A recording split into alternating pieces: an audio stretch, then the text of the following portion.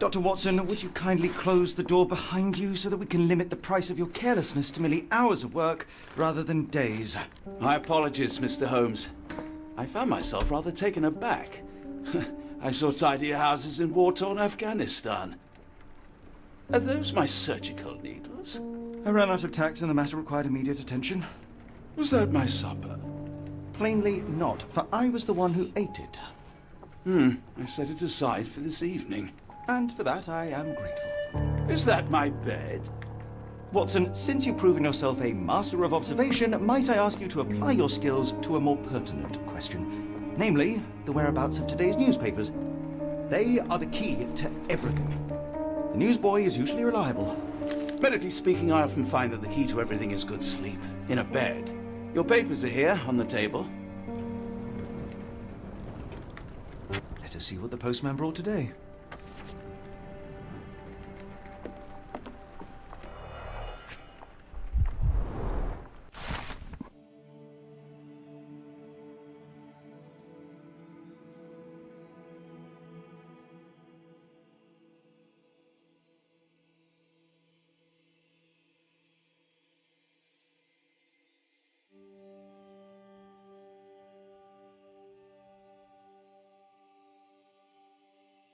Local gossip, all of it uninteresting.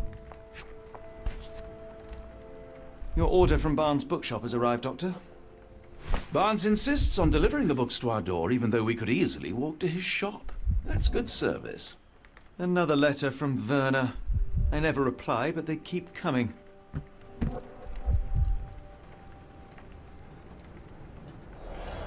I don't see the Strand.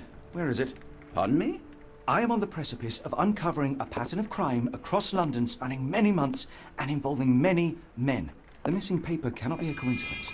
That's preposterous. My dear fellow, life is infinitely stranger than anything which the mind of man can invent. Well, life used your newspaper to wipe its posterior, so after that unpleasant discovery this morning, I disposed of it. But in lieu of the Strand, perhaps I can deliver you something equally tantalizing. I have just returned from a patient of mine, Captain Stemwick, who... No, that will not do. Grab your coat, Dr. Watson. Let us hope nobody has collected the dustbin.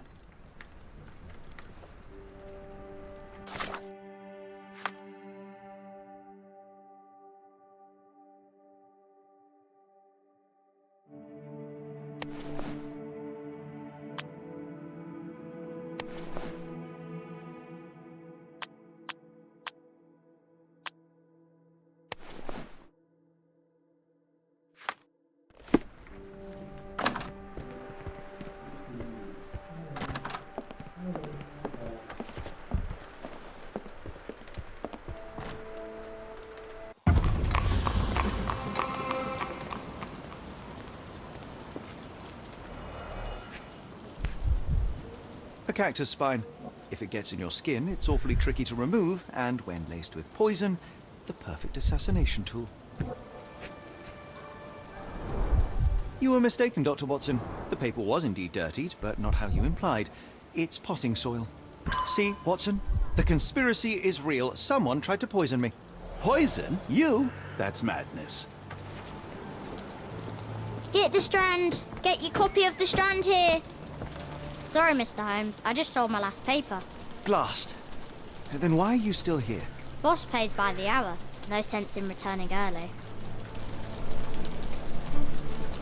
You're a bright child. I presume you see everything that goes on around here? Nothing gets past me, mister.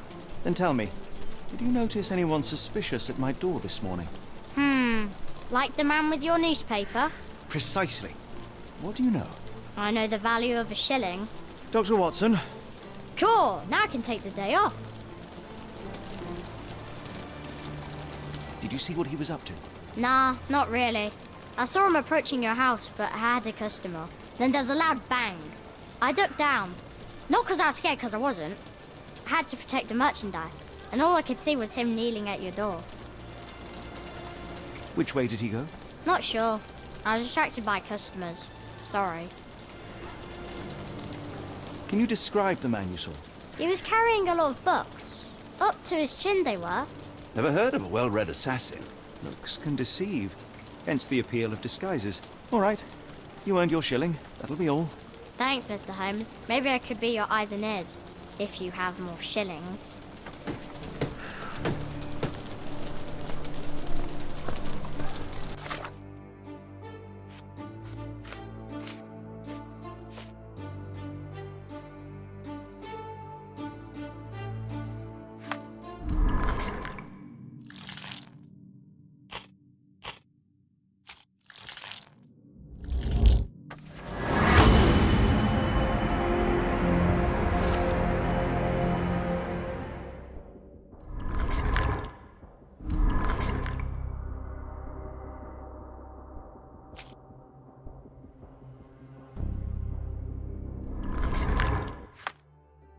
Come now, Mr. Holmes. Murder?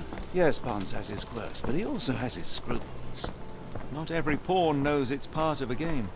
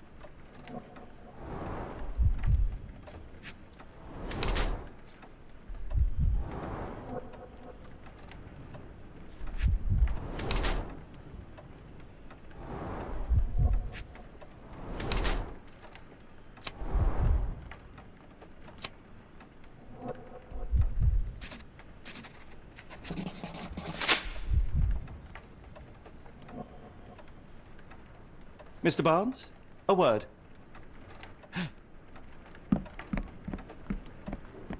Oh, for goodness sake.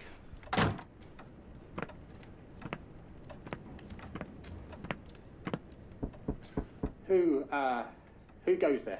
Sherlock Holmes. Now will you please... Mr. Holmes. Golly, I did not see you come in. Would you care to answer some questions for me? Well, I wish I could, but I am deep in the weeds with work. How about we reschedule in a month or two? Come now, Mr. Barnes. It will only take a moment. Really deep in the weeds with important things. Well, help yourself to any book. Just take it and pay later. I trust you, Mr. Holmes.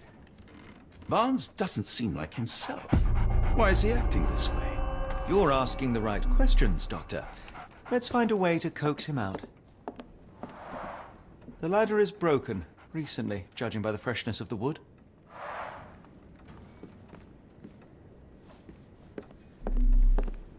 So, Barnes has a dog now. Who's a good boy? Barnes has always been a little odd, but this is uncharacteristic even for him.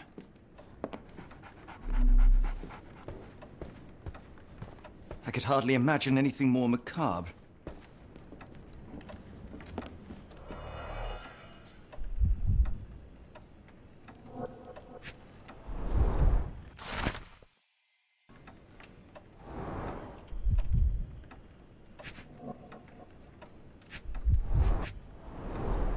Basics of cryptoanalysis, cryptography in Egypt.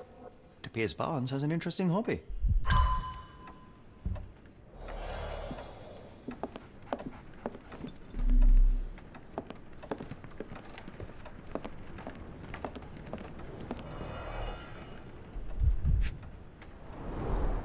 In the language of Mycroft's secret agents, it's a sign. Dried flowers are replaced when the job is done.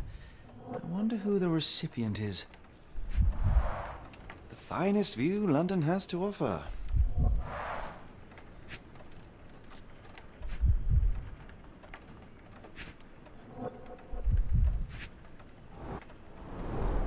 An improvised stand, but it does make the flowers more visible.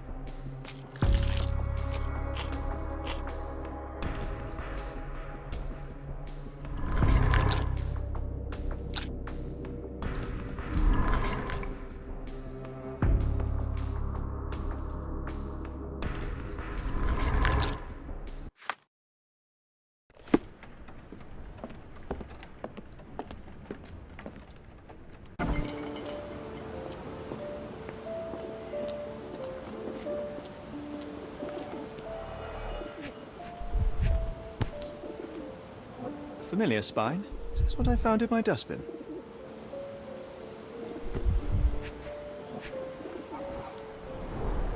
It must take patience and care to produce a bloom so beautiful. I imagine so. I merely... Encouraging people to stop and smell the roses? Our national emblem. God save the Queen.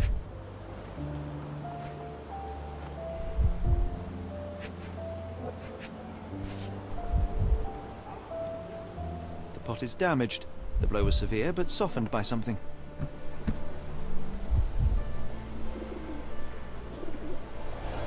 Anything tickle your fancy, Mr. Holmes?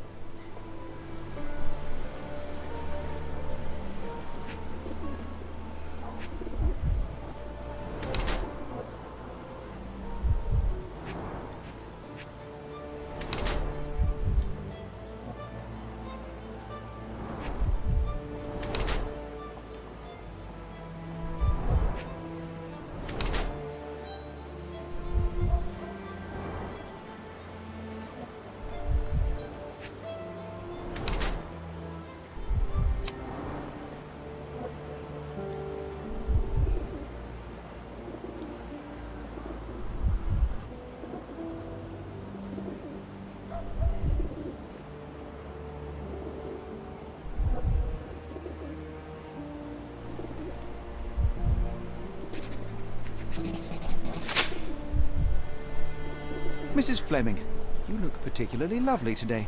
Is there a reason? Does a woman need a reason to look or feel beautiful? No, but your distant look suggests you seek one man's gaze in particular. Who told you that? Nobody. Merely a keen eye and some simple deduction. Well, I'll kindly ask you to keep your keen eye to yourself, Mr. Holmes. I don't know anything about this, sorry. One of these things is not like the other. Come again? The cactus. Those fearsome spines can prove a dell to remove, and the sap is often toxic. And a rose thorn can give you tetanus, but we still grow them. The cactus seems comparatively harmless, though you have me thinking it must be valuable. I was under the impression that you knew its price already. Your guess is as good as mine. The first time I saw this cactus was when I came back from my break. Are you familiar with Mr. Barnes? Yes. No, not really. Well, in a way. What on earth does that mean? I know who he is, of course, but we haven't shared much more than a look. A look? Yes. Each morning I go for a walk in the park with my dog, and most days I spot Mr. Barnes there with his new puppy, so we see each other. Actually, we once met briefly while our dogs played. He was quiet and seemed unsteady as he approached, but since then, we've never spoken. I often see him staring through the shop window. Sometimes I wonder what he thinks about that would etch such longing onto his face.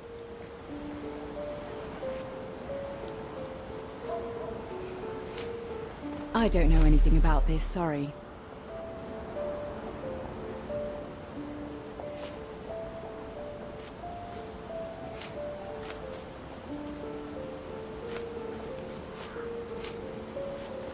What do you make of the flowers in Barnes' shop window?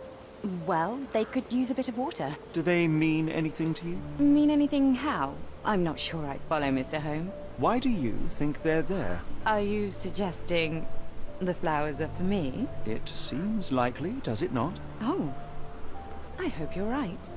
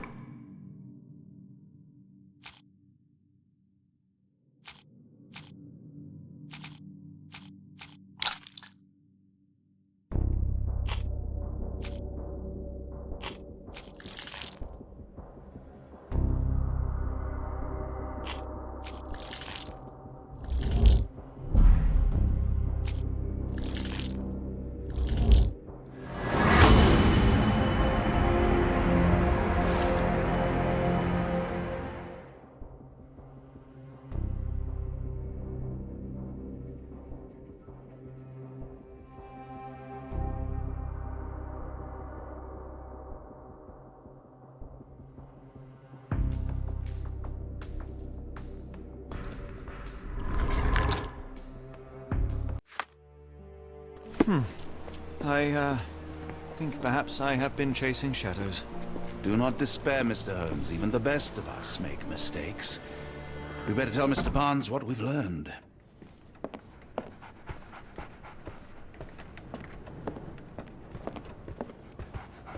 Mr. Barnes, I know what you did, and I know why you did it. I'm sorry, Mr. Holmes. I can't hear you very well from behind the door. You ordered a cactus from the plant catalogue and then left it for Mrs. Fleming as a gift. You place flowers in the window to get her attention and wear high heels to appear taller and more desirable. You are her secret admirer. I couldn't read this morning's edition of The Strand because it was covered in soil and spines. I know you dropped a cactus on it and then fled. Barnes, it's Dr. Watson. Rest assured we are not interested in disclosing your personal affairs to anyone, including Mrs. Fleming. Please come out. All right, then.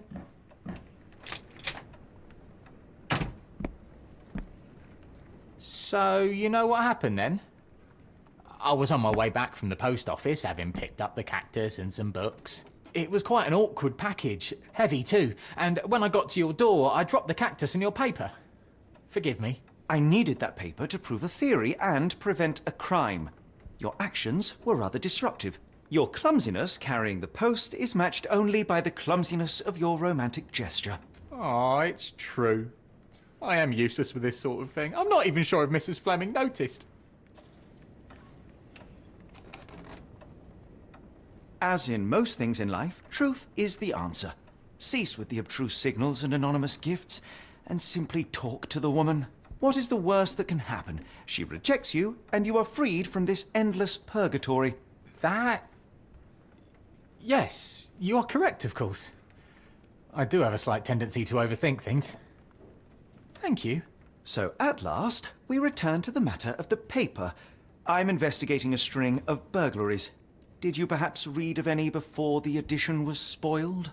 I don't recall, but you're welcome to read our copy for yourself. You had an issue of The Strand here all along? Well, naturally. I am a bookseller. I have a subscription to every magazine and newspaper in London. So you ought to be familiar with the concept of burying the lead. Oh no, my apologies, Mr. Holmes. I'll make it up to you however I can. I am an expert on obscure languages and translation and Yes, okay. Just give me the paper.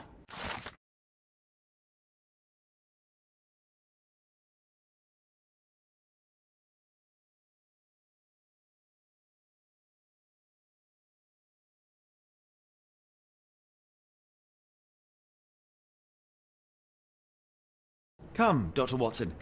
Let us put this matter behind us. Farewell, Mr. Barnes. I hope to hear good news about you and Mrs. Fleming.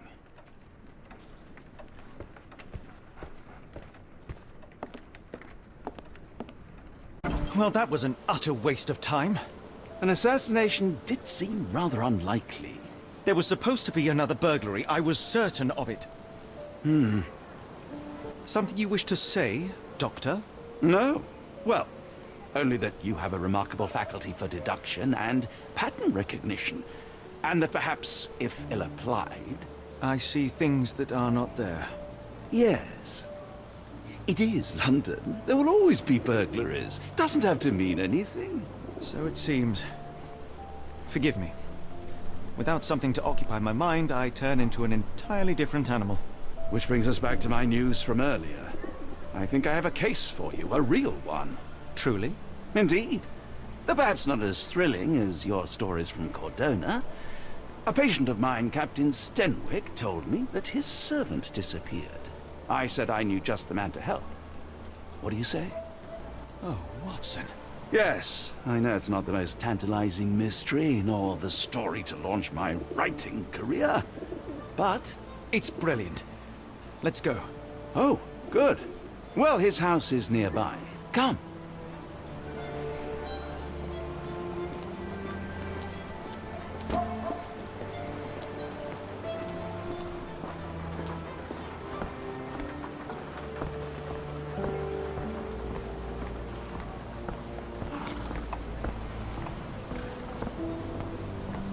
Not much further now.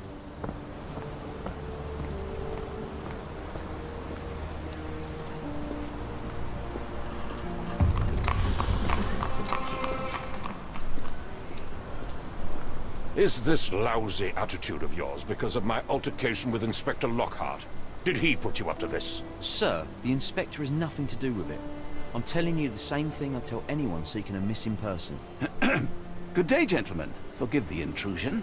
Captain Stenwick, this is my colleague Sherlock Holmes, the consulting detective I told you about. At last, a professional. This useless officer refuses to do anything about Kimmy here, my missing servant. What was your name again? I shall be certain to inform your superiors. Sergeant Ruffles. And it's my superiors who made this decision, sir.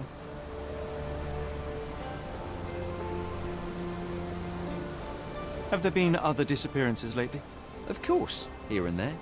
But when life is tough and opportunity comes knocking, you can't blame those who answer. Why has the police department decided not to help? We investigate murders, thefts, fraud, arson, real crimes. A servant walking away from his master is not our highest priority. That said, if we find Kimahia breaking the law, we'll be sure to notify Captain Stenwick. Now, I must be off. Best of luck in your search. You heard that, didn't you? The way that man spoke to me. I shall need your written testimony, then we can lodge a complaint. Captain, perhaps Mr. Holmes' time is better spent learning about your servant, so that he may begin his investigation. Ah, yes. Quite right. Fire away.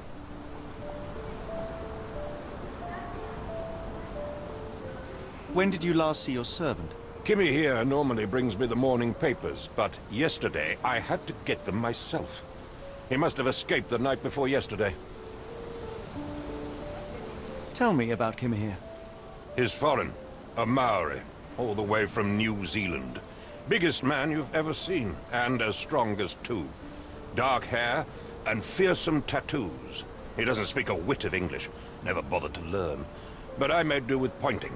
I invested a lot of money in him, so he must be found.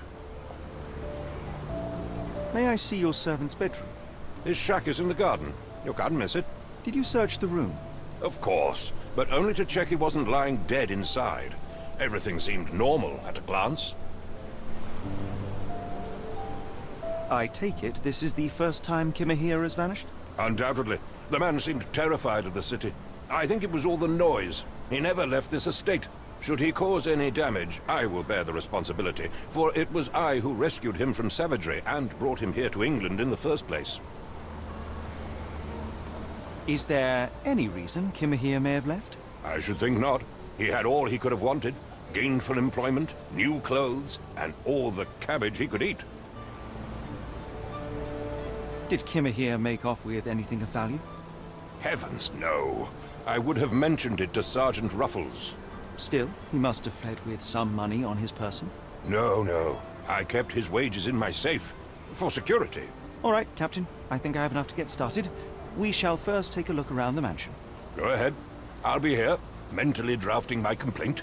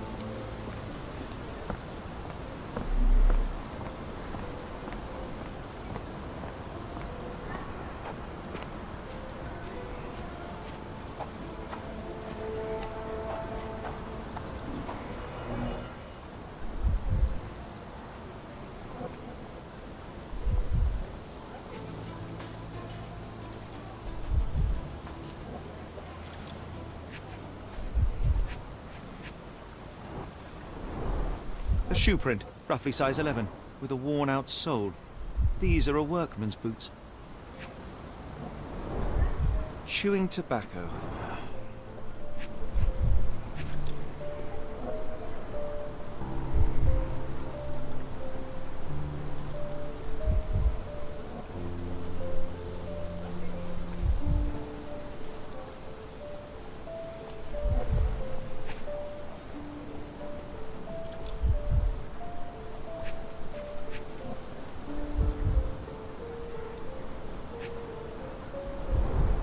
Chewing tobacco.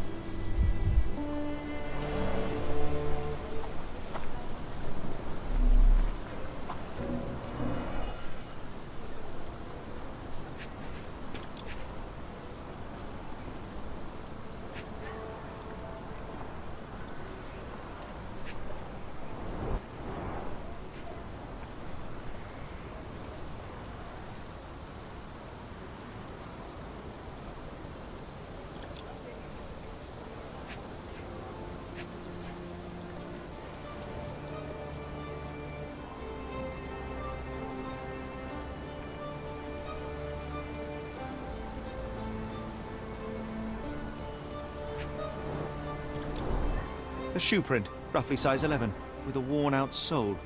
These are a workman's boots.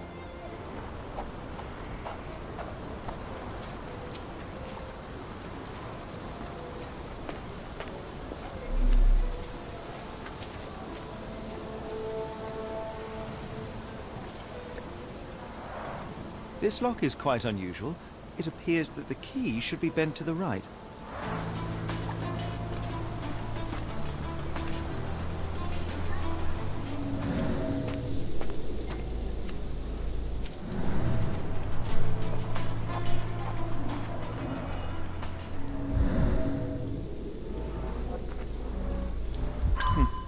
Looks like a knee print.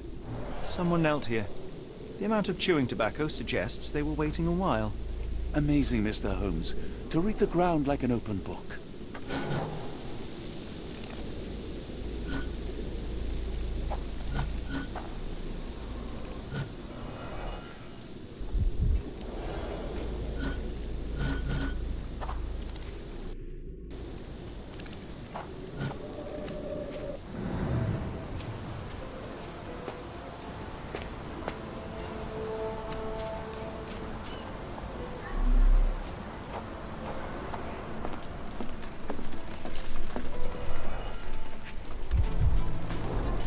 Impressive. The sack of grain retained the shape of an impact. Someone hit their head here.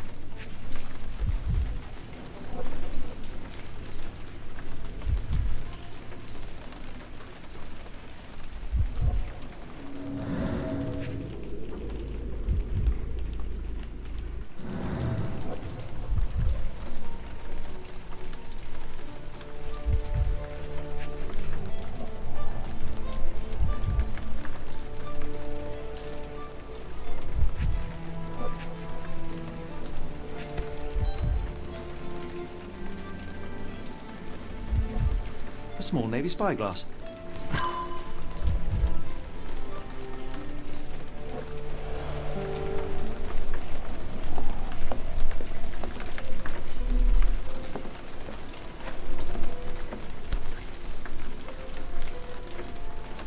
A Maori nose flute. Ngurus, they're called. Clothes made of Hessian. Is Stenwick really so miserly? A Maori nose flute. Ngurus, they're called.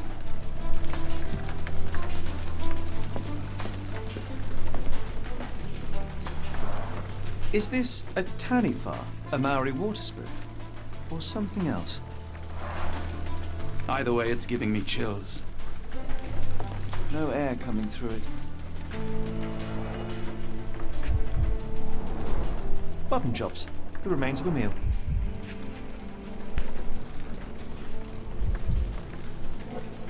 A heavy chemical odor. Lend me your nose, Doctor. Ah, I'll never forget that smell after my time in Afghanistan. That's an opioid, Mr. Holmes, a narcotic.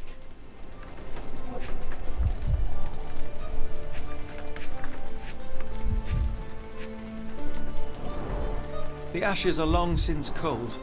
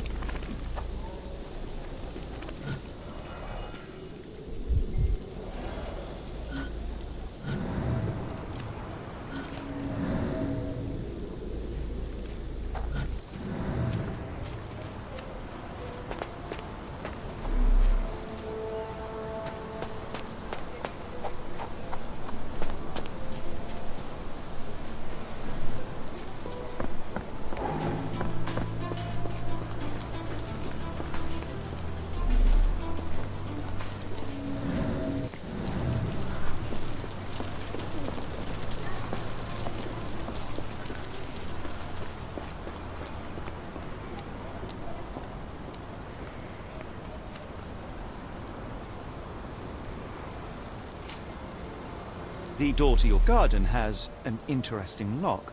Yes, I have uncommon locks on every door of my mansion. It makes them harder to pick. Kimmy here and I both had a set of keys. I'll need to borrow them. No, you'll need to do what I tell you to do. Examine the garden.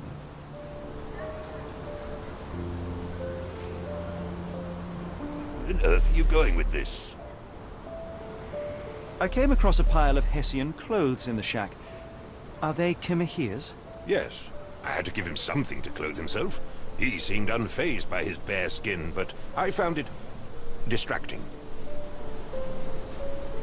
Has Kimahir ever indulged in tobacco? No, the man doesn't even drink. Are you certain? I found chewing tobacco in the garden. I controlled Kimahir's expenses since he struggled with the currency. I would have known if he used tobacco. Where on earth are you going with this? Where on earth are you going with this? Are you joking? Why would I know this? Are you joking? Why would I know this? Do you happen to know Kimahir's shoe size? I wouldn't have the foggiest. But I'm sure it was enormous. Not that it matters. He spent his life barefoot. Despite my best efforts, he simply did not take to shoes.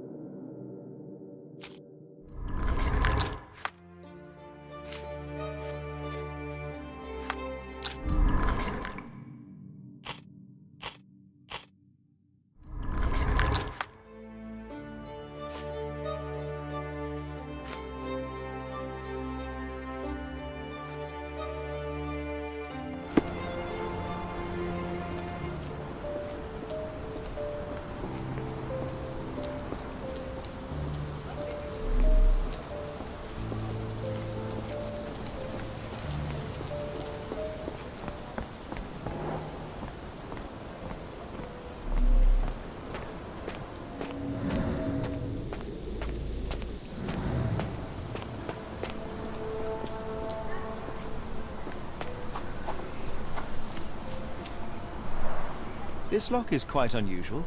It appears that the key should be bent to the right.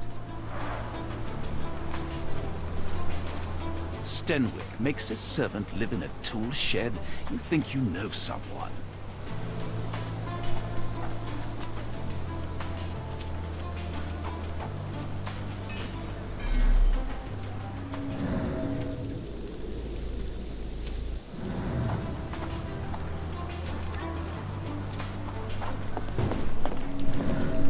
No air coming through it. No air coming through it. Clothes made of Hessian. Is Stenwick really a Maori nose flute? Ngurus, they're called.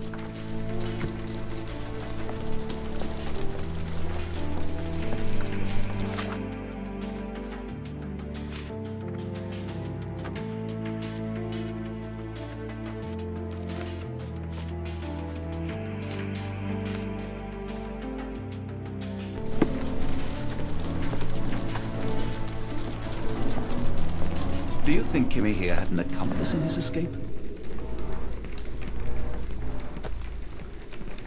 Yes, Stenwick is no angel, but he's one of my few clients. Please, try to remain courteous.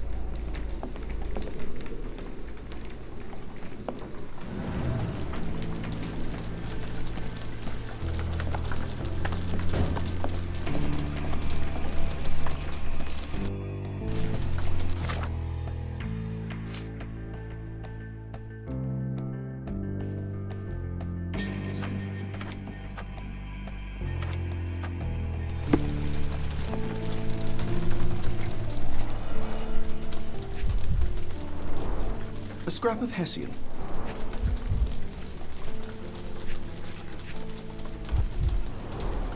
These were sturdy boxes. It would have required a serious blow to break them.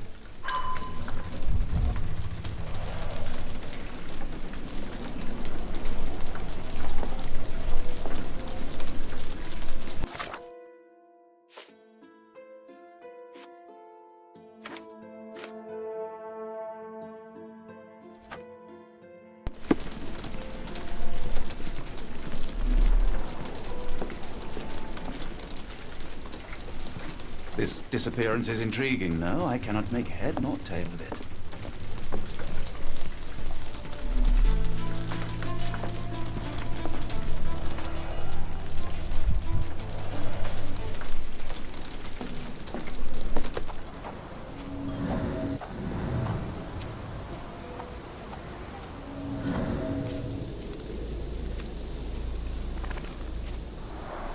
This lock is quite unusual.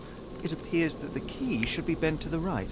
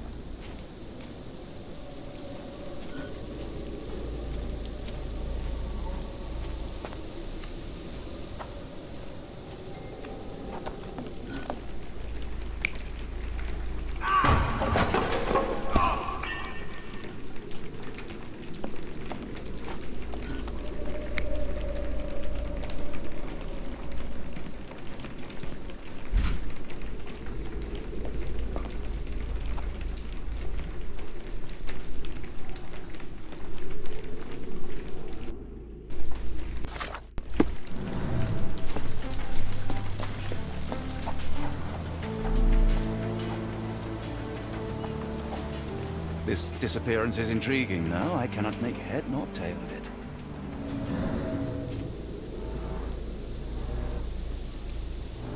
Could have left these tracks. They seem fresh.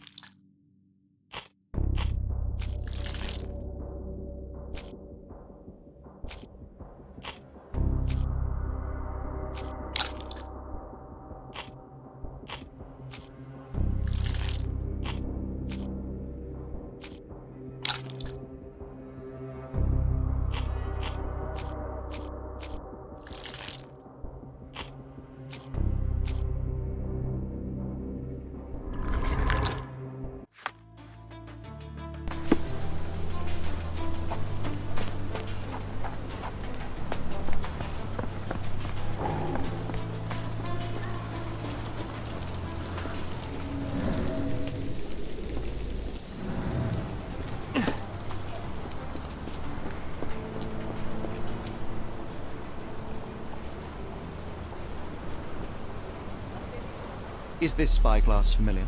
I don't recognize it. Could it be Kimahere's, perhaps? I doubt it. I never saw him with it, nor could I suggest how he might have come by it.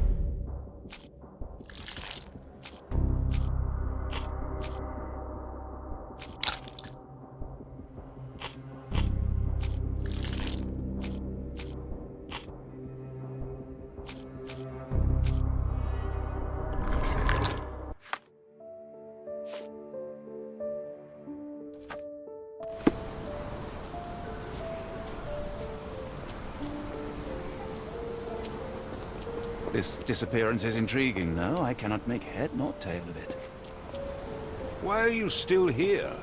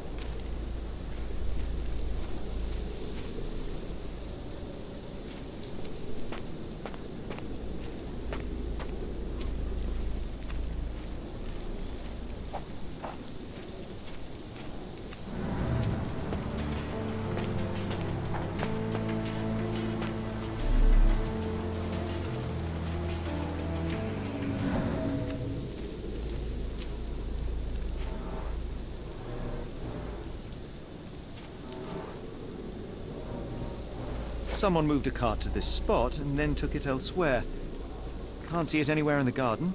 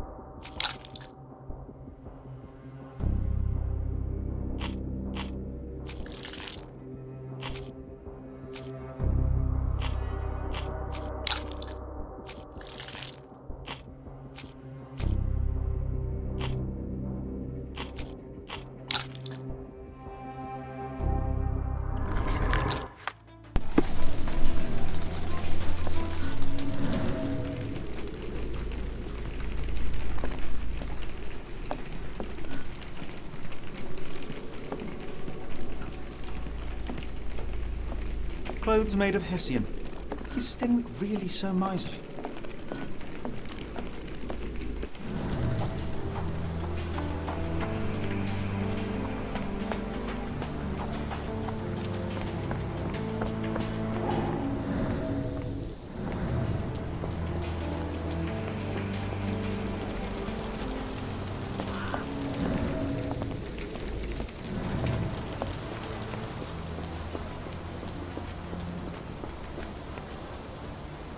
If you find my man, I have a marvelous whiskey with your name on it.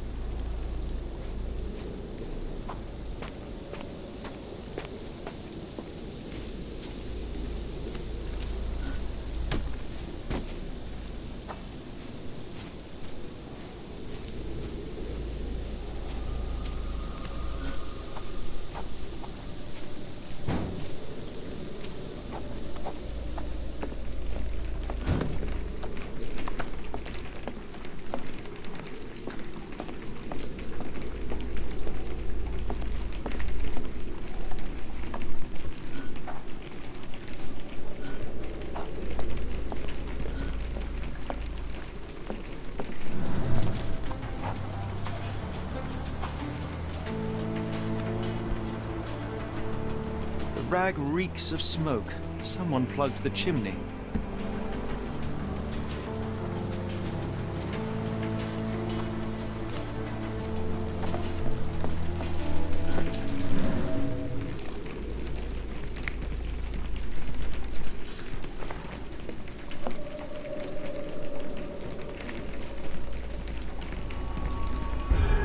Surveilling from afar, the intruder waited for a window of opportunity. When Kimahir went to sleep, the man crept up to the shack and slipped narcotics down the chimney pipe, then blocked it with a cloth.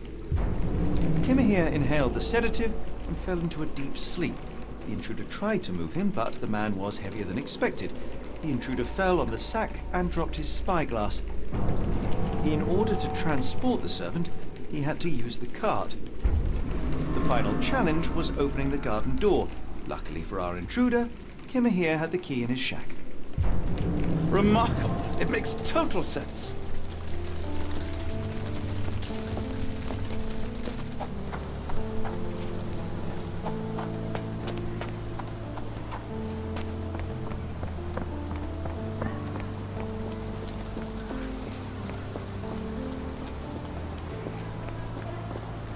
You'd best have found something by now, gentlemen.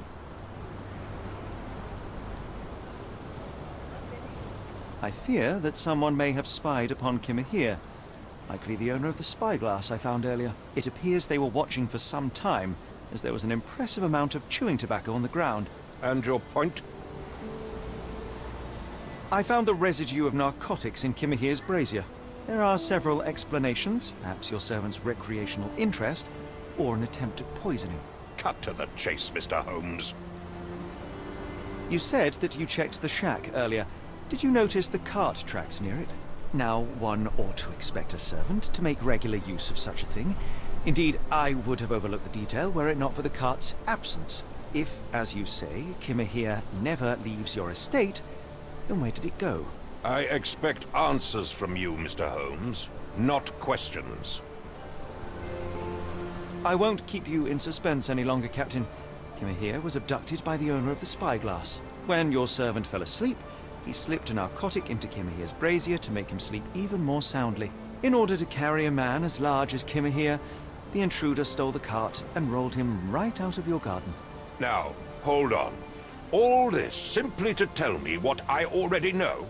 Why haven't you found him yet? I only arrived a moment ago.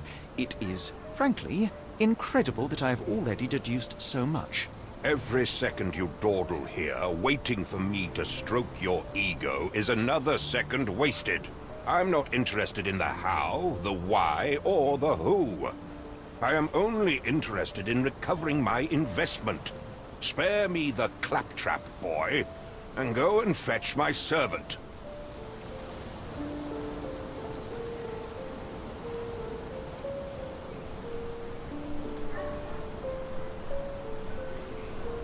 The point is, Captain, we're telling you this for a reason. The intruder fled through the garden door, and we need a key to follow his trail. Well, then you should have led with that. Here you go. I hope you'll return soon with good news. And in the meantime, please teach your companion the art of brevity.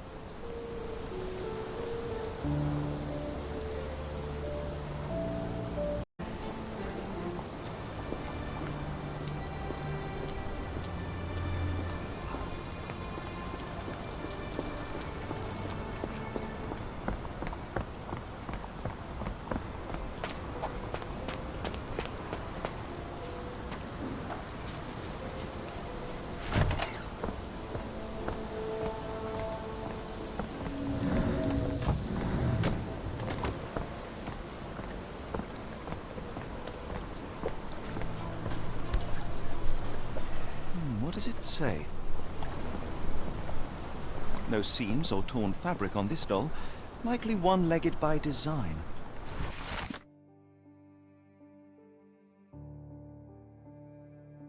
A treasure hunt. Used to do lots of those in my childhood for myself and... Is it a call for help? A bad joke? or both. Better not risk leaving this matter ignored, don't you think?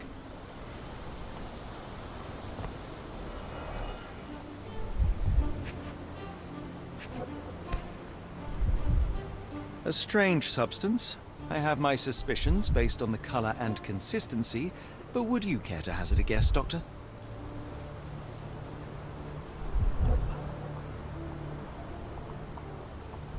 Roy Soulsby. Could that be the name of our man? Well, it's odorless, but from the way it absorbs water, I'd say saltpeter. Then we're in agreement. Well done. Sturdy rope, professionally tied in a Portuguese bowline. This knot is often used by sailors to create a bosun's chair.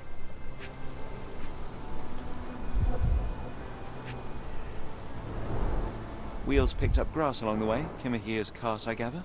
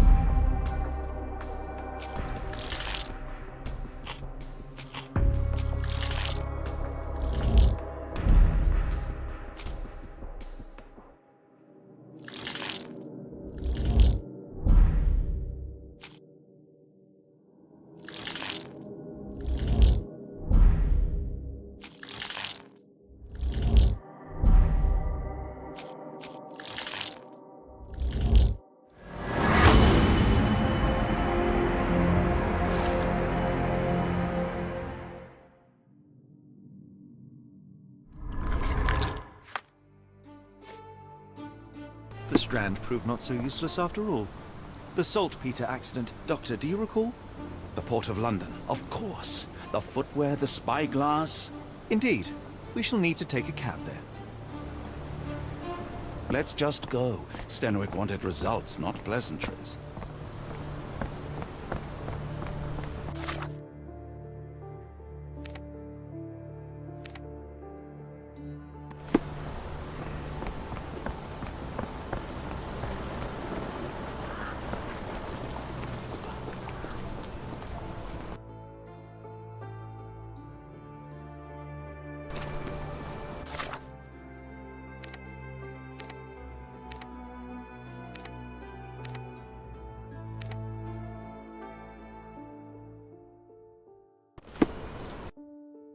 Where to, Gav?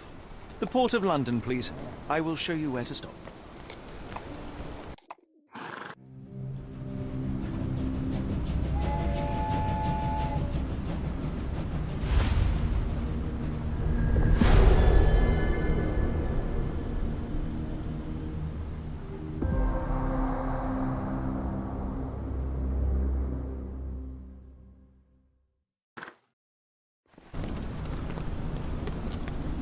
Mr. Holmes, what a compelling mystery we have stumbled upon.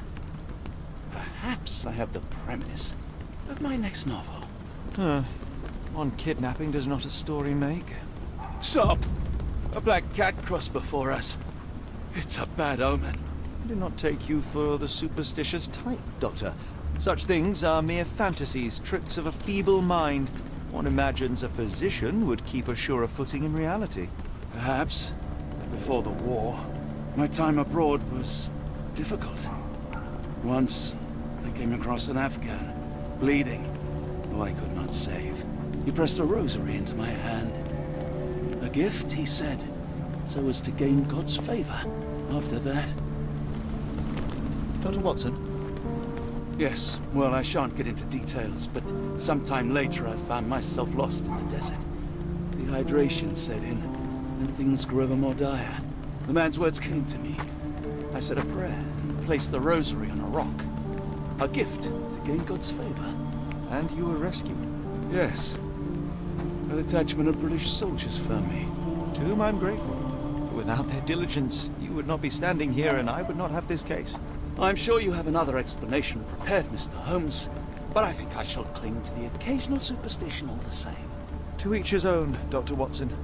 So long as it does not interfere with my methods, do it. We must press on, cat or no cat. The question remains, why abduct Kimahir?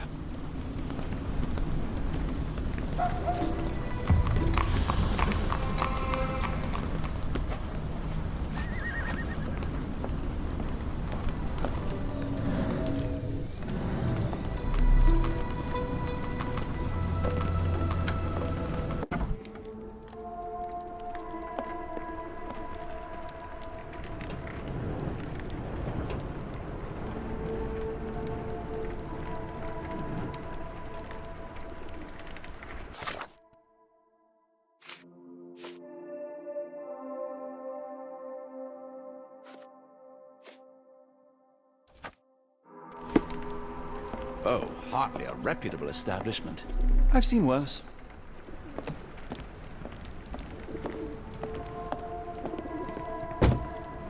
Greetings, miss. I'm hoping you can help us. We shall soon see.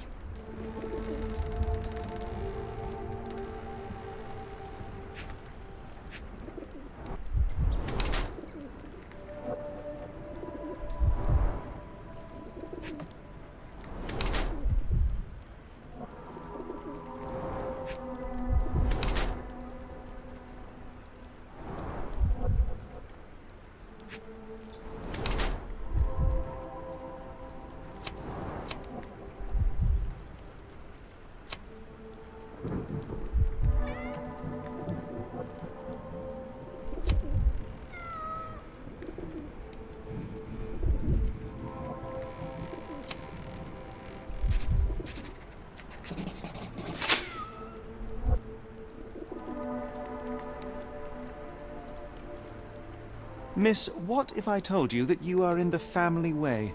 No, really? Oh, thank you, sir. How would I, a simple woman, have ever known without your help? You must be a doctor.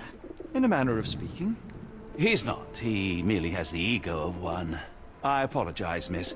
Mr. Holmes is fond of his observations, but I am the doctor here, not him. Do you need any help? I'm fine, thank you. Would rather not discuss my condition, nor let word of it spread.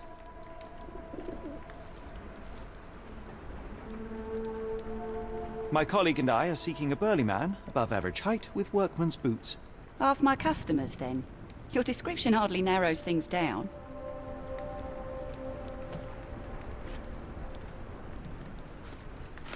Are you familiar with a Roy Soulsby?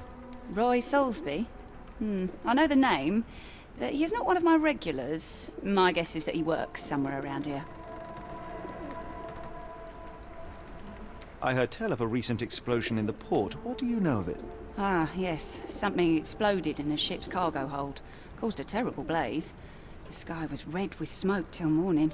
Where precisely did it occur? The ship sank near the third pier, next to the dockyard.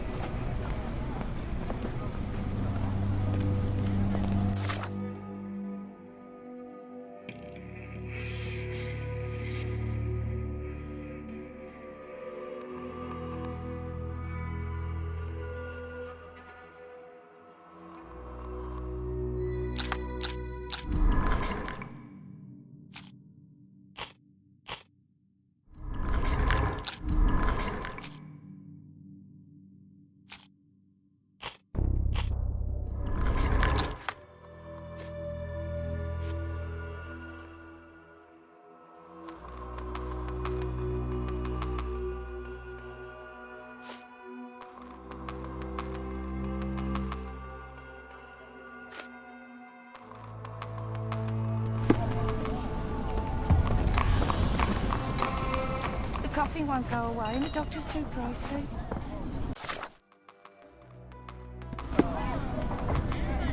Is there a doctor? The man is very sick here. It sounds as though those people will need my help.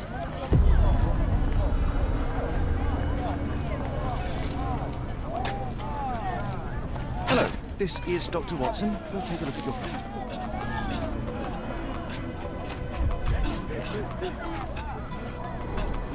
Freshly dug up treasures, it seems. Everything ends up in a river.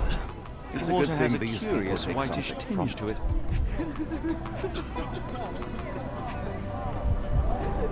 The subject is hyperventilating. He has a pale face and dilated pupils.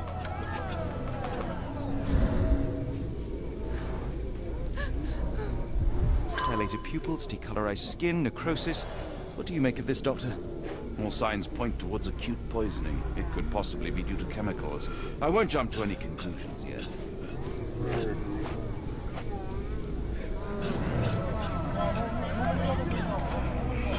Excuse me, just one question. I think I can help you.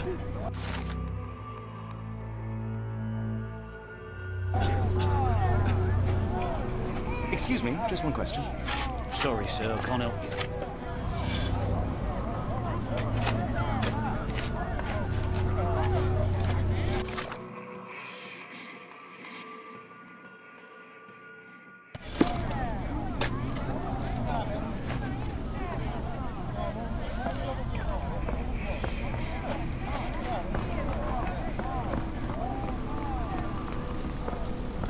Could you help me?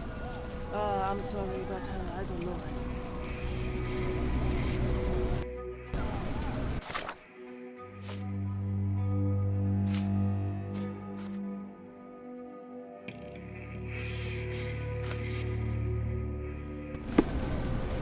Could you help me? I'm sorry, but I don't know.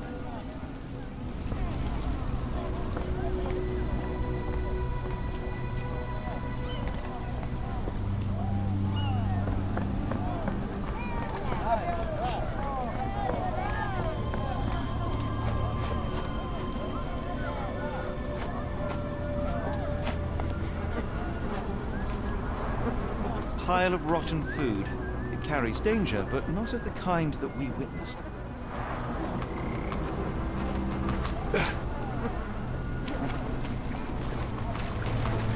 The coffee won't go away and the doctor's too pricey.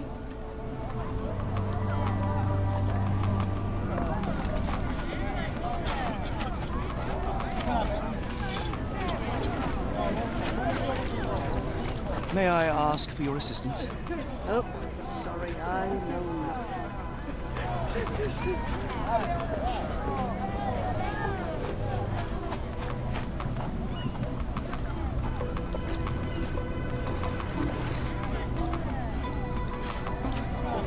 The coffee won't go away and the doctor's too pricey.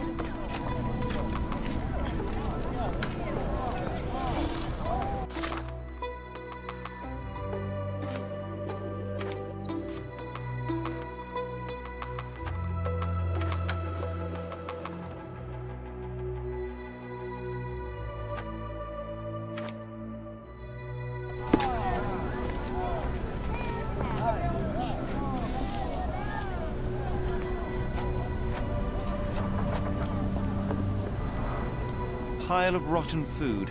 It carries danger, but not of the kind that we witnessed.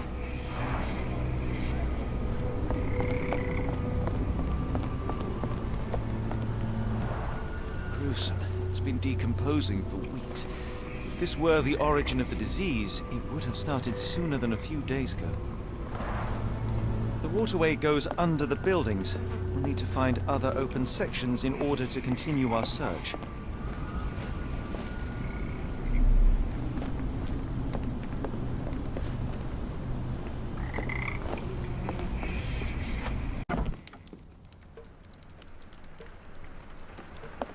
Hello, lad. Is this where I may find Dea? You read the poster? Yes? You know where my brother Girves is? Sadly, no. Well, not yet.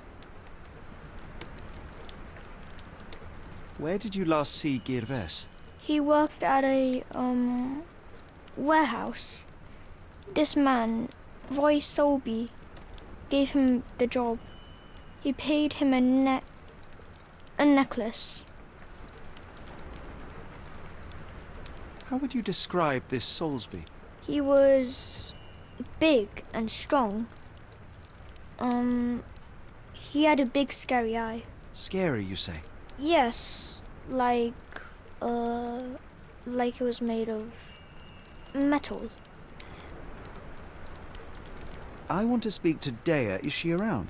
Amma, my mother, she got sick after the fire. Big red smoke. She couldn't breathe, so I took her to the doctor. Now I am in charge. Do you still have the necklace that Soulsby gave to Girves? Girves left it near the, shrine. I tried to sell it to buy Amma medicine, but no one wanted to buy. Don't go anywhere.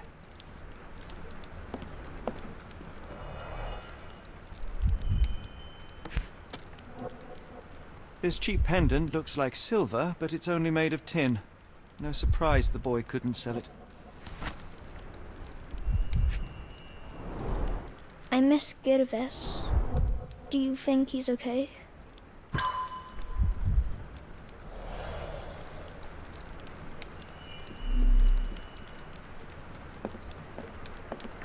It appears that the saltpeter explosion rattled the locals. Can't blame them for staying at home. It's a large harbor. If our kidnapper is hiding here, finding him won't be easy.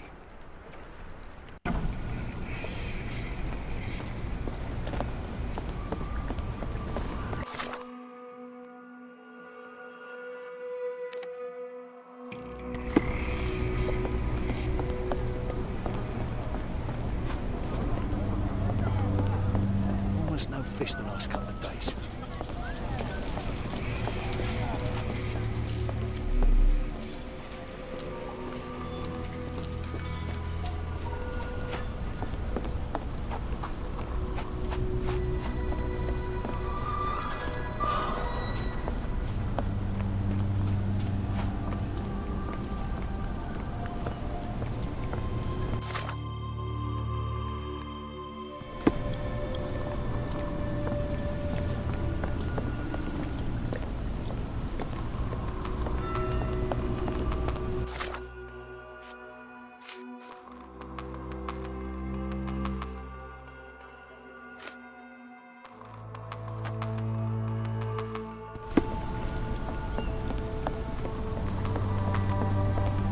Could you help me? No, sir, I've never heard of it.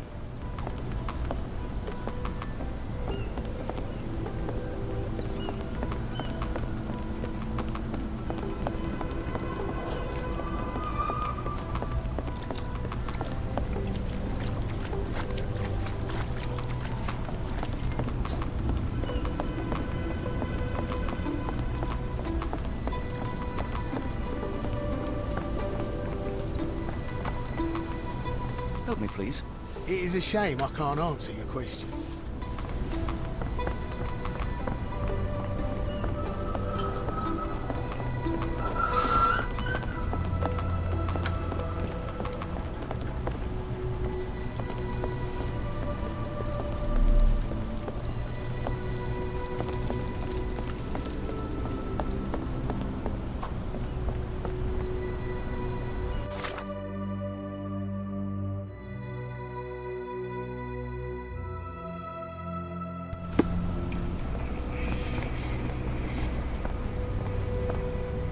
Ma Dalton swears she saw ghosts in warehouse too. The coppers even went over there. Must be serious.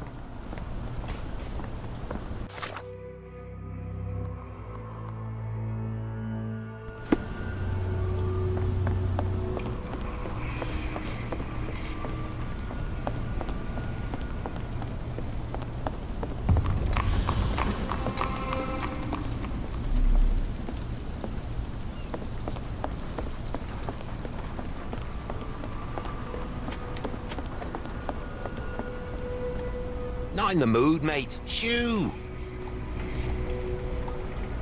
Pardon me, sir. I am looking for Roy... Not again. Yes, I'm Roy, but I can't help you find your uncle or whoever you've lost. Now, what makes you think I would inquire about missing people? You are the fourth person to ask this week. Just because I work at the port doesn't mean I keep track of everyone who comes here. May I ask what you're doing here? This is where the ship sank the other day. I'm trying to work out how we'll remove it. You say we are not the first to ask you about a disappearance. Do you recall anything about those who came inquiring? I only remember the foreign woman. I didn't catch her name, but those are her posters hanging up everywhere. She has badgered me twice now, but I still don't know nothing. And this woman can be found? No clue. She was talking gibberish. Now, where was I?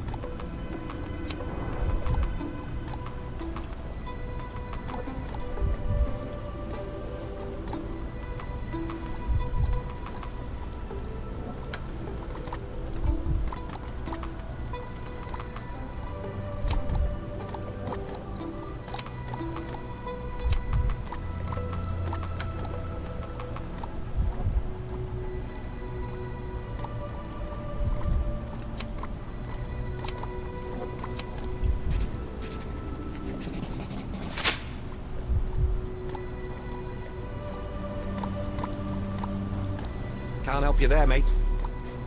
What are you on about? Can't help you there, mate. Have you seen this before? My card? Where did you dig that up? At a crime scene near Baker Street involving a young servant's kidnapping, I might add. No. Someone used it without my consent. How else would it end up there? I have been told that you hired Dea's son, Girves, right before he vanished. His brother also said you had a metal eye. What do you make of this?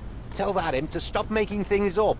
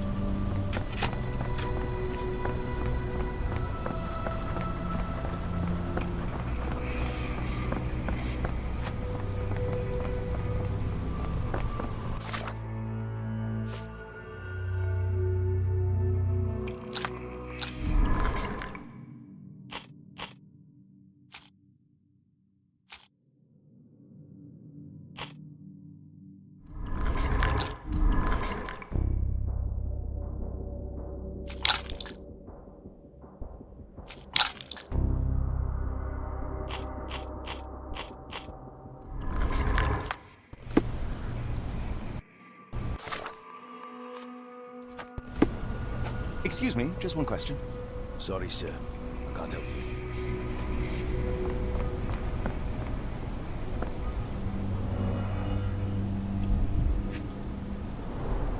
Phenol, a dangerous substance often used as a sanitizer, coming from Spade Chemicals.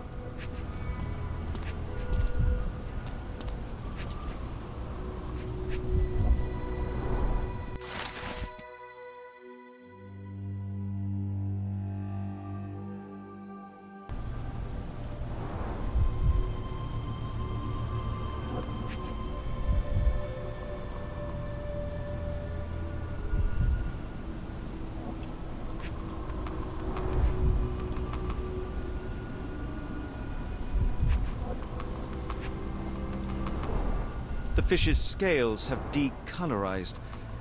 What a disaster.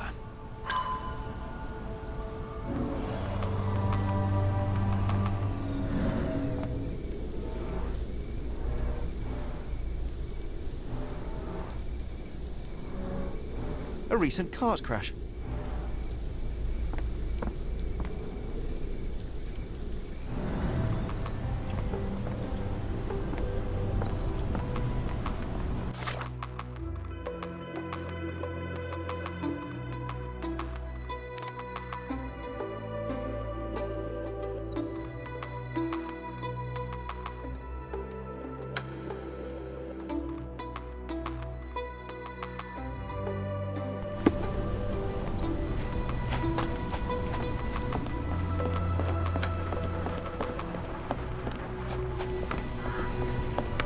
Is this familiar to you? Sorry, sir, I can't help you.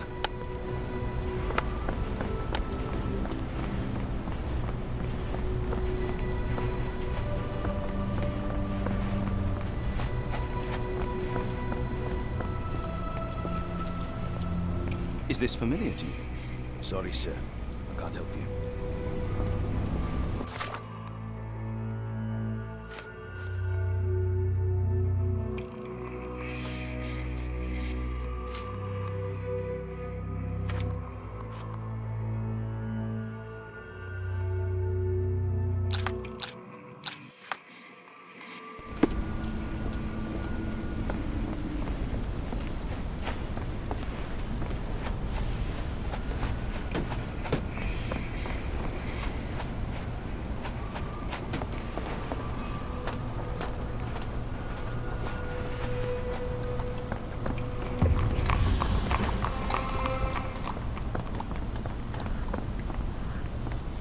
Good evening, Constable.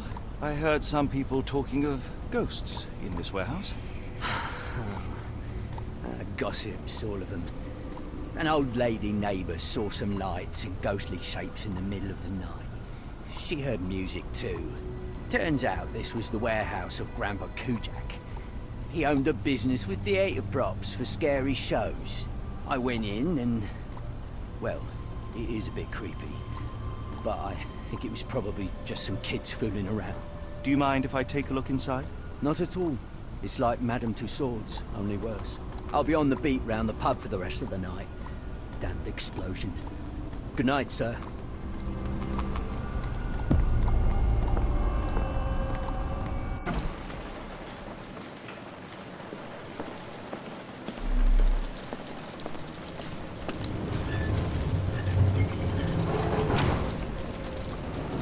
An effective contraption. It still works.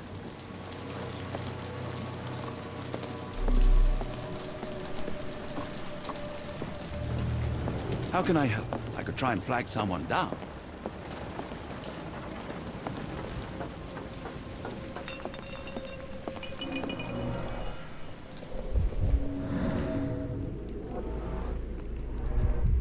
There was a box in the coffin. It was removed quite recently.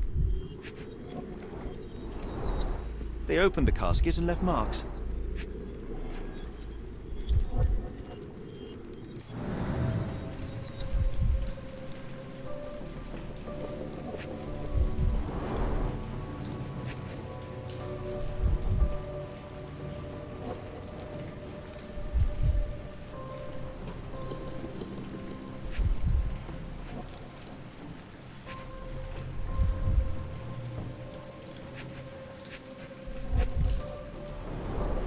A herbal odor with an acylic base.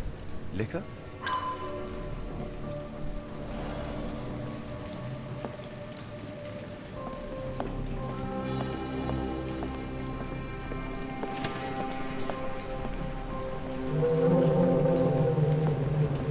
Who is this intended to scare?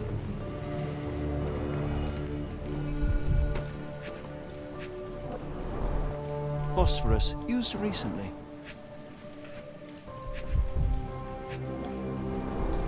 Where is this going?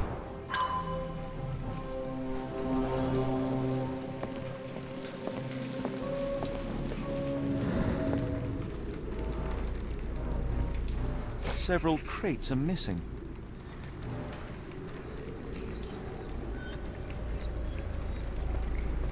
Bottles of various shapes and sizes. I detect a mix of chemicals and aromas. No brand or markings. It looks like a bulk product.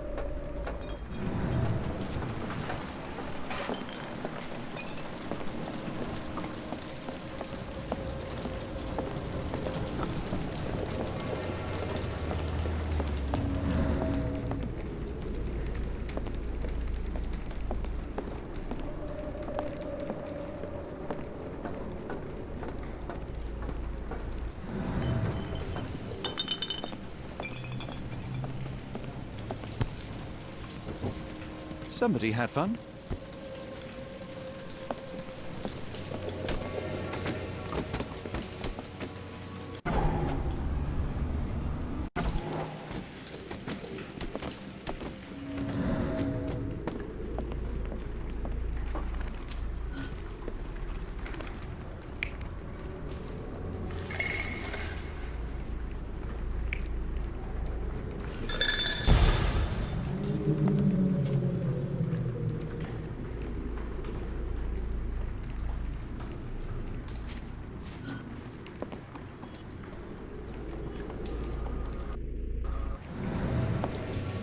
Bottles of various shapes and sizes. I detect a mix of chemicals and aromas.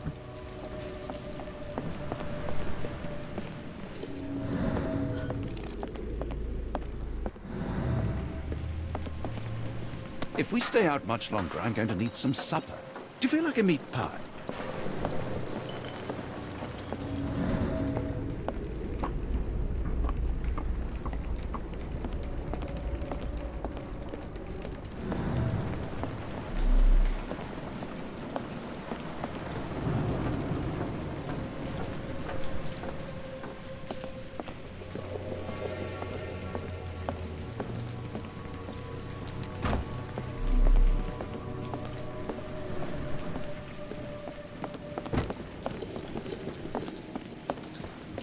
A small cart left those tracks. That's most likely the ghost the old lady saw through the window.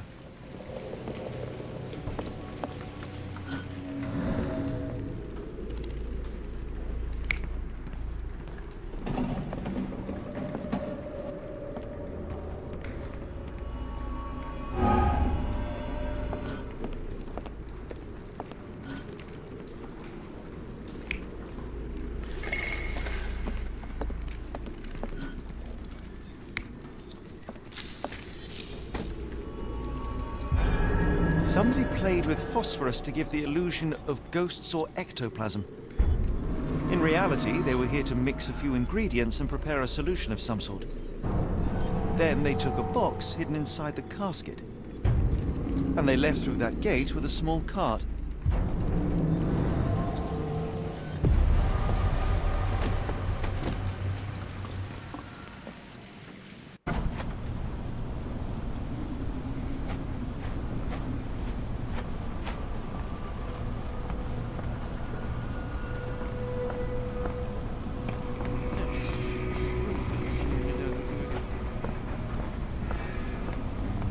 Ma Dalton swears she saw ghosts in warehouse too.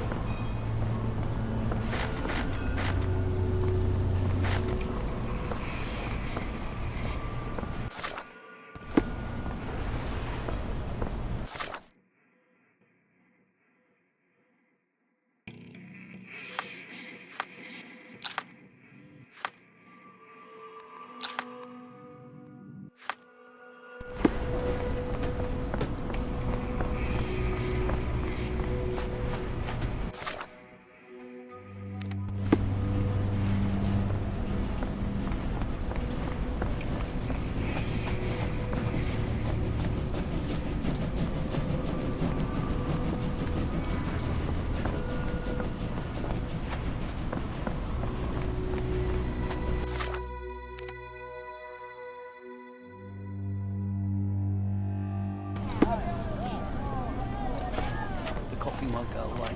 The doctor's too pricey.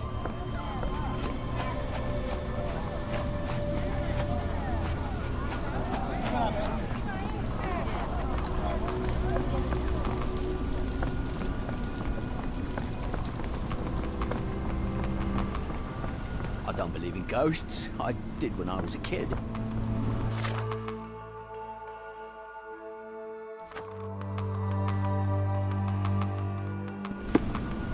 My older brother used to creep outside and whisper at me through the window.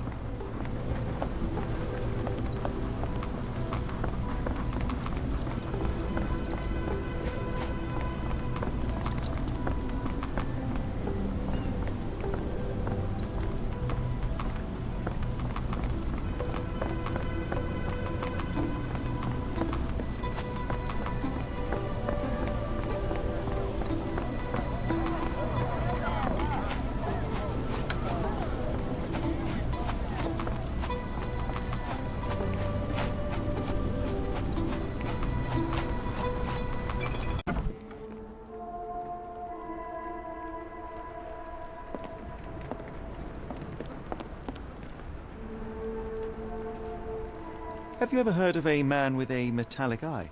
I've seen him even. Dirty Summers is the name.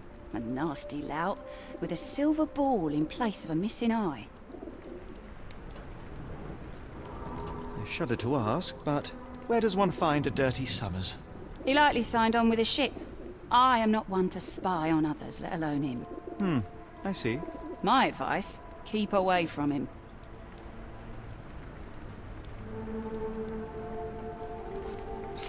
Doesn't look like anything to me.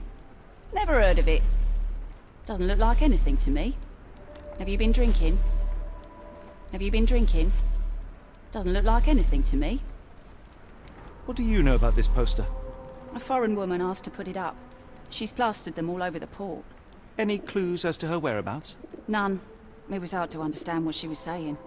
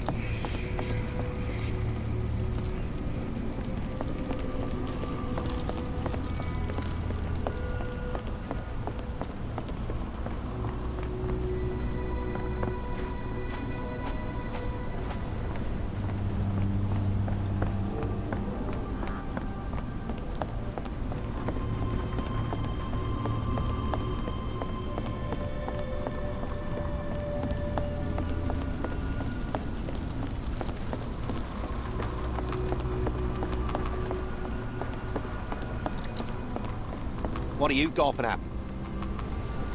Mr. Soulsby, you know more than you're letting on. What makes you say that?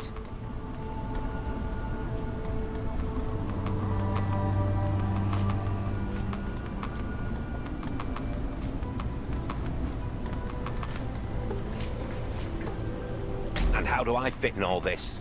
Sorry, you lost me there. Mr. Soulsby, you know... What makes you say that?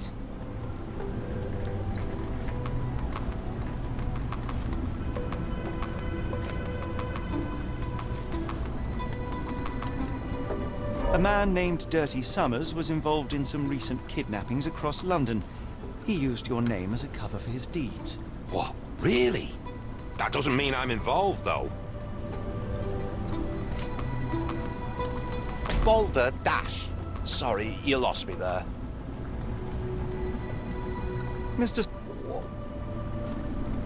And how do I fit in all this? Sorry, you lost me there. Mr. Soulsby.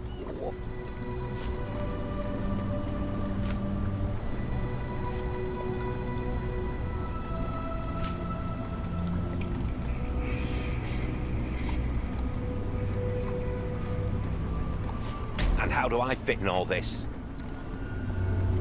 I shall take my leave.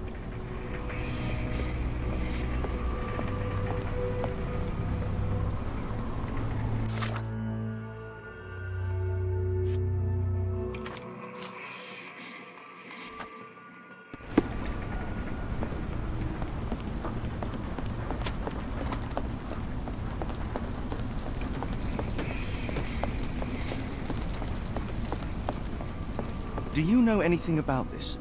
As much as I'd like to help you, I know nothing about this.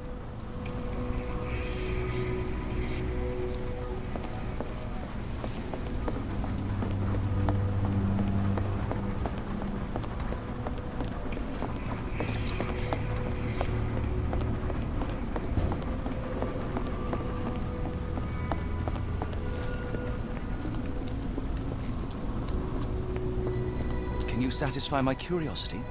Sorry, sir, I can't help you. If we stay out much longer, I'm going to need some supper. Do you feel like a meat pie? May I ask you something? I wish I could be of help, but I can't. Sorry. Are you able to help me? Sorry, sir. I can't help you.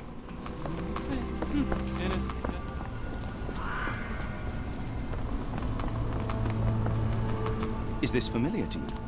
I can't tell you because I don't know. Mal Dalton swears she... May I ask you something?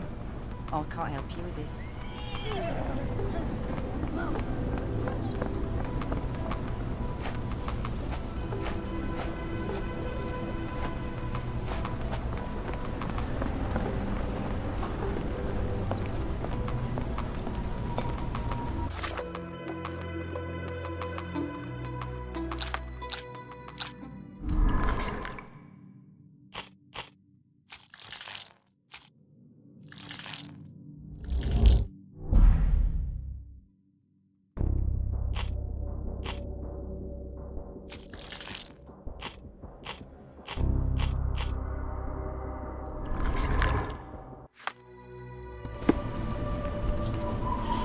Dr. Tippett's electric pectobrain.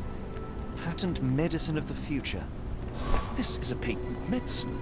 A quick fix at an expensive price that drags the patient slowly into death.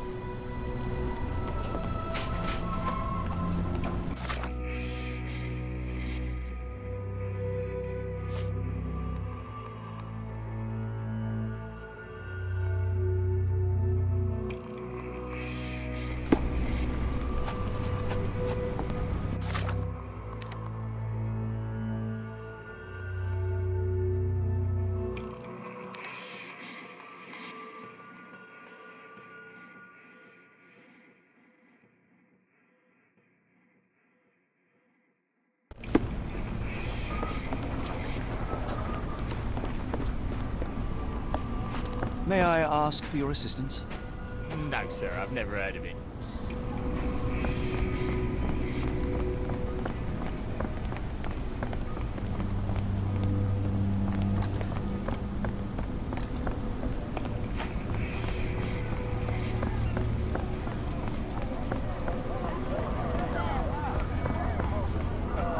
May I ask for your assistance? Sorry, sir, I can't help you. The coffee won't go away and the doctor's too pricey. Almost no fish the last couple of days.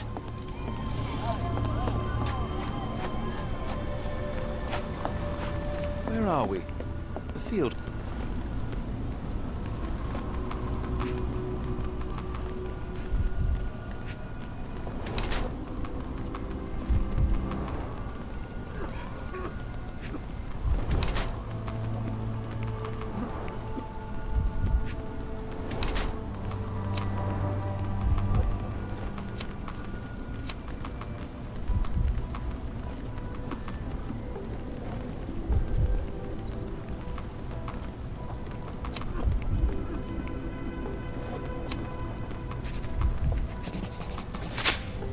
Good evening, sir.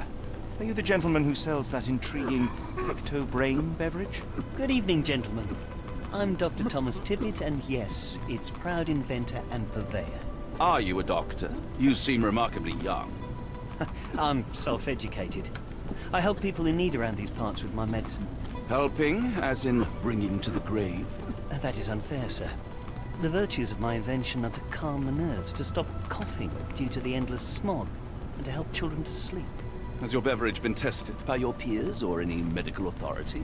I am a doctor, and it appears that you are playing with people's lives, people who place their trust in you to ease their pain. People need help, and drugs are expensive. My formula helps, and it's inexpensive. The product is dispensed from here only, so dose and usage are controlled. I looked into other patented medicines. They contain harmful or useless substrate, and they're sold in respected shops and pharmacies. Do you realize what you are doing? You are playing with people's health. You are a doctor. Take a look at my product. You won't find mercury, radium, lithium, or any other toxic substances drowned in alcohol and sold freely by so-called health professionals. I can show you how I work. Let me help people. Watson, what do you make of this situation? I'm not sure. Patent medicines can be a scourge, yes, but he is not entirely wrong in practice. Why the haunted warehouse? Well, nobody was using it, and people are afraid of ghosts. It kept them away until today. What I do is not entirely legal, but I do help people.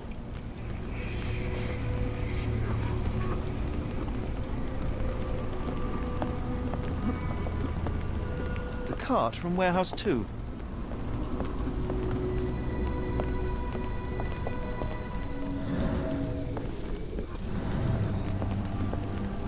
The patient has a high temperature and is short of breath.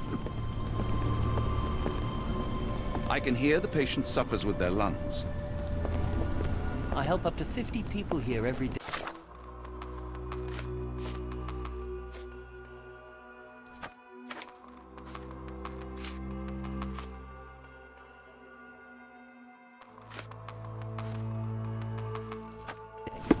It is working. Almost all men die from their remedies rather than their diseases. I want to change that.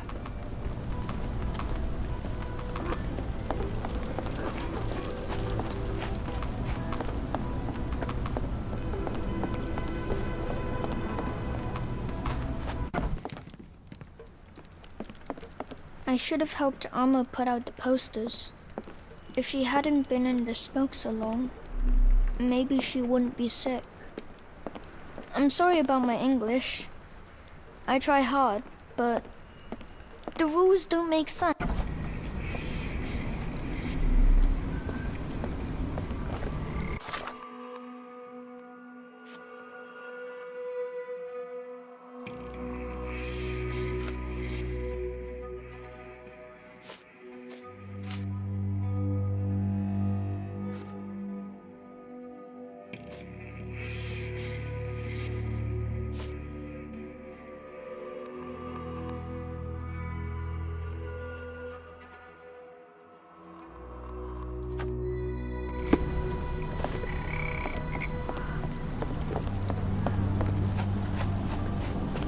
May I ask you something? I can't help you with this.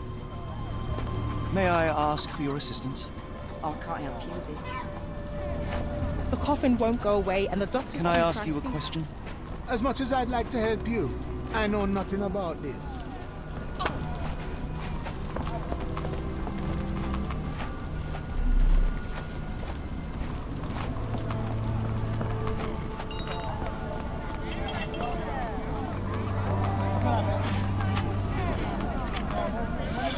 Can I ask you a question? I don't think anyone here knows the answer. You should ask someone else. Do you know anything about this? Sorry, sir. I can't help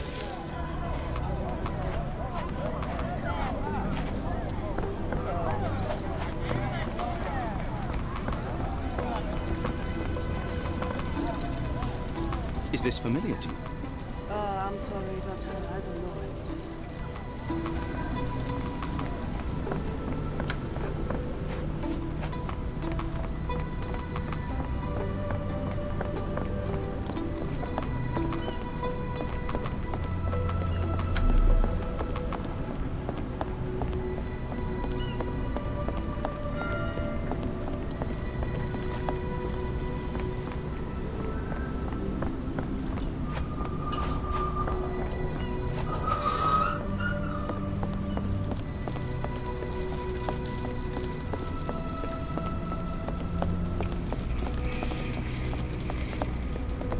can you satisfy my curiosity?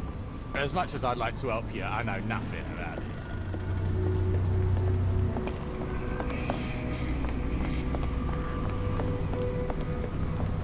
Excuse me, just one question. Sorry, sir. I can't help you. Ow!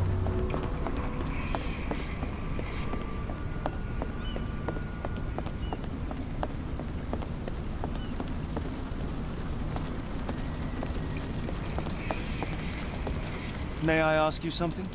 As much as I'd like to help you, I know nothing about this.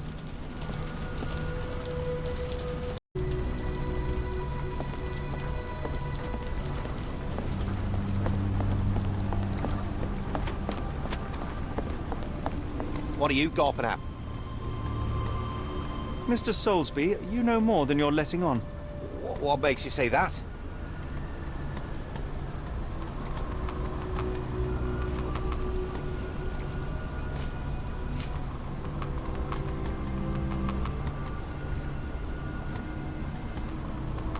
A man named Dirty Summers was involved in some recent kidnappings across London. He used your name as a cover for his deeds. What? Really? That doesn't mean I'm involved, though.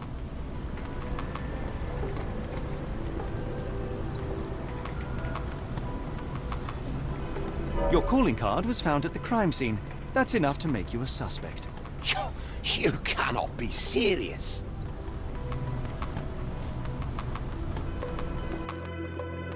It's true. And that's before mentioning your gold watch. It's brand new and awfully expensive for a customs officer. Clearly you have found yourself another source of income. I'm sure Scotland Yard will be delighted to investigate further. All right, stop. Look, it's not as it seems. I did not partake in the kidnappings. I'm all ears, Mr. Soulsby. Yes, I know Summers. He paid me to turn a blind eye to his business in the warehouse area. Just that. On my word. You did not tell me which warehouse he used? I do not recall, but I used red paint to mark unsupervised warehouses. Ought to be one of them. What else can you say of Summers? He's a regular at the Cursed Mermaid. Goes there with his crew almost every evening. What for? I don't know. I assumed just for a drink.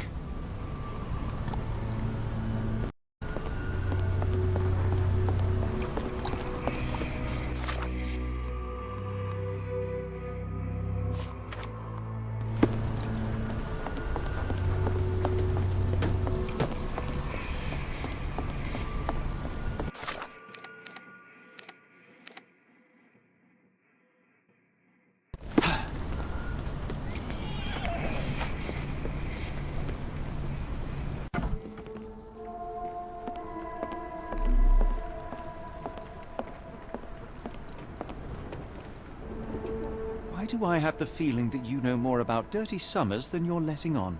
I have nothing more to add, sir. I failed to follow. Are you finished? I have glasses to wash. Why do I have the feeling... I have nothing.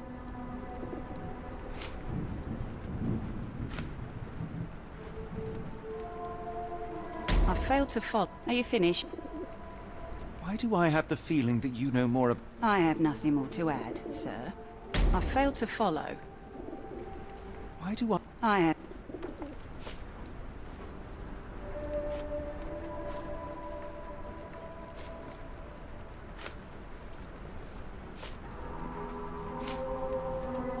I failed to... Are you fit? Why do I...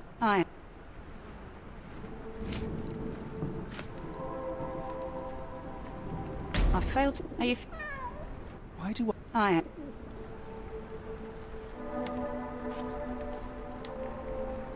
Enough. I have hard evidence that Summers was involved in recent kidnappings across London. I'm not surprised. So what?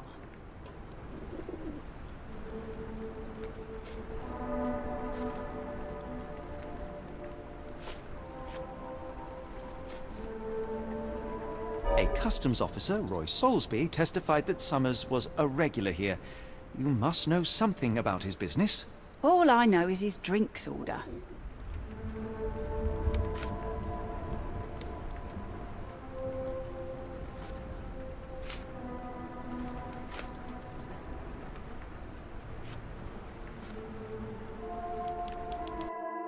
Hard to make heads or tails of this. Why do I have.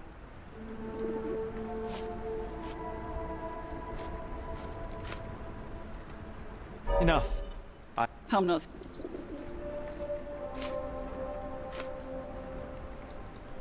A customs... All I know is...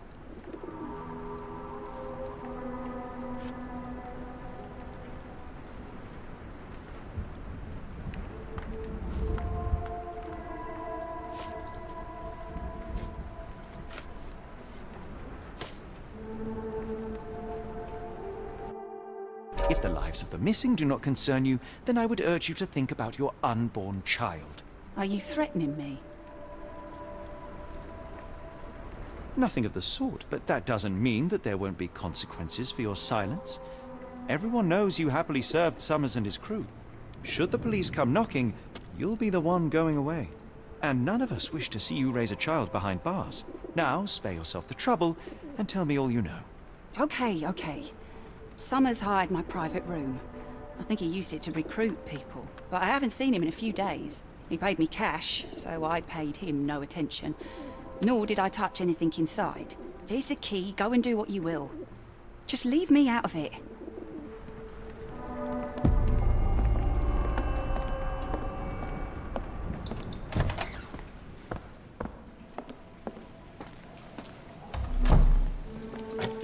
The hairs on the back of my neck stood up.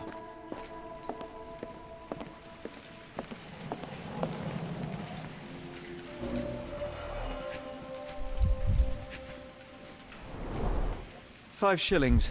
That won't go far.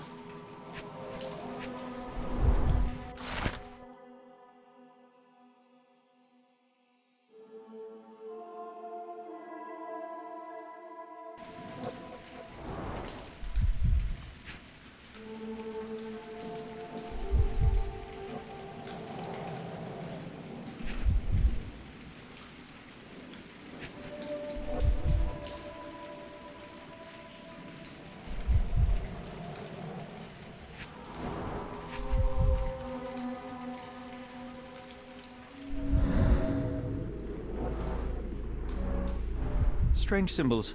I don't recognize them.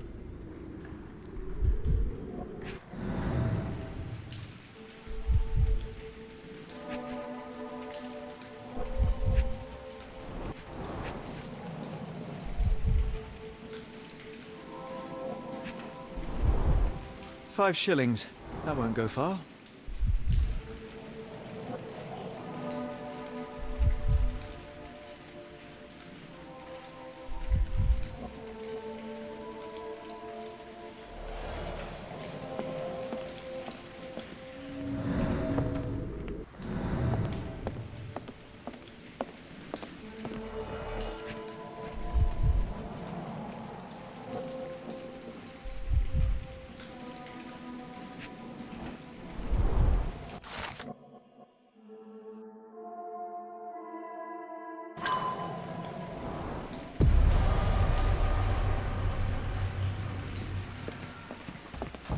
If we stay out much longer, I'm going to need some supper. Do you feel like a meat pie?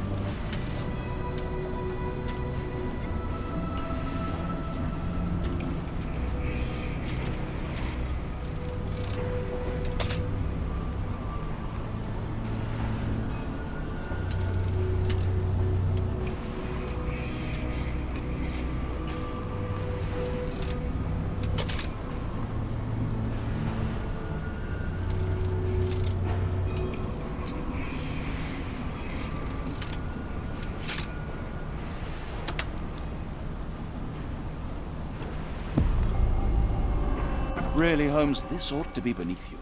As my brother would say, it is for the greater good. The layers of rust will prevent any movement.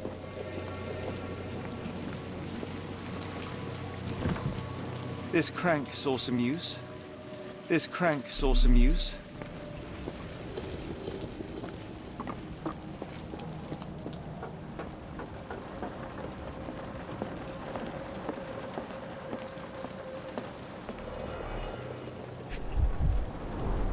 Well oiled and well maintained. Fit for a crank.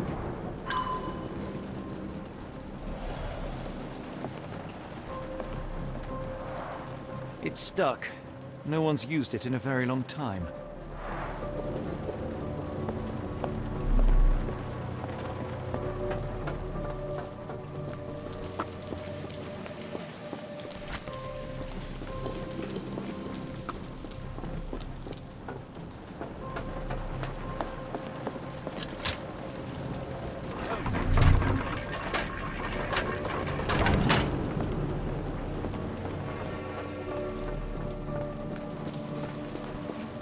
A hidden passage, just as I expected. If we stay out much longer, I'm going to need some supper. Do you feel like a meat pie? Wait here, Watson, and keep an eye on the doors. I'll scout the premises. Will do. Be careful down there.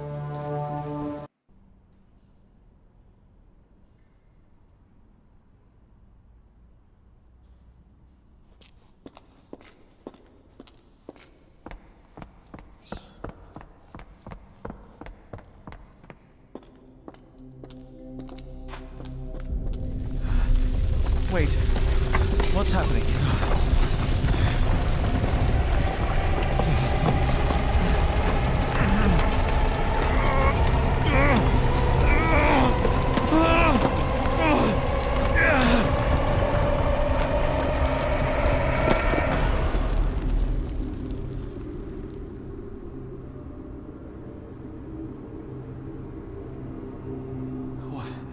What is this place? Where am I?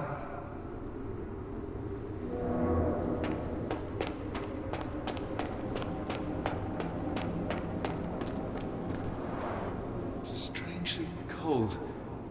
Something is missing.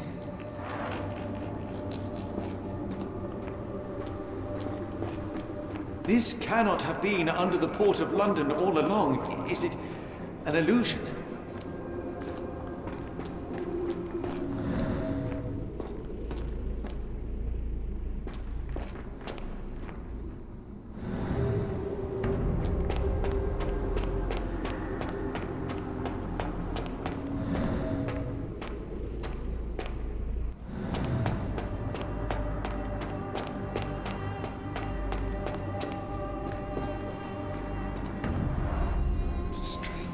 Cold. Something is missing.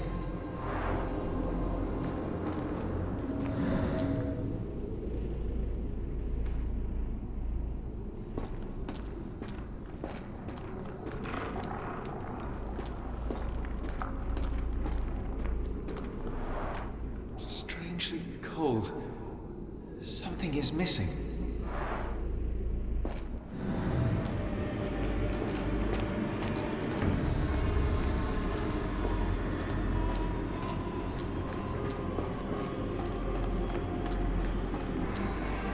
Only way forward is the abyss.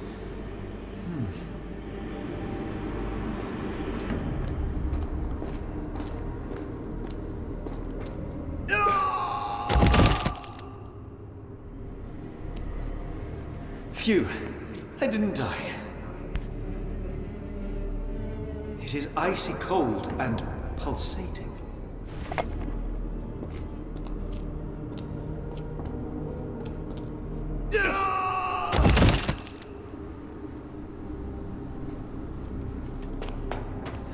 My heart, be calm.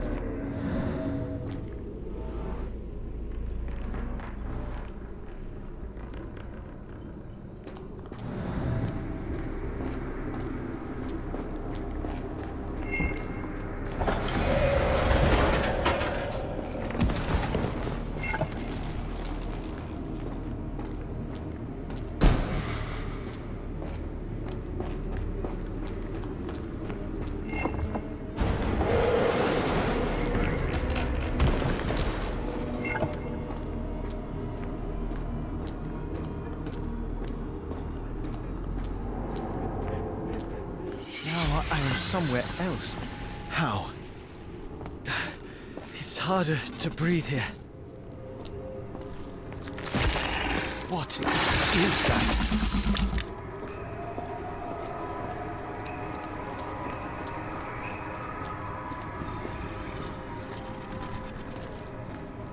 It's like it stares right through me.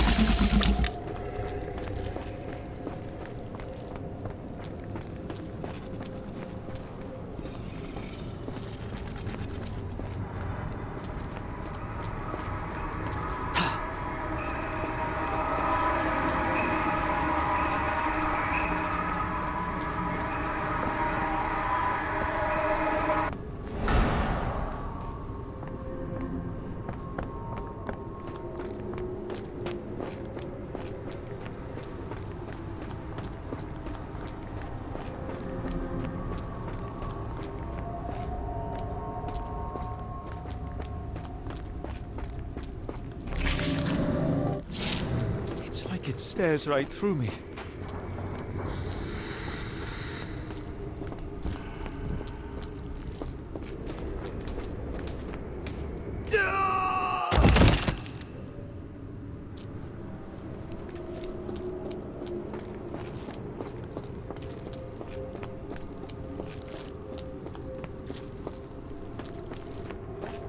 It's like it stares right through me.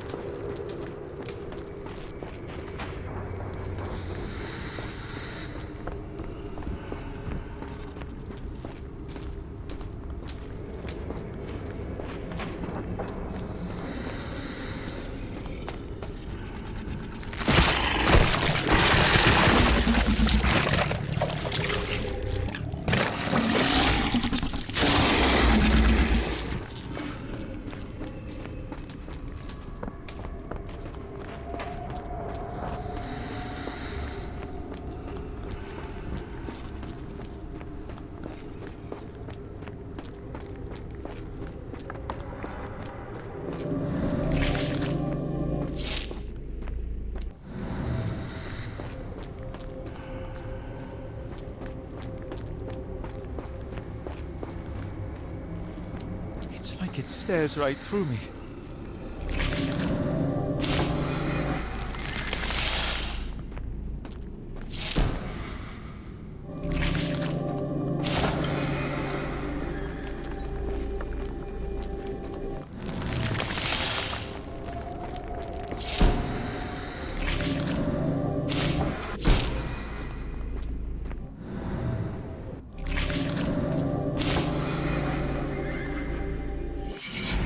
Head is already spinning. When will this end?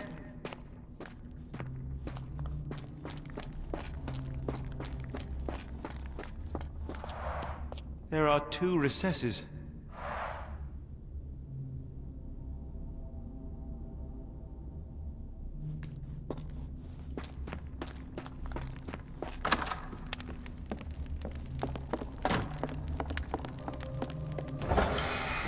On my head. What just happened?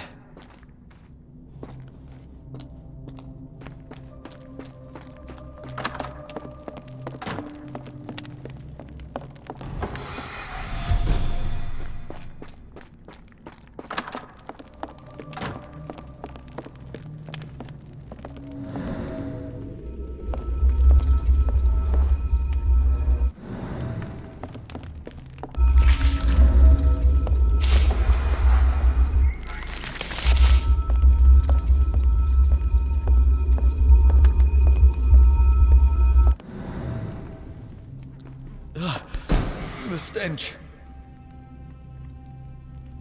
A strange stone. It almost feels alive.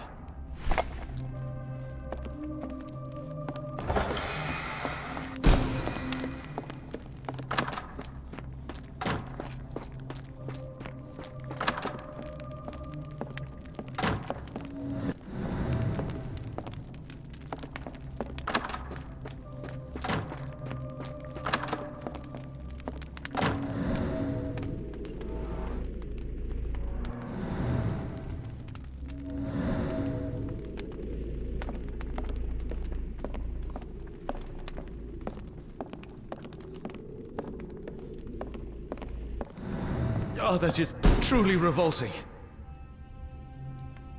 Frozen and pulsing, almost like it has a heart.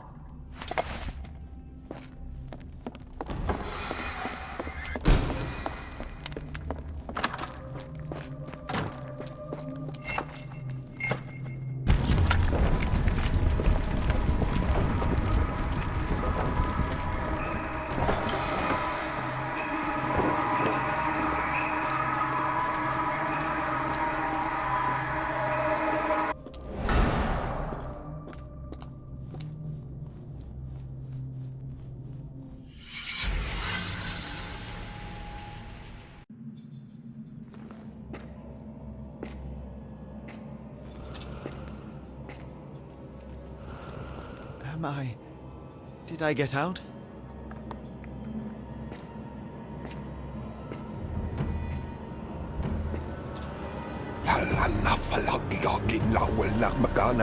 John? What is it, Holmes?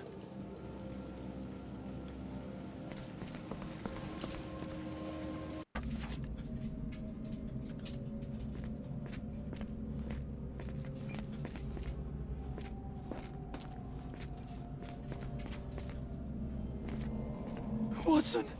Holmes, where are you?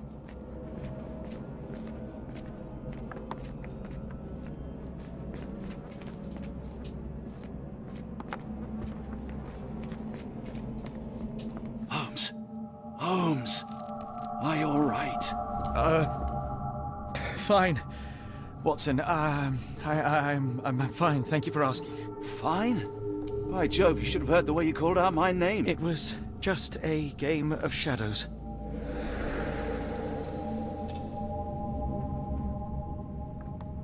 I'm glad. This place gives me the chills. What are we dealing with? Something that's finally interesting.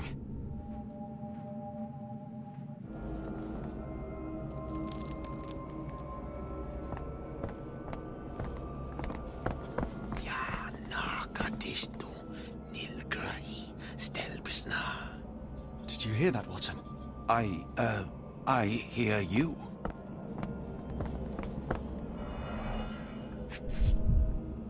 An American passport. Amos Colby. Someone got their hands dirty painting this with blood.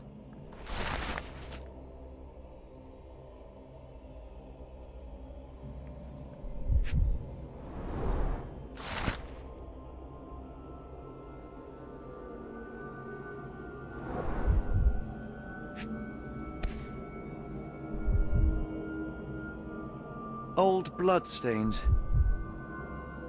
Old bloodstains. I've never seen a pattern like this before. At least 24 pendants, all identical and made of tin.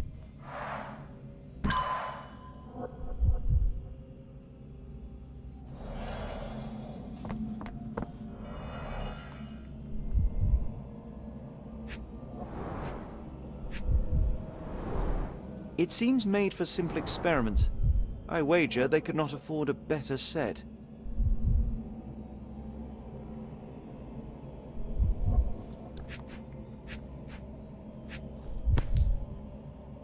This box contained a narcotic substance, much like the one in Kimihir's brazier. Black Edelweiss Institute, established 17-something.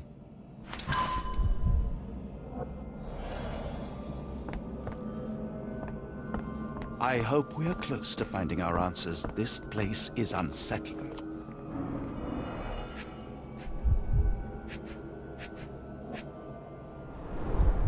His abdomen is severely bloated.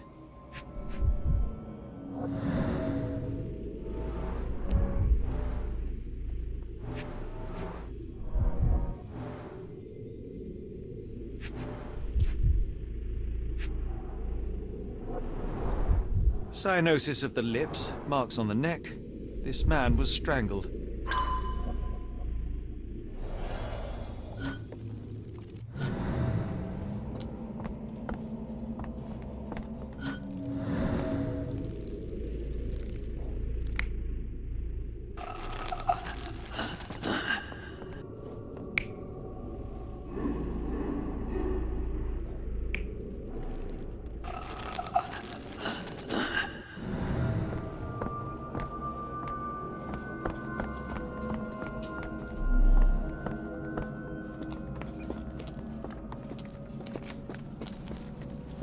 Oh, potent.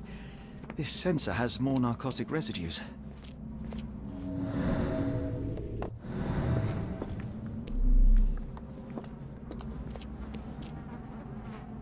What on earth? It looks like the scribbling of madmen.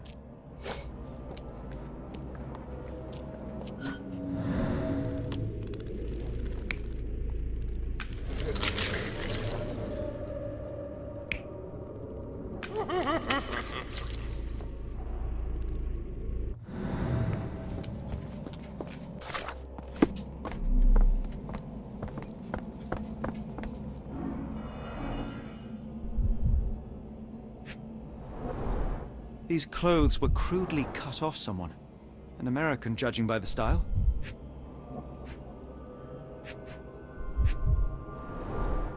Fine rope work, cut by a finer blade.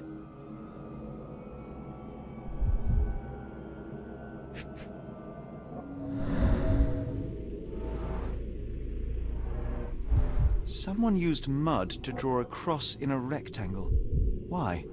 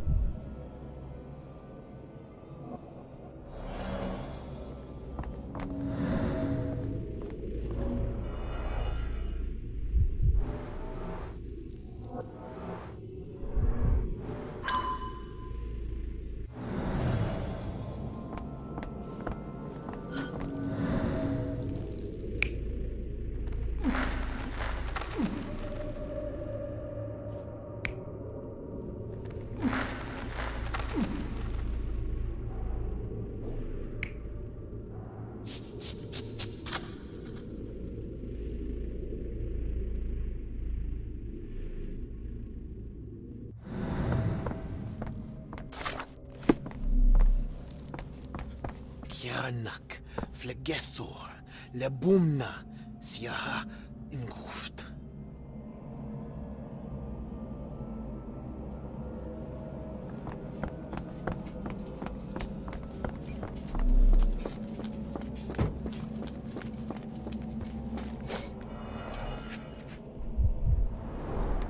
These clothes are missing buttons.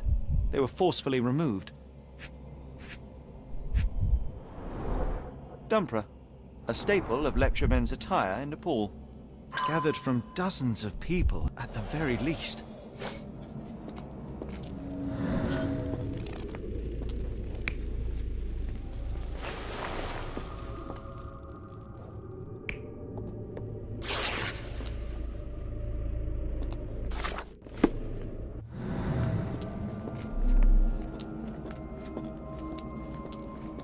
Miserable food, mass-produced.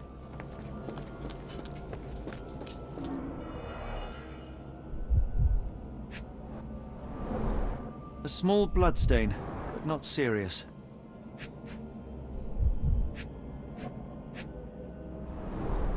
The strength it would take to carry this crate, let alone break it.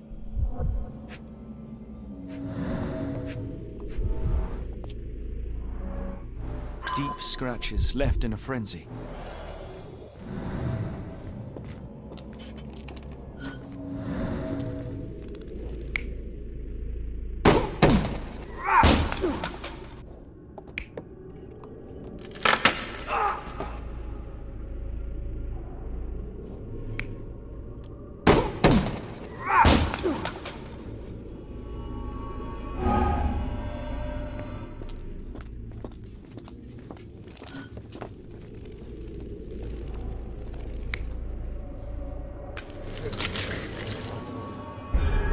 Many people were brought to this place.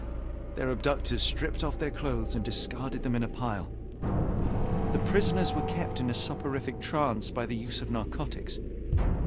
A few tried to resist, but alas, in vain. After a few days, everyone was stuffed in a crate and sent elsewhere. Only one captive was left behind. He was strangled to death on this altar.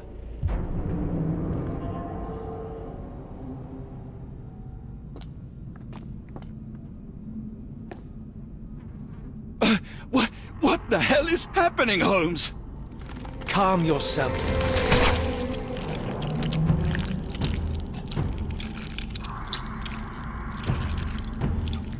Cannot be.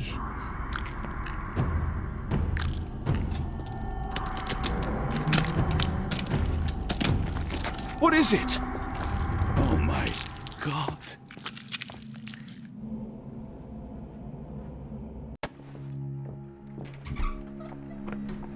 Please tell me we found all we needed to, Holmes. I think we found a bit more than that. Yet we have no clue as to where those people have been taken. And that's where you're wrong, Watson. We have more than enough. I just need to connect the dots. How about you pack your suitcase in the meantime, my dear fellow? Just in case.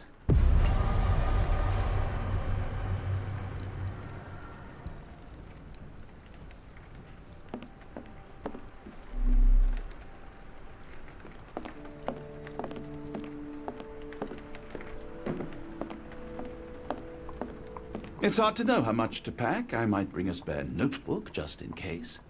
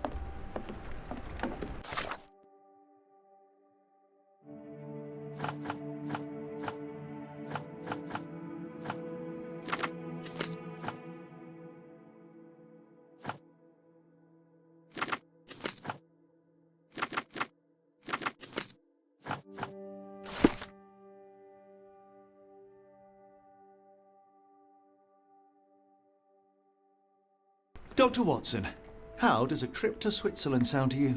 It sounds unexpected. What makes you think we should head there? It's all about the box with narcotics and Mr. Colby's clue, the cross inside a rectangle.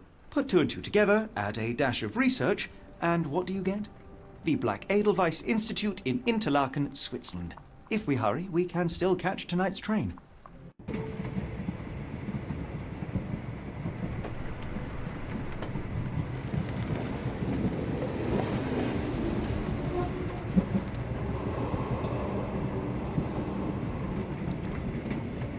As grateful as I have been for your company, Dr. Watson, I'm afraid you shall have to investigate Edelweiss alone.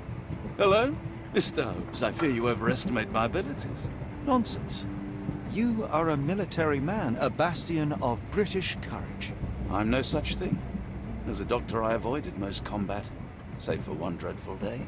My troop was ambushed in a village, with innocents caught in the crossfire. Too many to help. The man with the rosary. He was one of them? A translator, yes. We were trapped. 6 soldiers and myself. I thought it was the end. But Lieutenant Paget refused to go quietly. The men prepared for a final stand. I rose to follow, but Paget shook his head.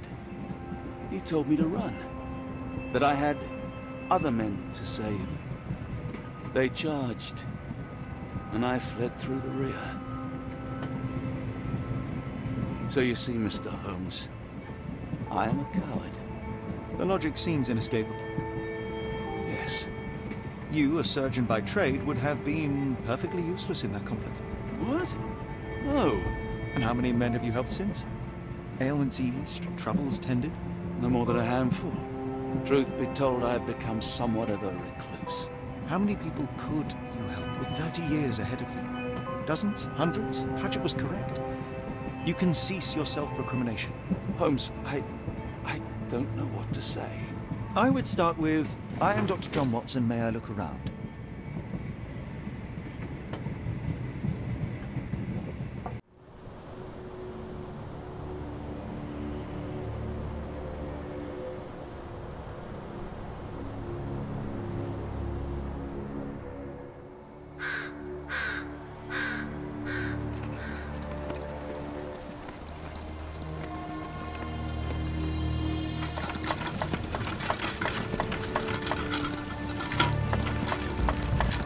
The Edelweiss staff will doubtless be eager to show off their facilities to a fellow physician.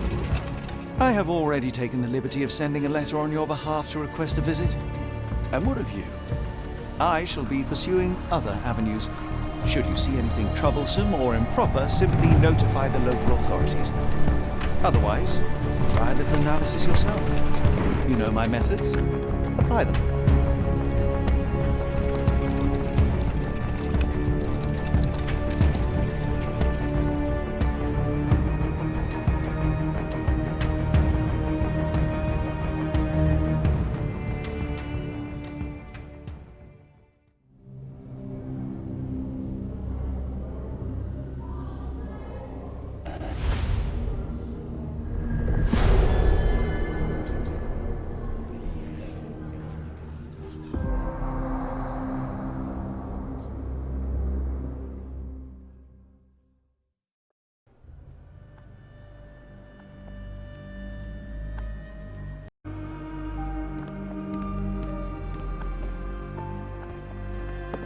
Salutations, madam. I am Dr. John Watson. I was wondering if you've got word of my visit.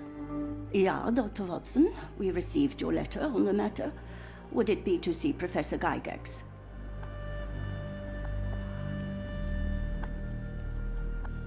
At their earliest convenience, yes. I shall try not to take up too much of their valuable time. Wait here, bitte. Mr. and Mrs. Bronson, your girl has made remarkable progress. See? Take a look for yourself. My apologies for keeping you waiting, Dr. Watson. Surely you understand how medical work can make one lose track of time. Do not be sorry, Professor. I too know the importance of closely attending to patients. The work hardly stops here, yet the satisfaction of perfecting the mind compels us to persevere. I take it you welcome many a soul into your establishment? Admissions, yes. Visitors, though? I am curious as to what brought you to the Schwarzes Edelweiss. Word of mouth. An article I read back in London spoke highly of your institution. But rather than taking its word for it, I thought I would see things for myself. My asylum's reputation precedes it, then. Everyone, your attention, please. Guten Day. Yes, hi. Hello.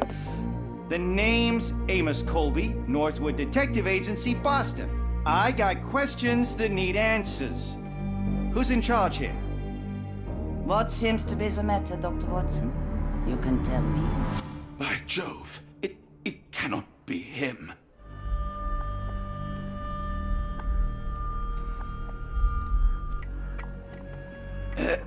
Right. Yes. I was surprised because that man is a celebrity. Yes, that's it. Very famous, Mr. Colby. I couldn't believe my eyes. No.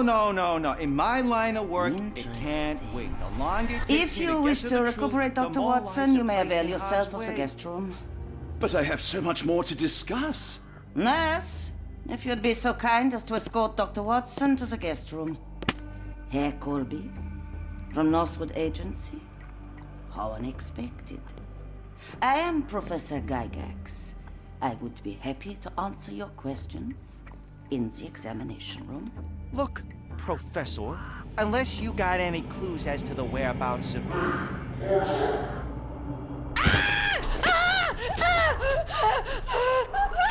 There is no need to be alarmed. No one gets neglected in my care.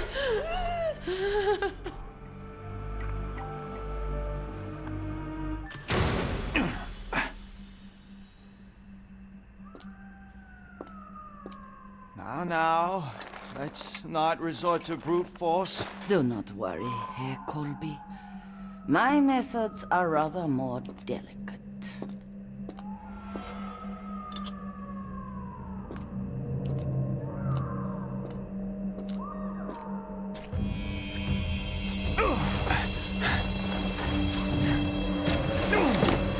Search him thoroughly. Then take him to the holding chamber. We need to decide precisely what to do with our guest.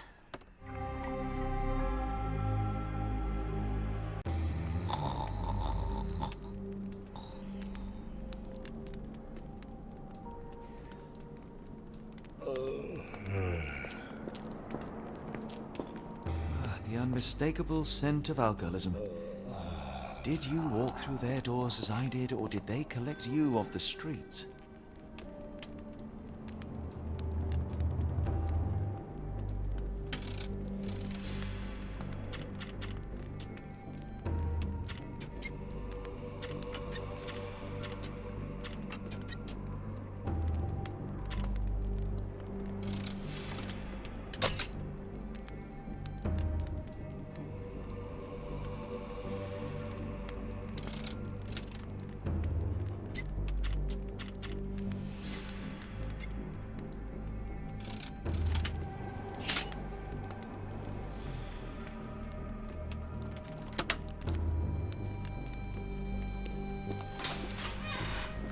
Truncheon, not the typical tool for a nurse.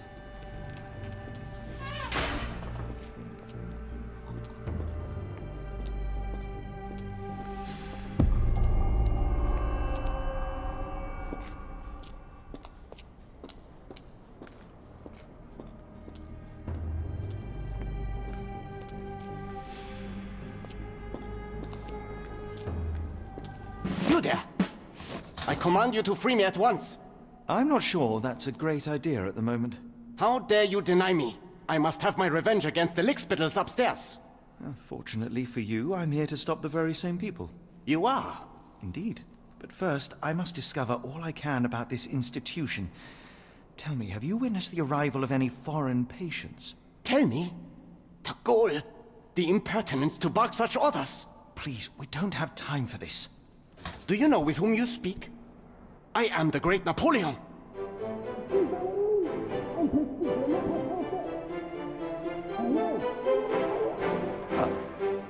Napoleon Bonaparte?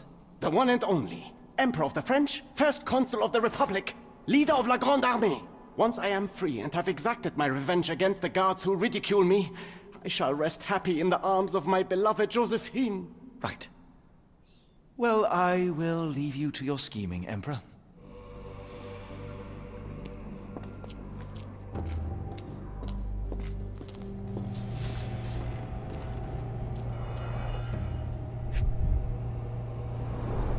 Any chemist would envy the quality of this equipment. The final product, ready to cure madness, or to push one deeper into its grasp.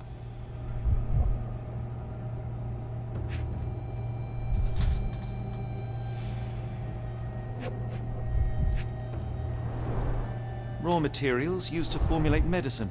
With this equipment, they can create any type of medication.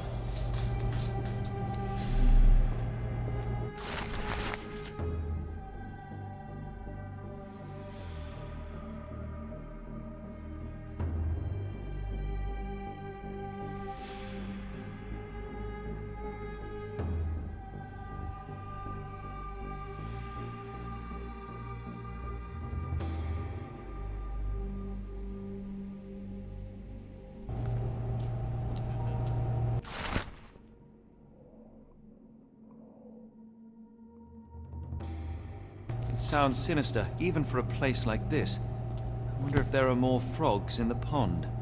Very sturdy. I might borrow it. What was that? Is someone there?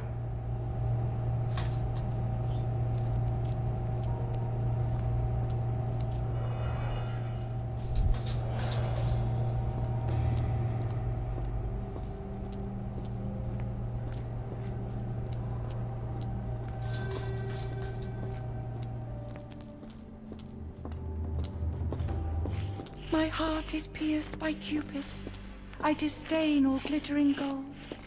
There is nothing can console me but my jolly sailor bold.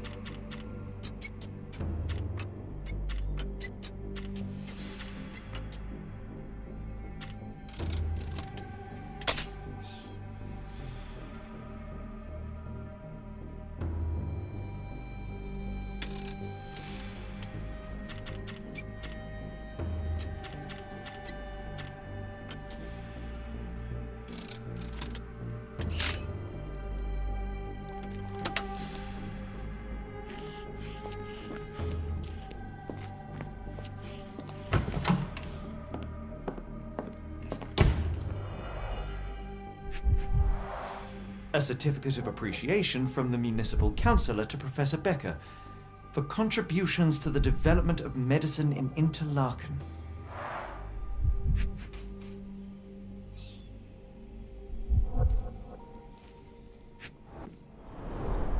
A simple toolbox, yet capable of repairing anything.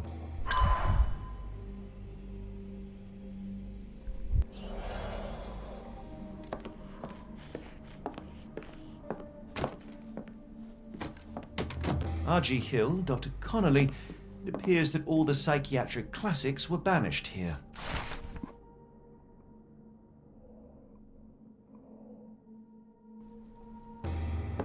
John Sallow, the tulpa phenomenon. I'm somewhat of an expert already.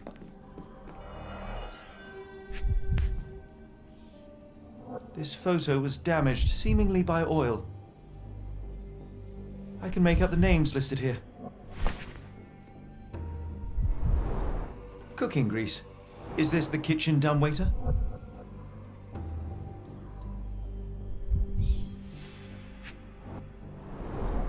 Looks like it's still operational.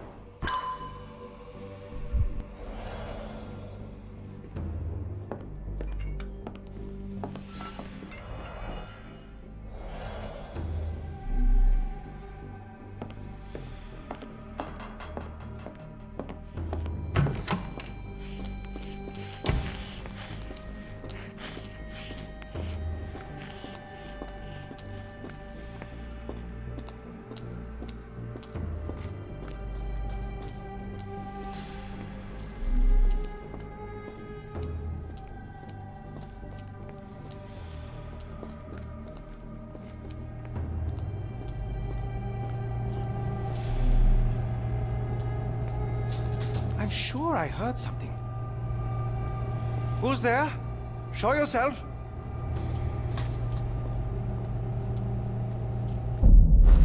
Hey, what are you doing?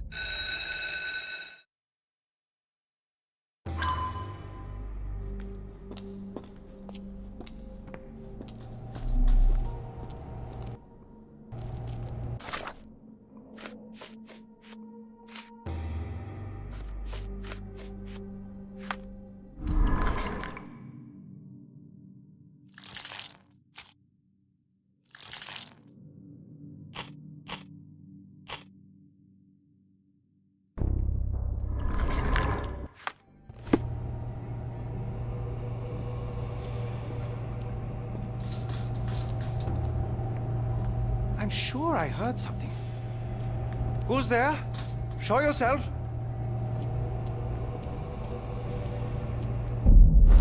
Hey, what are you doing?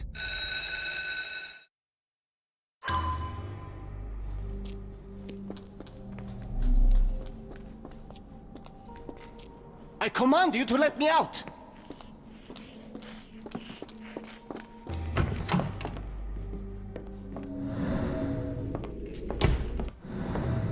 Speech and the Cerebellum by S.A. Becker.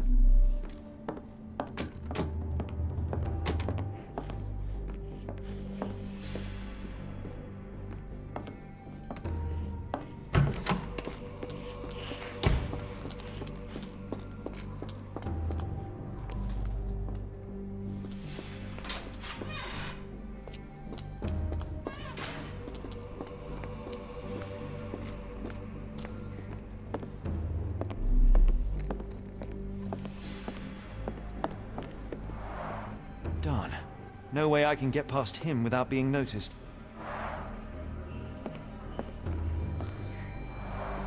There's the guest room. I wonder if Watson was able to speak to Gygax.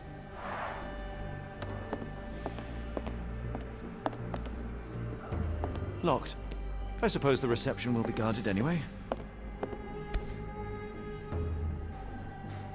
This sedative worked faster than I expected. Perhaps I ought to train myself. Build up a tolerance. I'd rather not sit in this chair ever again.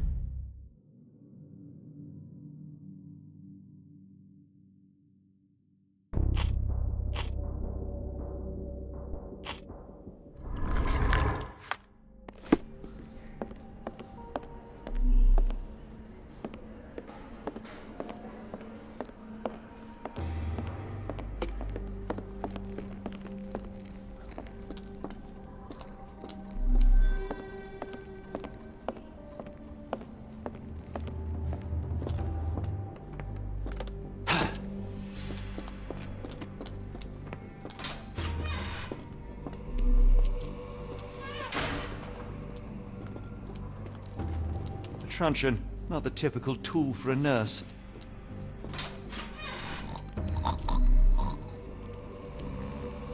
A truncheon, not the typical tool for a nurse.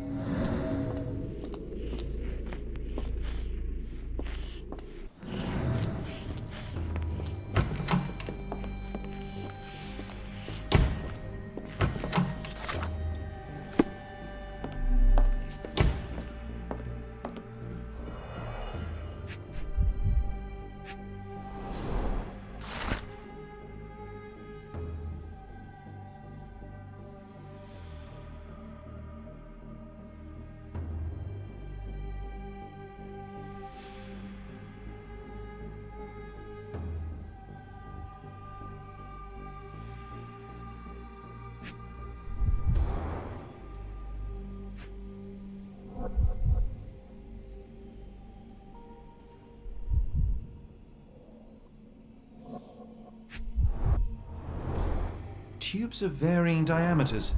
Interesting.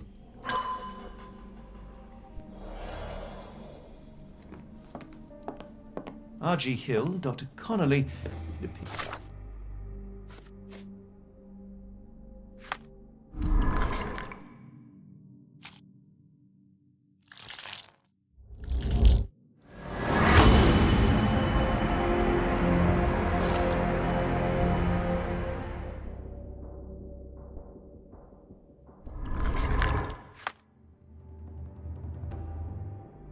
Is that all the psychiatric classics were banished here. This should suffice.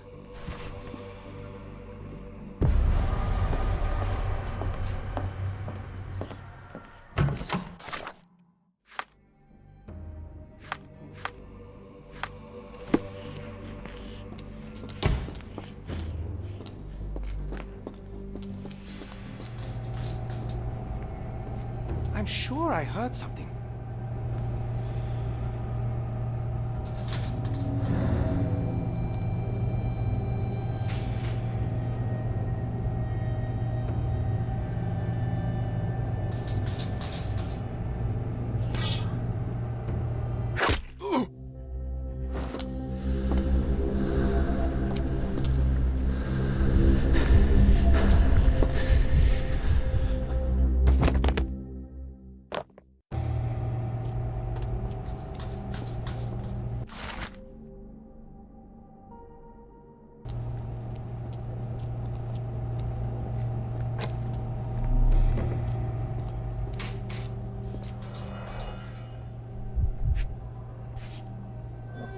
This is the same narcotic substance that we found in London.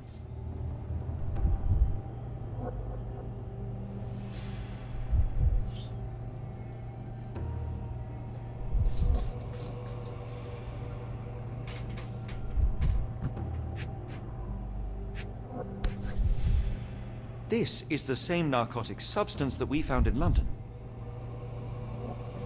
Manufactured and packaged here.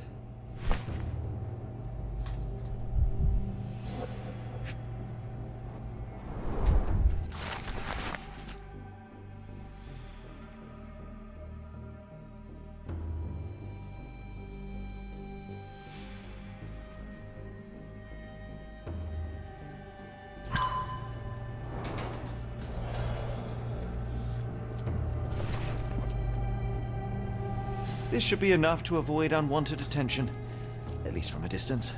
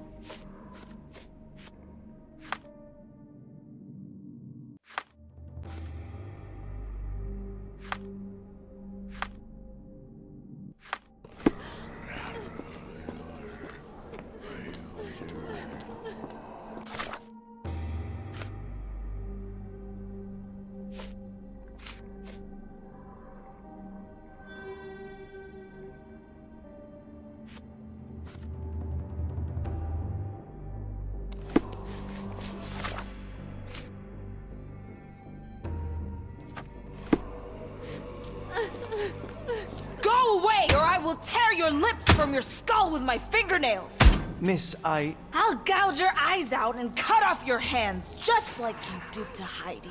I am quite certain you would, but I'm afraid you have me mistaken for someone else. So, I take it your name is Gerda? Who is Heidi? You talk strange. You're going to Hell's Door, aren't you? To where those other funny talkers finally shut up?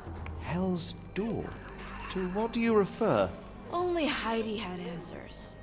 Go away, pig! I said go, or you will spend your last moments on Earth screaming. This door won't stop me.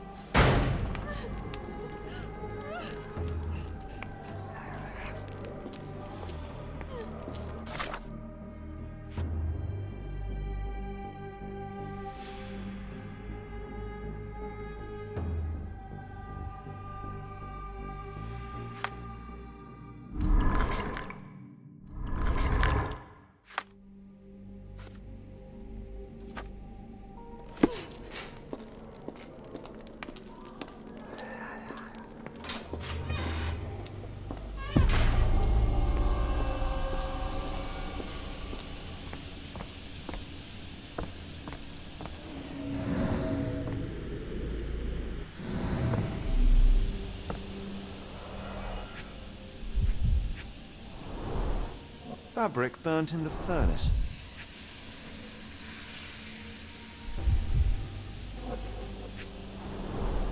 A jalabia, a traditional garment from northern Africa.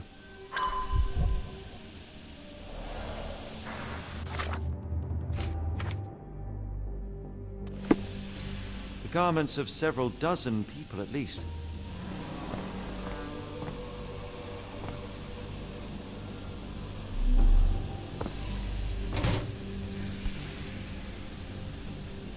Good Lord, how unsettling. The damage seems intentional. Good Lord, how unsettling. The damage seems intentional.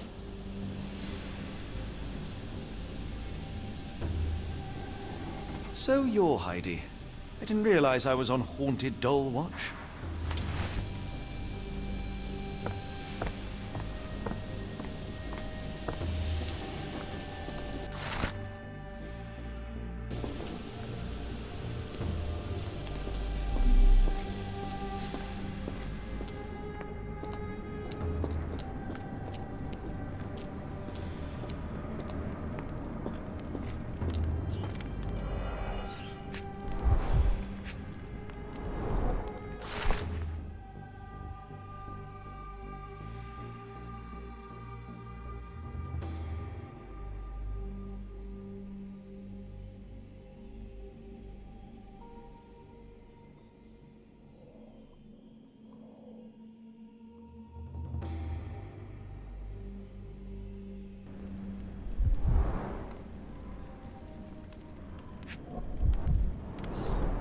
So this is how they kept the prisoners docile and harmless.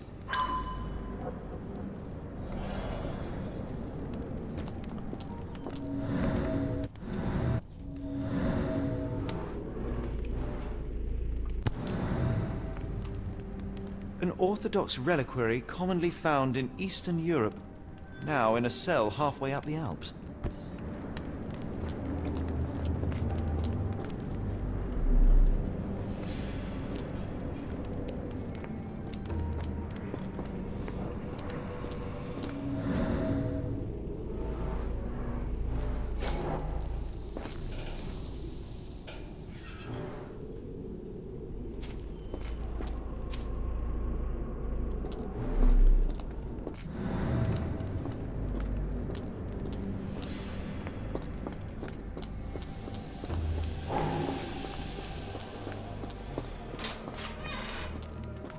I will make them pay for what they did to Heidi.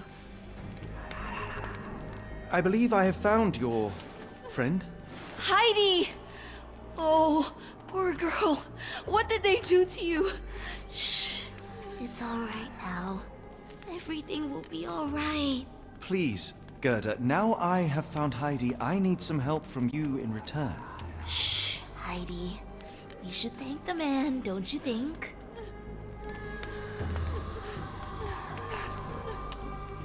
Tell me all you know about those funny-talking people. We'd hear their screams. The guards would take them down the corridor behind you and they'd disappear. And the screams would stop. Professor Gygax seems to rule this facility with an iron fist. Do you know anything about her? She's sick. She did nasty things to us. Separated me and Heidi just for fun. Before she got here, this place was all right. Have you ever met Professor Becker? I remember him. He was in charge here before that witch Gygax. But I haven't heard his voice for a long time. Too bad. He was nice. How did you end up in Block B? The nurses say I'm prone to violent outbursts, but they're wrong. I just do what Heidi tells me. I shall leave you two to get reacquainted.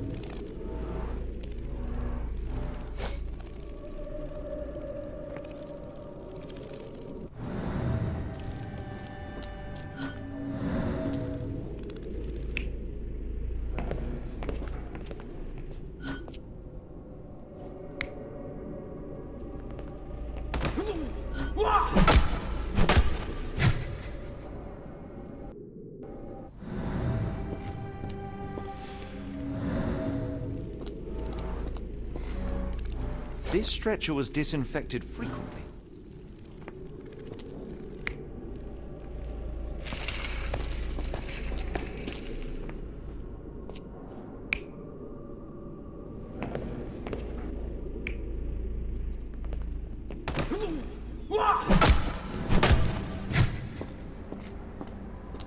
These are the same crates we found in London. I should take a closer look.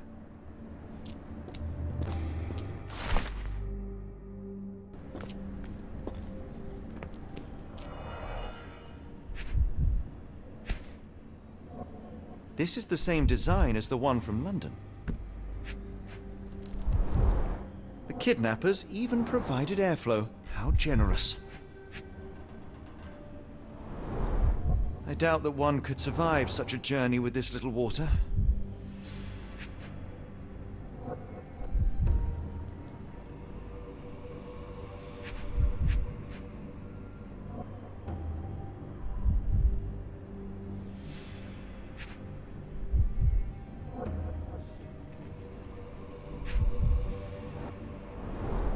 Dirt and sweat. They were locked in here for days, judging by the smell. This trip was prolonged and perilous.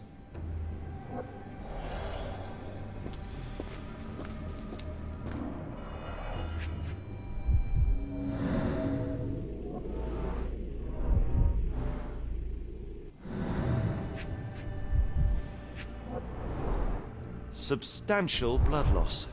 One poor soul found another way out. A bottle this sturdy doesn't break by accident.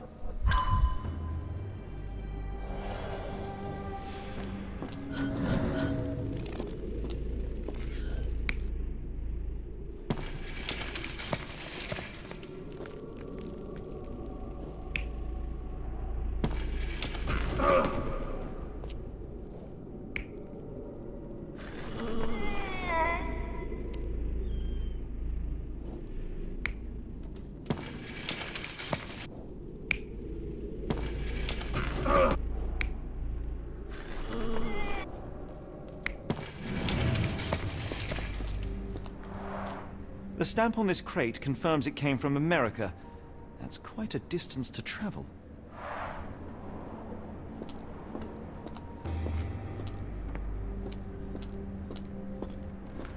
The doors can be opened for deliveries.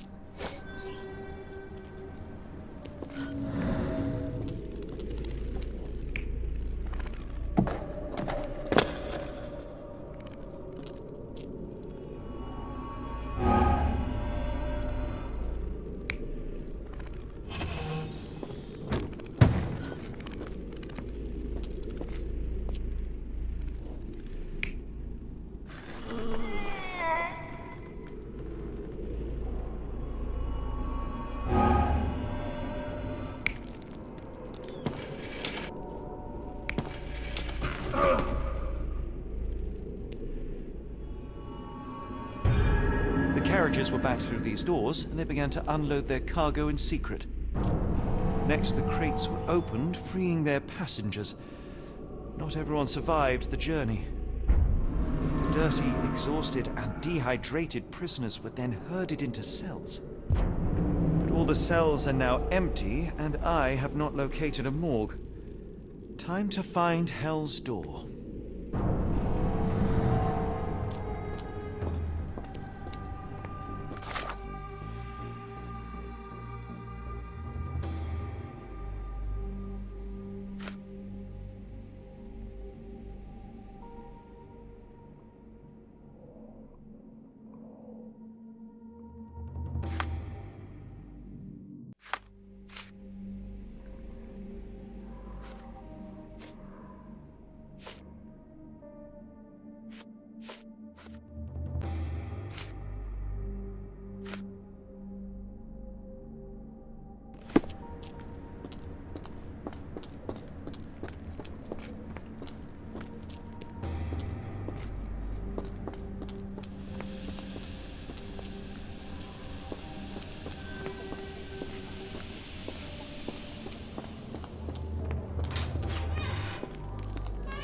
I didn't know what to do without you.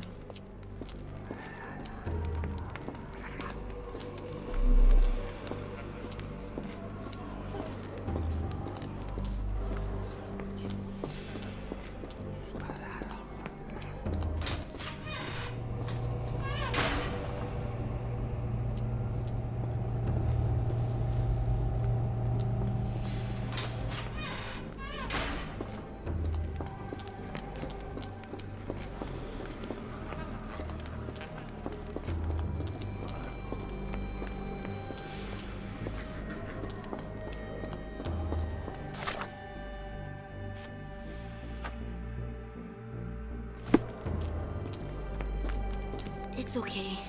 You don't have to be afraid anymore.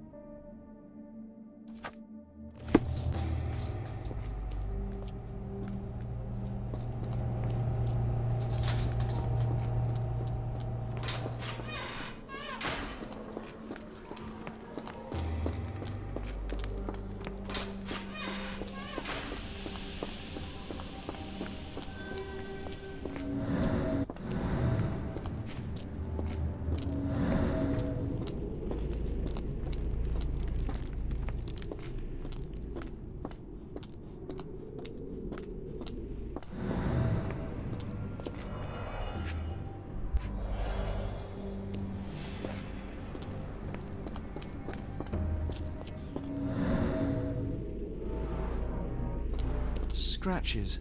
Something has been moved through here.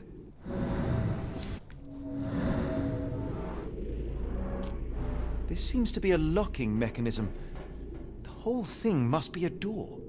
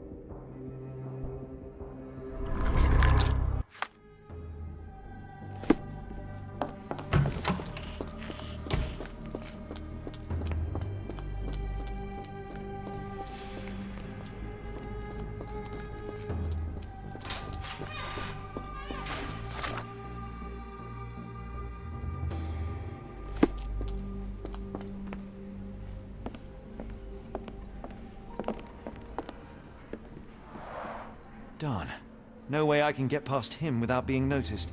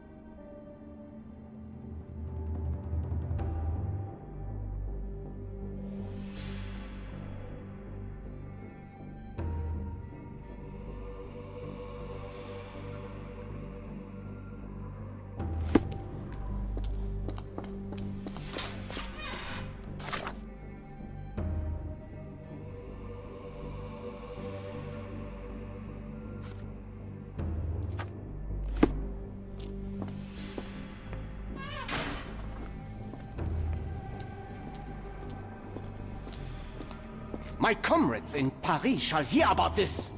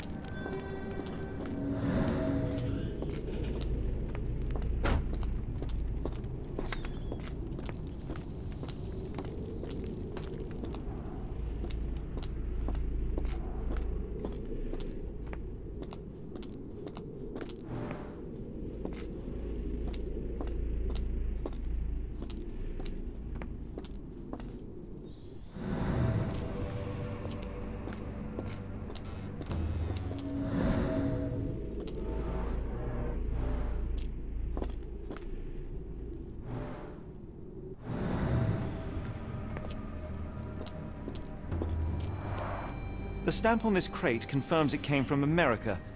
That's quite a distance to travel.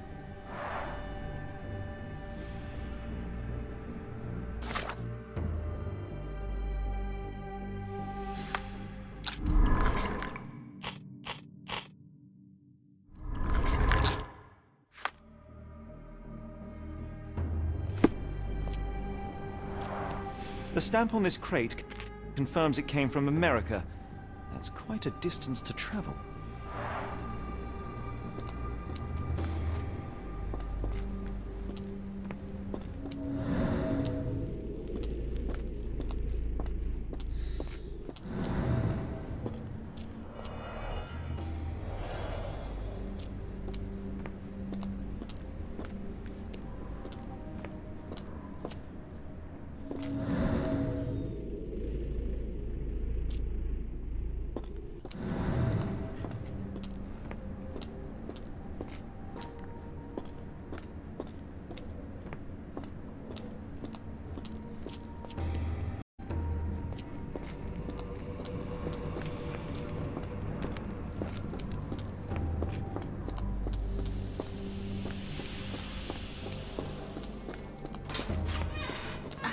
Make them pay for what they did to Heidi.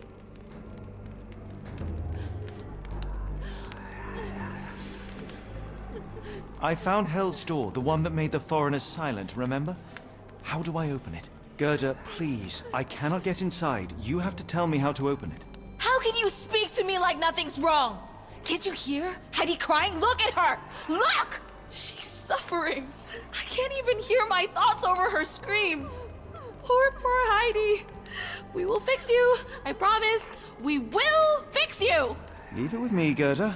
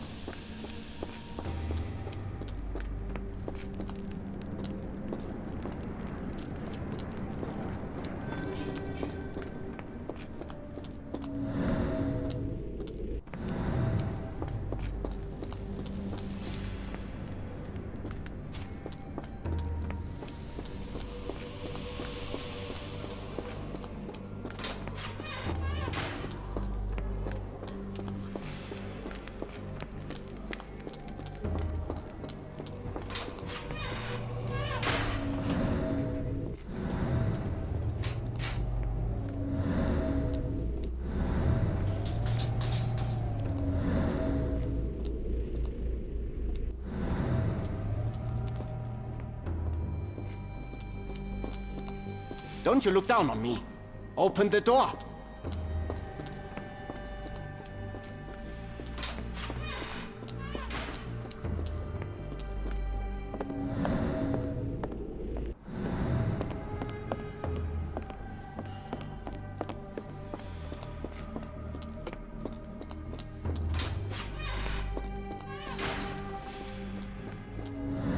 Truncheon, not the typical tool for a nurse.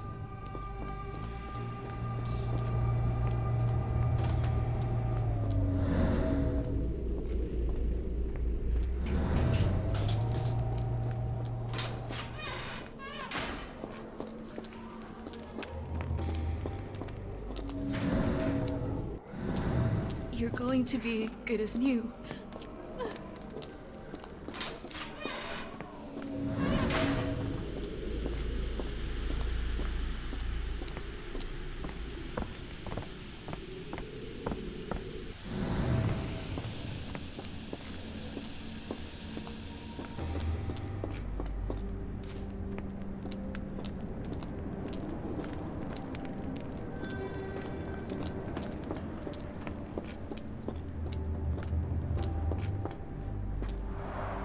The stamp on this crate confirms it came from America. It's quite a distance to travel.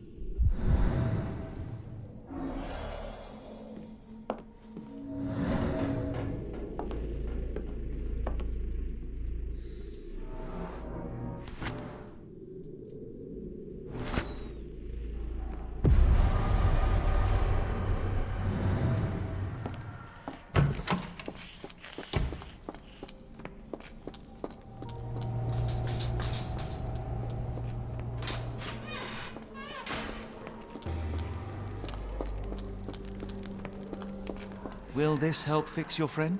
Give it to me. How is she feeling? Everything will be all right, Heidi. Everything.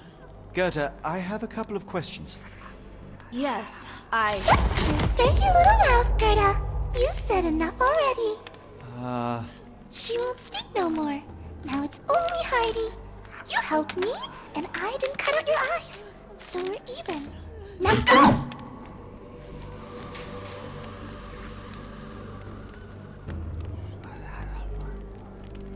Heidi, there are things I need some clarity on. Ask if you dare, but if I get bored, there will be consequences.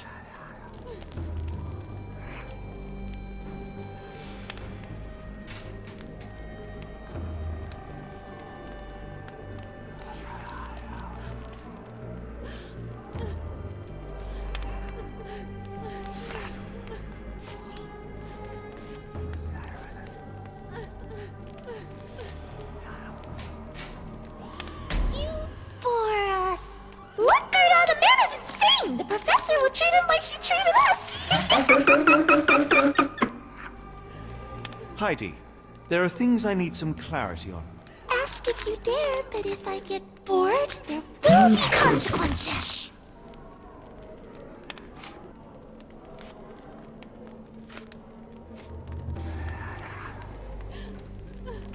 You bore us.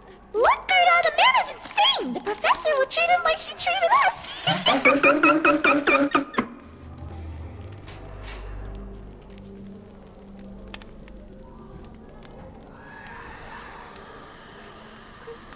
Heidi, Ask if you dare. I found Hell's Door, but it's locked. Is there a way to get in? Hell's Door? Never heard of it.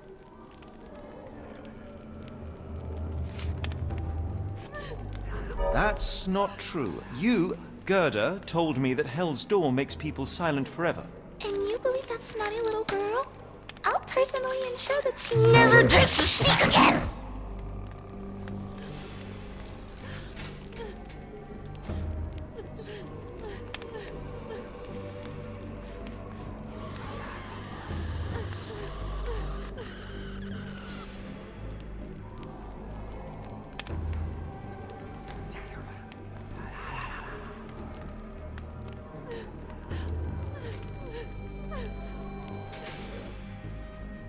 Professor Gygax hurt you repeatedly, scarred your body and mind. You are not protecting Hell's Door. You are simply afraid of the consequences were I to enter. I could tap your teeth out with a hammer until you choked on the blood in bits. You could. But then you would live the rest of your life in fear of Professor Gygax. I can make that feeling go away. How? I can stop her. But the key, Heidi, the key to Hell's Door is critical to stopping Professor Gygax. And I think you know where it is. Tell him! But you said... And now I say tell him! The professor. She has a special key. Keeps it close and only brings it down when you people go through. Behind those closed doors, those people start to sing. Oh, they sing in so much pain. Gygax. Of course. Thank you, Gerda. Heidi. I must leave. Leave? You joke. Nobody leaves the Edelweiss. Now you will be with us forever!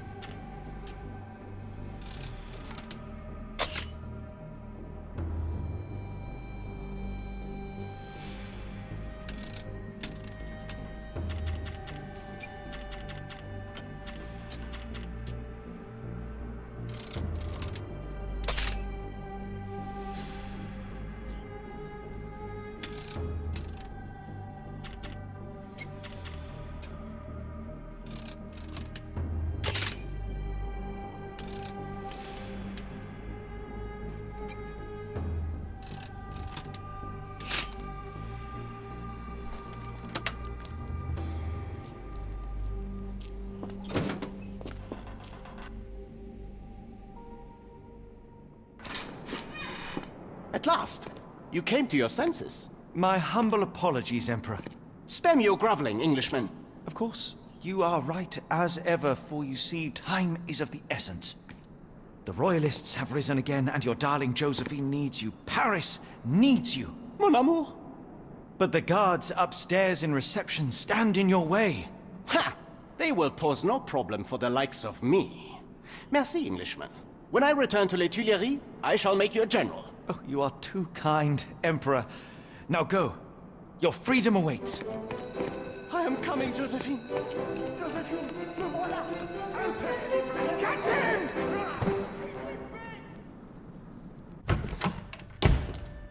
Psst. Watson. Over here. Holmes? What are you doing here, and where did you get that outfit? It is unimportant.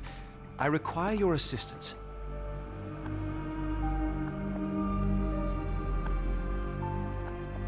What is happening, Holmes? I need an explanation. It's quite simple. I created a distraction so that I could tell you something important, and in turn, I need you to acquire something important for me. How can you call any of this charade simple? Watson, we can discuss this later. Time is of the utmost importance. The kidnapped people may still be here. This is what I know so far. What? You really found all this on your own? Focus, Watson. I need you to find a key. It will be most unique. All the details are in my notes. Logic dictates that Gygax will keep it near her. Once acquired, you must get it to me. Perhaps the kitchen dumbwaiter could be of use. Holmes, I can't do this. I'm no spy. Yes, you can, Watson. You are unfailingly dependable.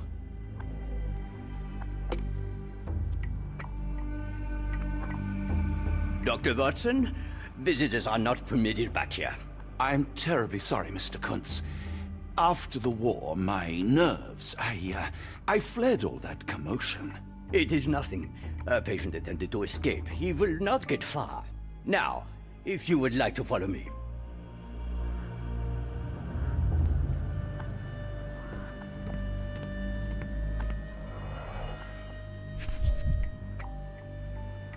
Perhaps I should take this. For all I hope it won't be needed.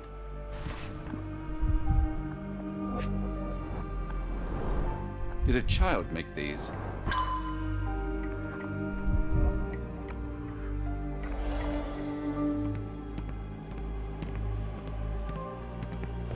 The only reason to hang something this harrowing here would be to create another patient. Blood in the water. Someone must have washed their hands here recently. What have we got ourselves into, Holmes?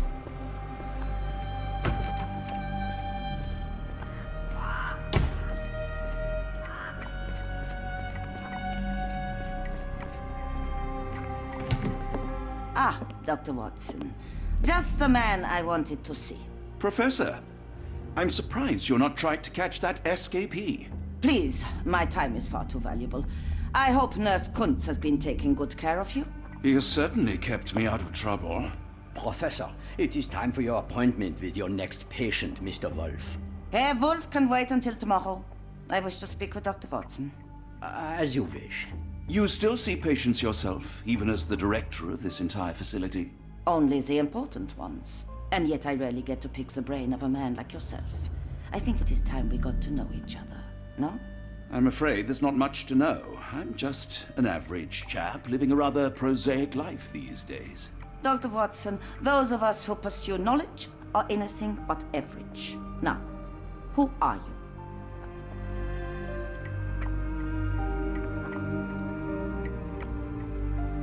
I'm a physician in search of a stimulating career. I have patients, yes, but admittedly, I'm more interested in the cutting edge of medical research. So when I read about the Black Edelweiss and your work on the healing of minds, I simply had to learn more. I suppose my Edelweiss was always destined to attract other curious minds. But before we continue, I want you to understand one thing. A broken mind can never be truly healed. Ah, I see. So, what exactly do you do here? It is simple. If you cannot fix a person's nature, you must force them to forget it. Surely there are other methods of treatment. How naive. You remind me of a man I once knew, Professor Becker. But we do not speak of him anymore. A colleague? The former director here. One day he realized that Edelweiss had outgrown him and had to leave.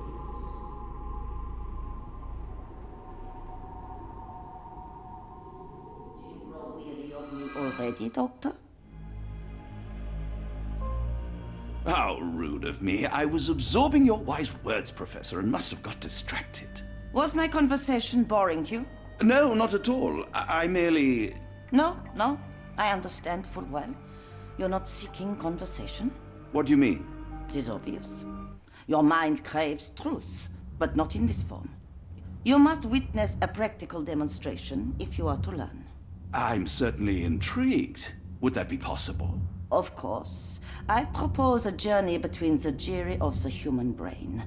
You will not leave without being truly enlightened. Kuntz, take Dr. Watson back to the courtyard. Then tell the nurses to prepare the operation room and the girl with the doll. Yes, Professor. Our preparations will take a little time. I will come for you soon, Doctor.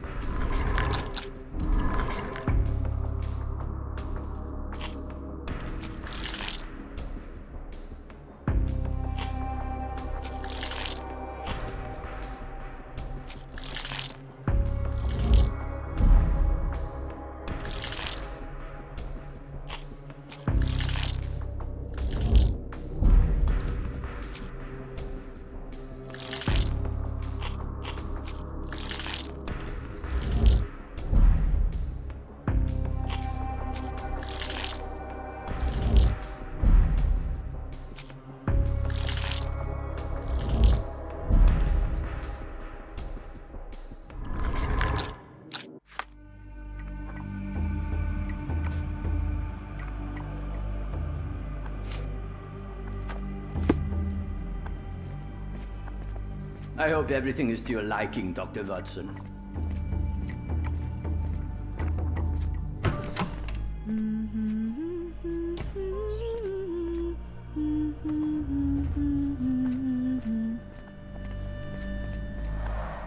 Looks dusty but functional. Oh, we never use that. I think it connects somewhere downstairs. Did you hear that a patient escaped? All the guards rushed off to find him.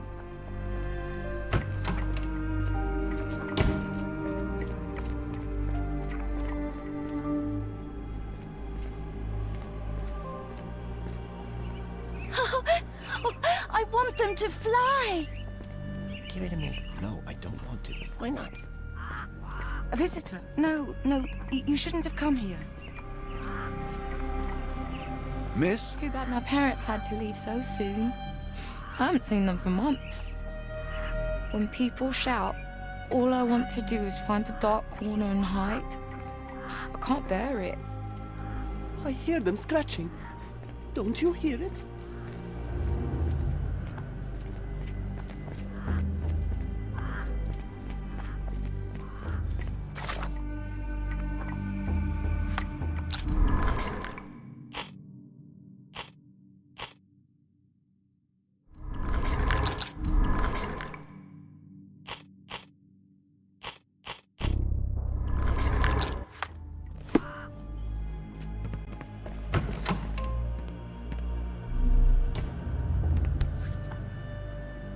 Photograph seems recent.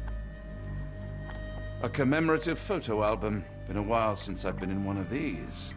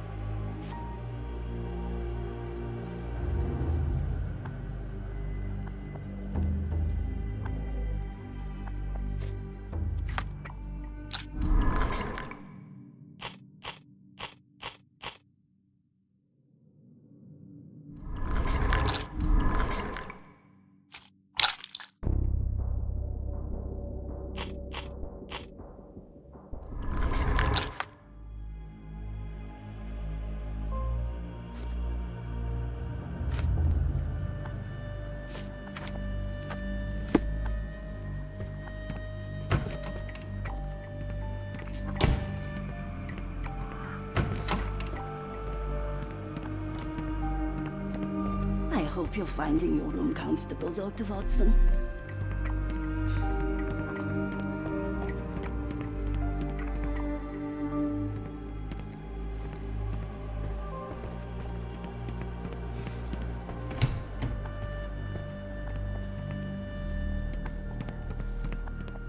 Professor Gygax will have much to tell you.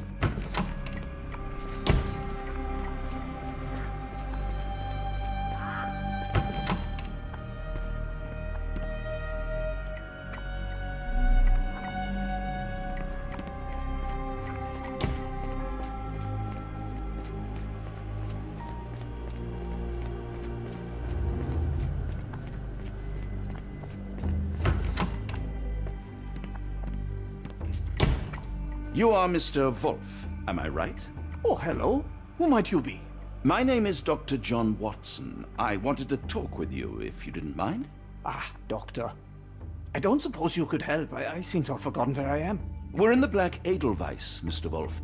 It's an asylum in Switzerland, and you are one of its most important patients. But why am I here? That's what I was about to ask you. I can't remember. Sorry, I can't remember anything.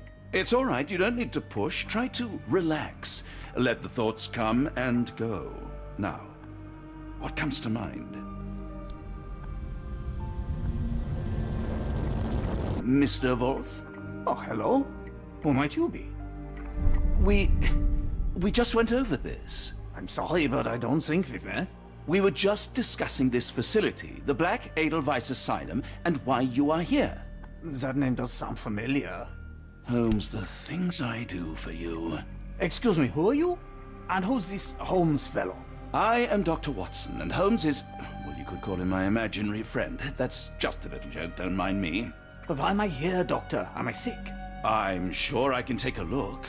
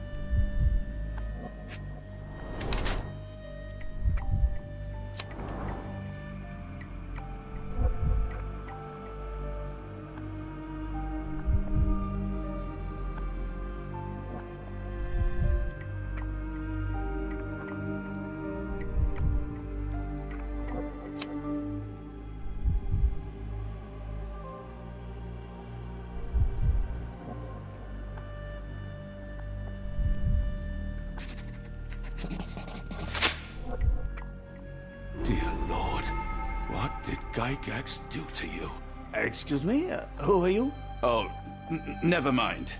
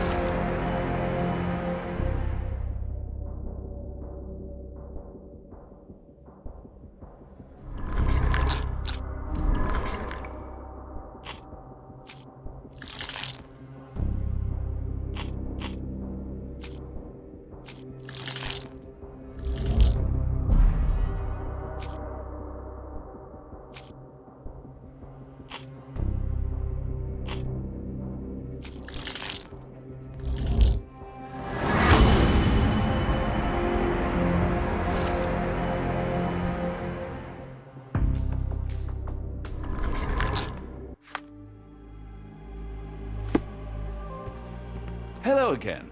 You won't remember me, but we've met before. I am Dr. John Watson, and you are Professor Becker. You were the previous director of this facility, the Black Edelweiss. Professor, really? Actually, that name does sound familiar. Wait. Let me write it down. I try to recall memories through writing, but they always feel just out of reach. As a matter of fact, I have more for you to jot down. Oh, yes. Yes, please, anything. Professor Gygax did this to you. She made you forget everything, even who you are. But we will play a trick on her. We will write a letter so that she learns her lesson. Put down what I dictate.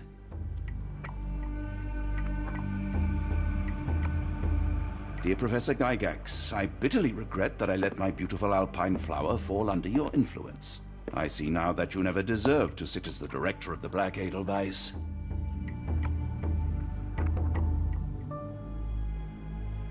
You will be brought to justice, and the world will know your cruelty. And by the time you make it to my cell, the police will already know the truth of how you came to be director of this asylum. Signed, Professor Becker. There. It's done. Now, hold on a minute.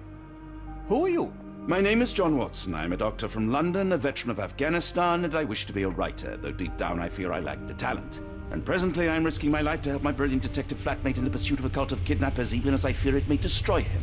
I'm tired and hungry, and I have not had a good bath in weeks, and yet despite it all, I feel alive. Any more questions? Good heavens, sir. You're as mad as they come.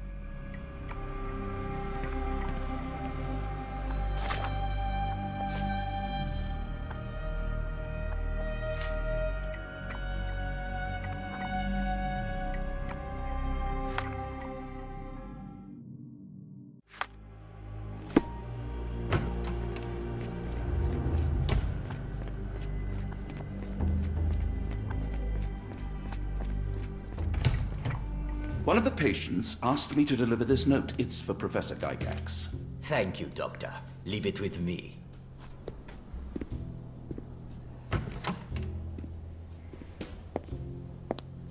A letter for you. Unbelievable. Kunz, with me.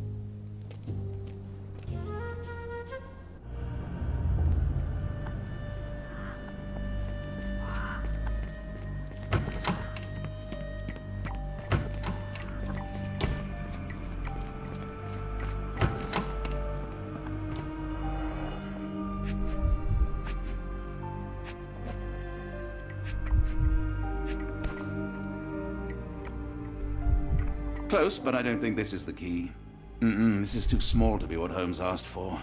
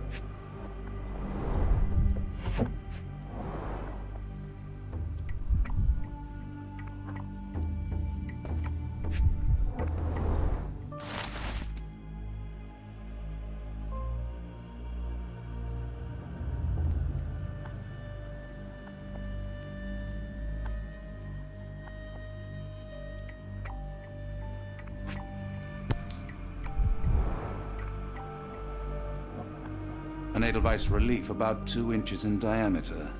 This must be what Holmes was after.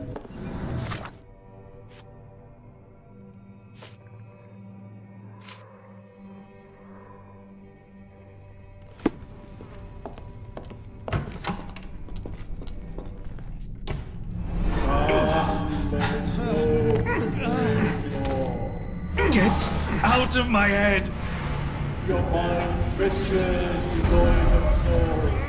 Find reverence for the one and tremble. The great lord. Left your surrender your soul and become a servant of madness. Please! No more! Stop it! Watson! John! Somebody! Wretched mortal, do not fear what is to come. Let him rupture our world anew. Awaken! And let the world behold!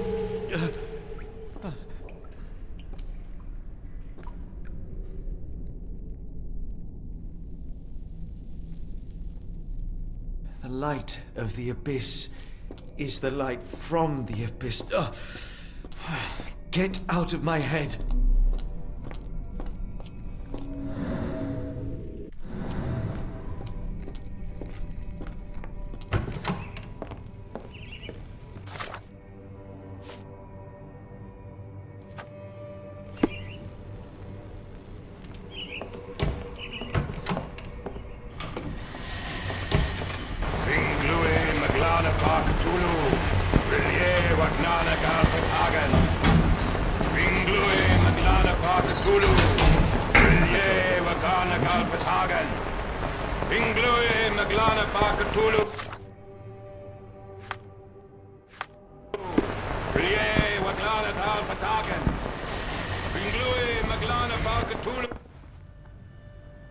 Watson? Holmes? What are you still doing here? Still? I was trying to find more information. Did you think I was just going to sit in my room twiddling my thumbs? I only asked you to find the key. I had everything else under control. Says the man who looks like he saw a ghost. I'm fine, Watson. You're hardly fine. You reek of congealed blood and chemicals. What did you see down there? Never mind me. Where's Gygax? I'm afraid she's over there. I found her like that when I entered, on my word. What? She was our biggest lead. Yet another wrinkle in our investigation. What do we do now, Holmes? Hush. Let me think.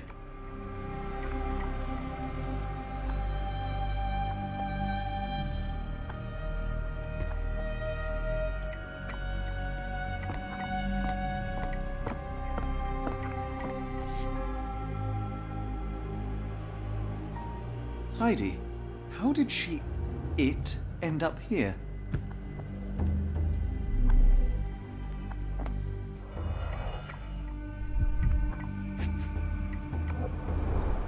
The pencil is buried deep all the way to the brain. Instant death. The pencil is buried deep all the way to the brain. Instant death. No traces of blood on her clothes. Must have got on her white overcoat. The patients here wear the same robes. We'd better inform the local police about this. You're right, Watson. But first, we need to determine where our case goes next.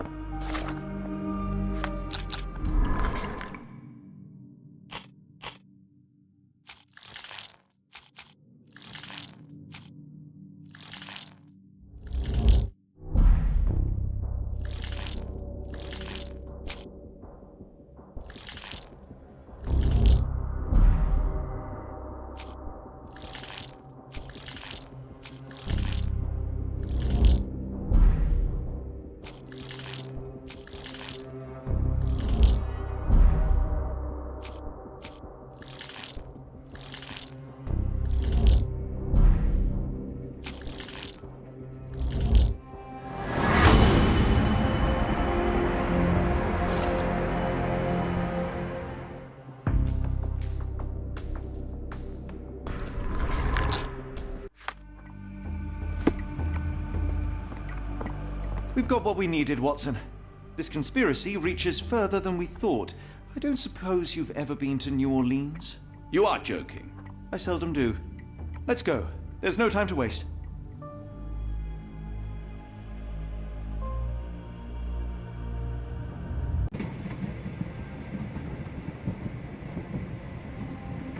There's nothing in this world that cannot be explained with logic and reason. Nothing. in this world. Holmes? Hmm? You seem troubled. I'm not troubled, Watson. I am preoccupied. That place was awful. Inhumane. It would be natural to experience some feelings of shock or fear. Men reduced to gibbering imbeciles, numb beyond recognition, powerless to help themselves. When a doctor does go wrong, they are the first of criminals. They have the nerve and they have the knowledge. That woman did not deserve the title. Such casual cruelty for such selfish aims. I knew another man like that once. He treated my mother, perhaps even killed her, depending on who you ask. My sincere condolences. In the end, she was just a shadow of herself. The outline of the person I recognized, but lacking all else. She was pushed until she cracked. Should you see me cracking, John, I must ask you to intervene. Nothing compels us to pursue this matter further, Sherlock. We can return to London, report what we have discovered. Let more capable hands take over. Alas, there are no such hands. Were we to abandon our quest now, I fear no other would succeed in our stead. We know nothing of what awaits, what dangers lurk in the darkness. Nonsense. We draw nearer to New Orleans with every passing minute, and thus closer to the answers we seek. Those answers, for all their perversity and improbability, will, nevertheless, be the work of men. And that is a work I have studied well. So be it.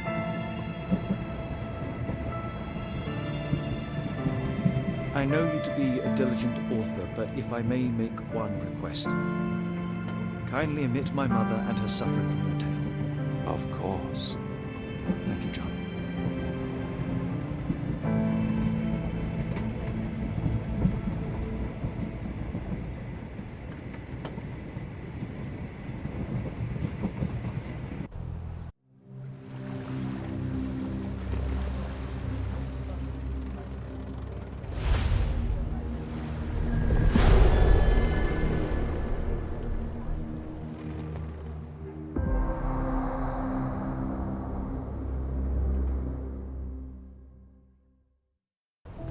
Ah, Holmes. After our trip to nippy Switzerland, I can certainly use some of this New World heat. Do not get carried away, Watson. What we could certainly use are answers to my questions. I know, but you look exhausted. Why didn't we find the hotel first? We shall rest when our investigation is over, and not a moment sooner. I shall ask you to handle our bags while I search for the bank. As you wish. Oi! Stop it, you! Our luggage! Good Lord, what have you done? That's my stuff. I'm sorry, mister. It was an accident.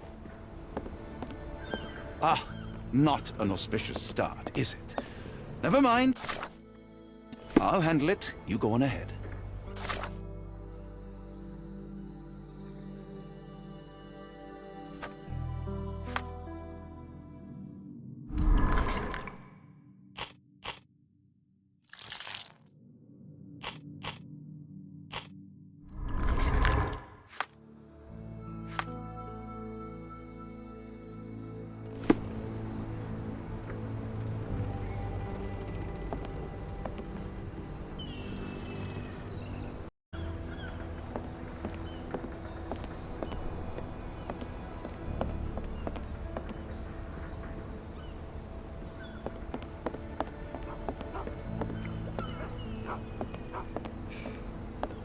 Are you able to help me? I've heard about that.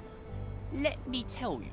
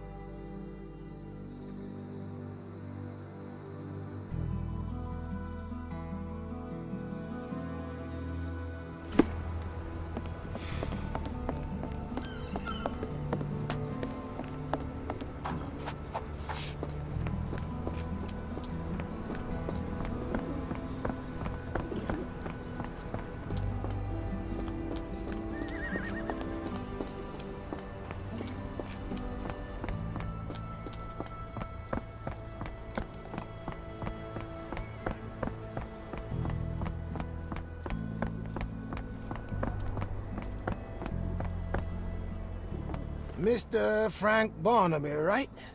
Auction's about to start.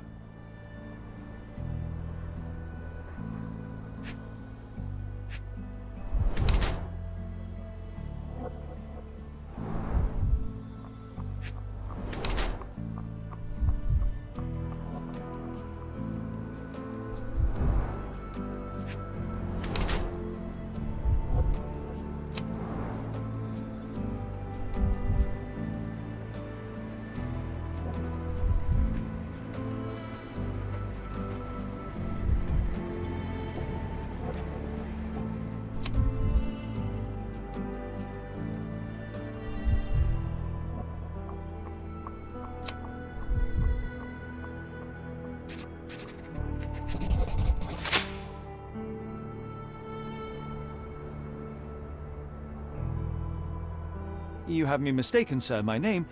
If you ain't Frank Barnaby, you ain't coming in. Listen, the fate of many lives is at stake. I'm sure it is. So, not going to let me in then? No name, no invitation, no entry.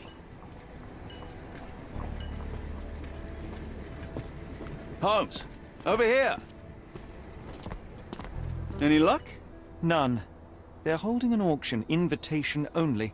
The good news is, I know who might have one. We need to find Mr. Barnaby. Who? Frank Barnaby, most likely a local. And do you think Mr. Barnaby would be happy to share his invitation? Let us first find him, then we can see if he is the generous type.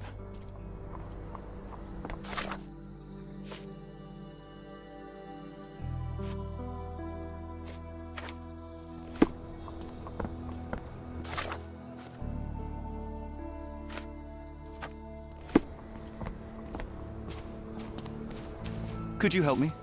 I've heard about that, let me tell you.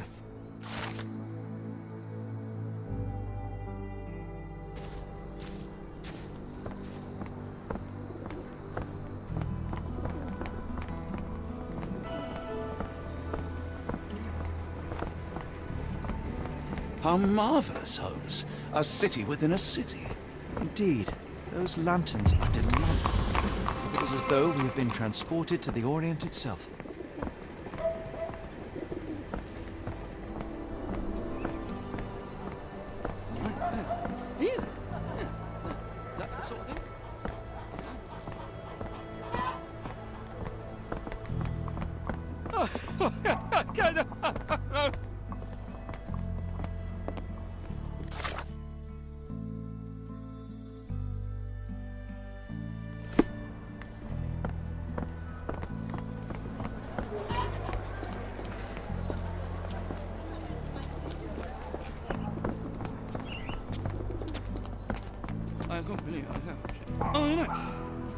May I ask you something?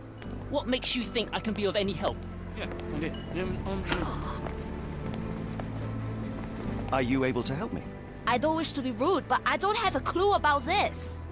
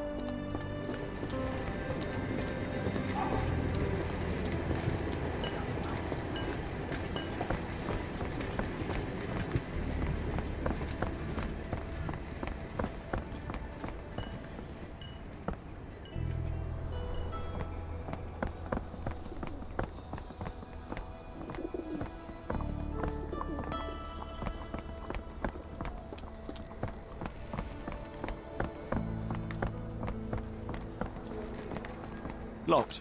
No one's here.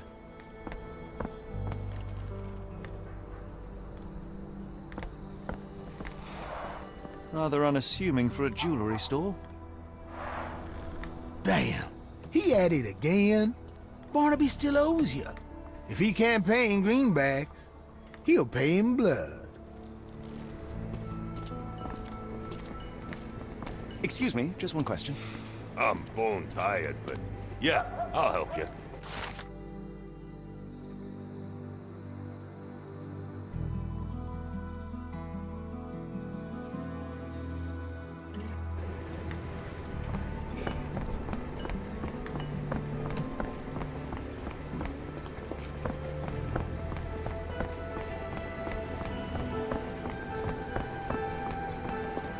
This place has a Spartan charm, does it not?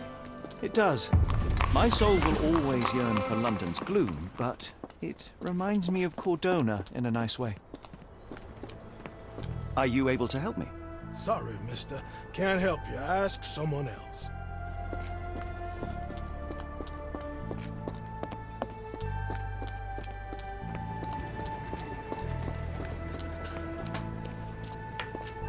Barnaby, unconscious but with his eyes open.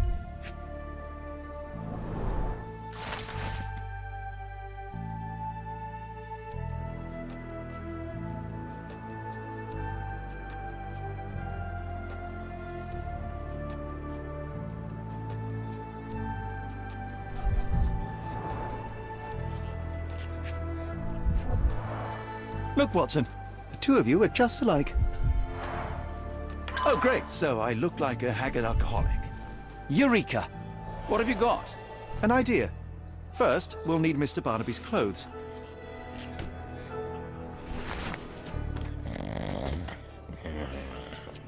Holmes.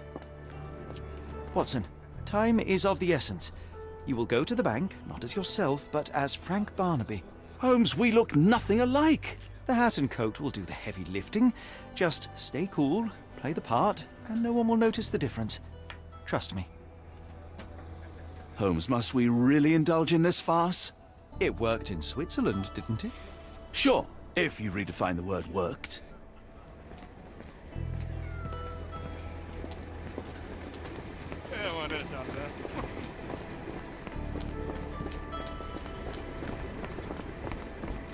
Where's my cash, Frank? In the bartender's tip jar?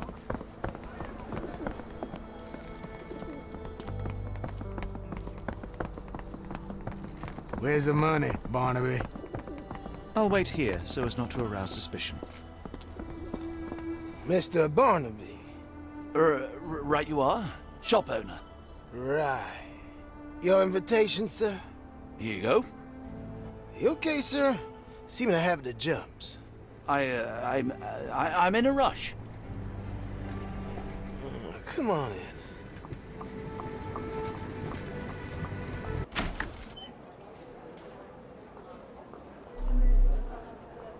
Heavens, I never seen gems so big. I simply must have them. Sorry, I'm just dealing with another client's request. Please wait a moment.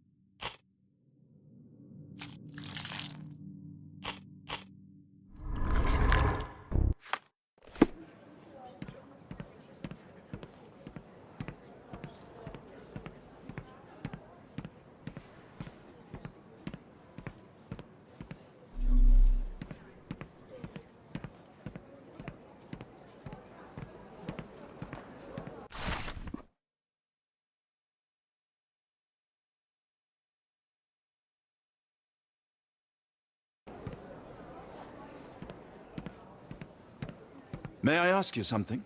You better ask someone else about that. I know. Exciting, ain't it? I'll be right with you.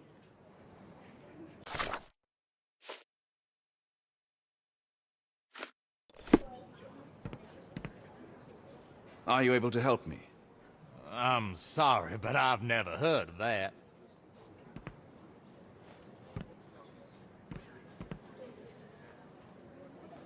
Could you help me? I don't want to disappoint you, but I'm clueless.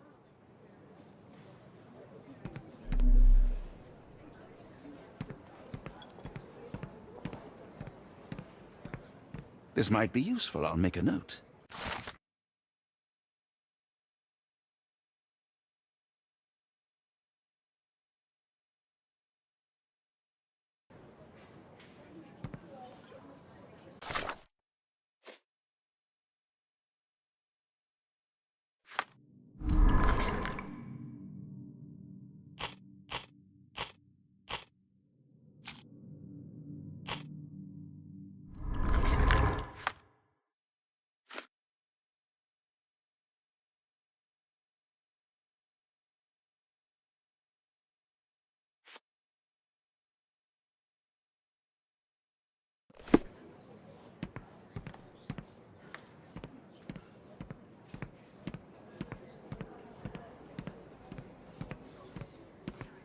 Morning, sir, and welcome to the E.W. Gray Banking House. The auction will begin shortly.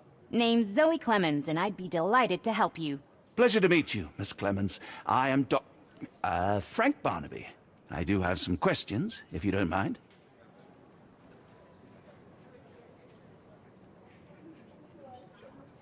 These gems are rather curious.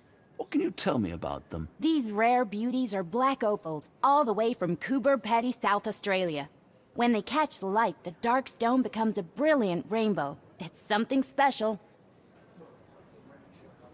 Forgive my curiosity, but who was the previous owner? Sir, I ain't at liberty to disclose them details. It doesn't say where these stones came from. No provenance, no previous owner. I'm starting to suspect they were illegally procured. What? We would never. I can assure you these gems were bought from one of New Orleans' most upstanding citizens, a philanthropist no less. If you would like to know more, I could get my manager. You old dog, Barnaby. Didn't think you'd sober up for the auction. An hour ago, you were 3 sheets to the wind. Oh, you know, I hold my liquor better than most. And the auction was an important business opportunity. An important business opportunity? Ha! What have you done with the real Barnaby? Well, maybe I'm drunker than I thought, mister. Mister? What's wrong, Frank? You're looking pale. Don't you recognize your old pal, Grub?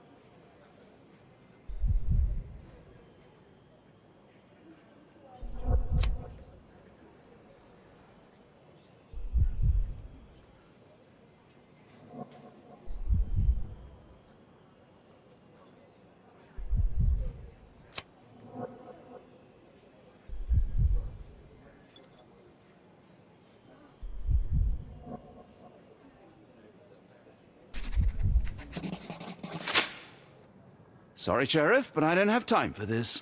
Now, Frank, when I'm talking to you, everything else waits. If I want to talk, you talk. If I say jump, you say off which pier. Do we understand each other? Yes, sir. Good. Now, while I have you, there's the matter of your outstanding fines. I've been more than reasonable, but I'm afraid the bills come due. Fines? Right. I'm afraid I don't have anything on me. That's funny. Ain't you at the auction? I weren't born yesterday, Frank. Now, assault, battery, disorderly conduct, that's serious stuff. You got off easy, but if you don't pay up, things get a whole lot worse. Look, Sheriff, I'm not actually... Whoa. Think careful now, 'cause Frank Barnaby only owes us cash. But fraud, impersonation, that's weasel behavior. And you know what we do to weasels round these parts. Feed 'em to the gators. So, Frank, what's it gonna be? Here's all I have. Mighty fine of you. The people of this parish deserve peace. They don't take kindly to visitors. Don't miss that boat tomorrow morning, Doctor.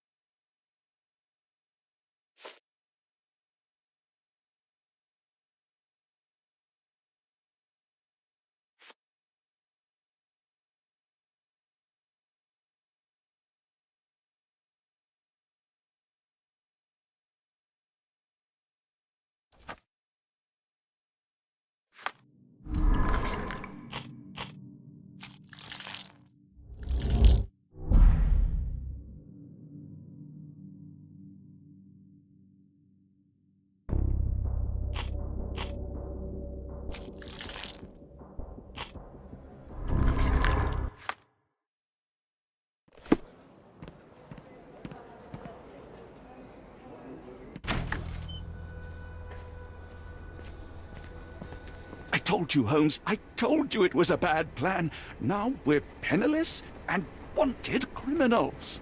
Hysteria gets us nowhere, Watson. Tell me what happened.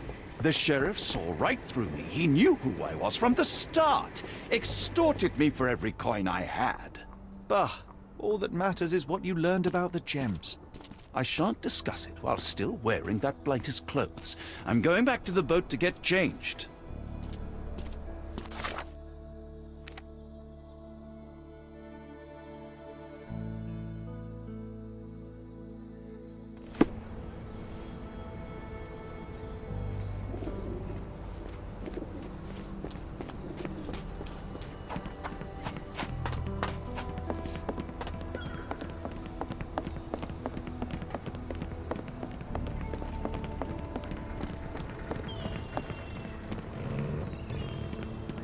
No, no! Was that your luggage again? I don't understand. We just got it back in order.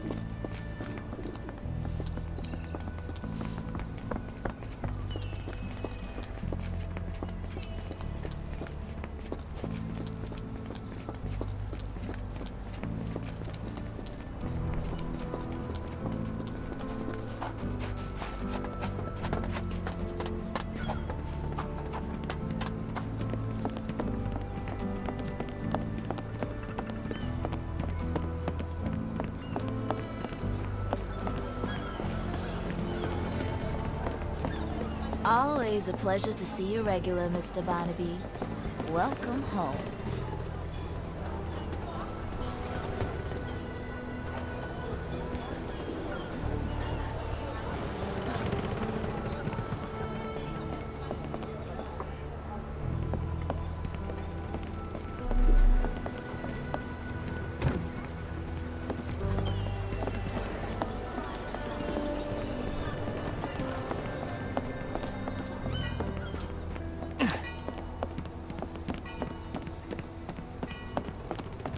A pox on the crew. A pox on the crew. It was like the luggage had legs of its own. Oh, Mr. Pratchett will have my head.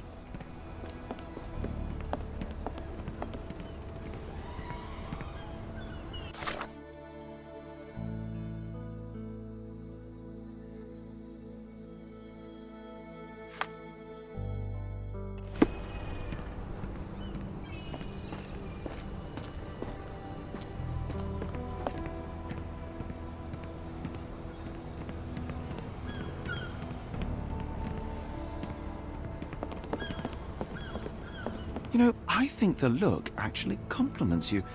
Why bother changing it?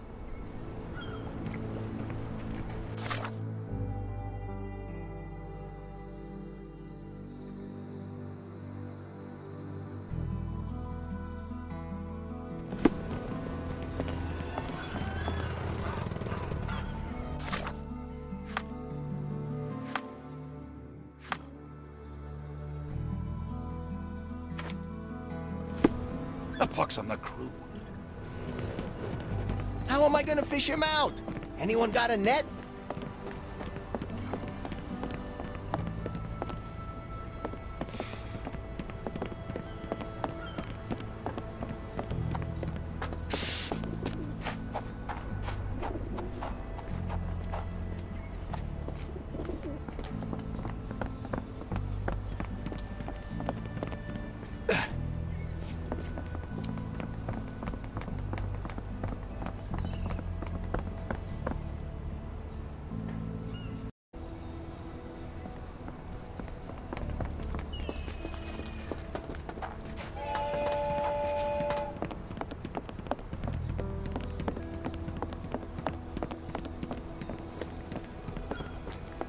I know how this looks.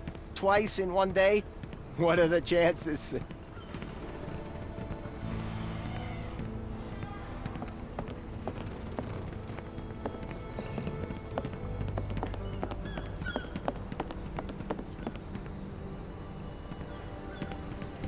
Oh, bollocks, now our clothes are in the bloomin' water.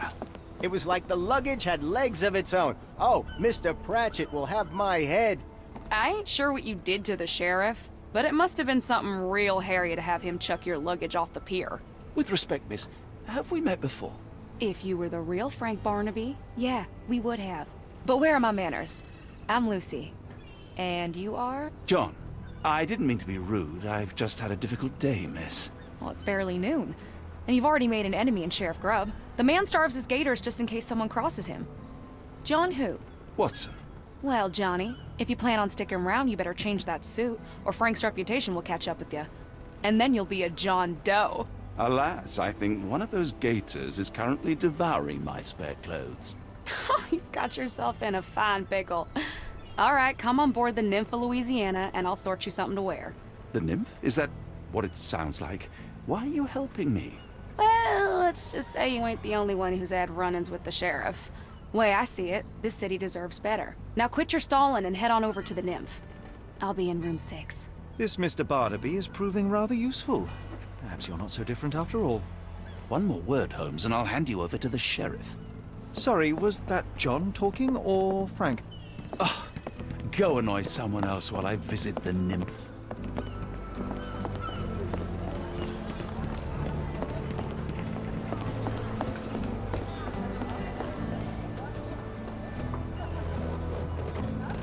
Well, look at you.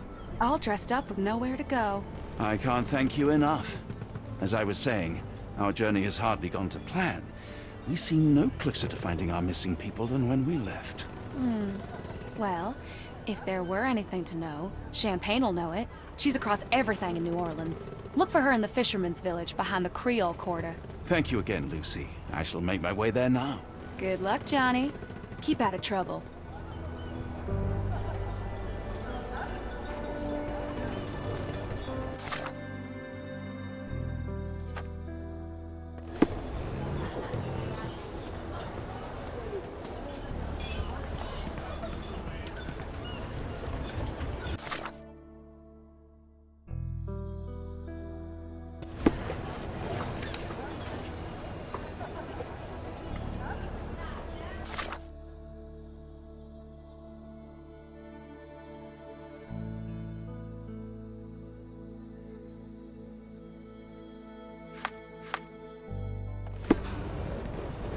Ah, forgive me, Watson.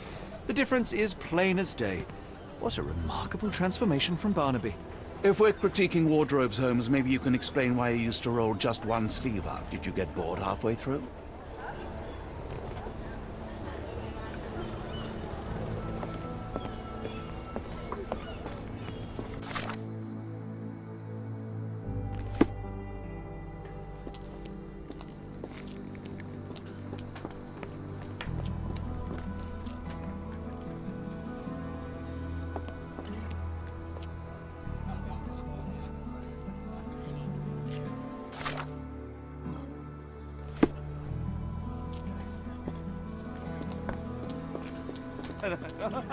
Are you able to help me? Oh, I've heard talk.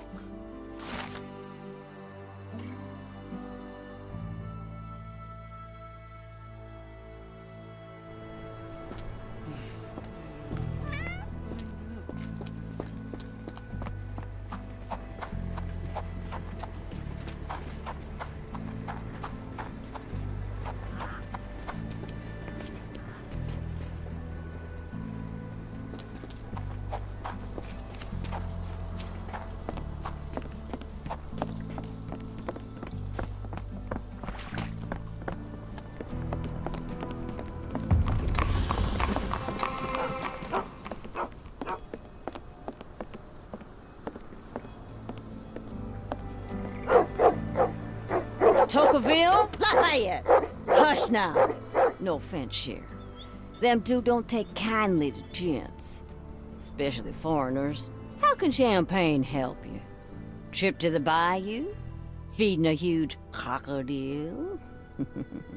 Some other time, perhaps. Word has it you know everything that goes on round these parts. Maybe. Maybe not. What you want to know? The bank in town recently purchased a valuable collection of gemstones from a wealthy man. What do you know of it? Sure. I hear everything. This time I tell you for free. Next time, you pay. Thank you. May have been 1, 2 weeks ago. Rich man's butler sold him some black opals. And this rich man is? Don't know his name, only that he from the French Quarter. Folk back in town could take you there. That's all I know. You need a boat? I hire 'em out for dollars. Or a bottle of you-know-what. Thank you for the offer and the help.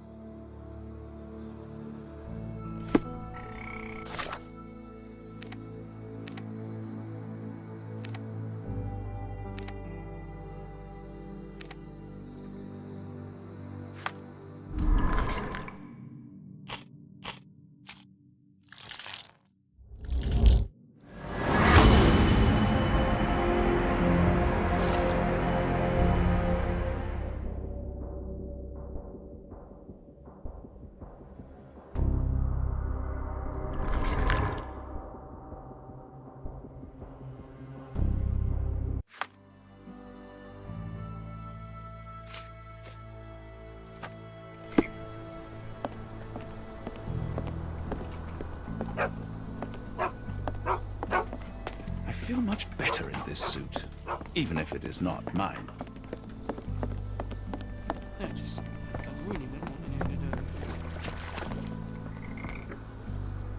Help me, please. I've heard about that. Let me tell you.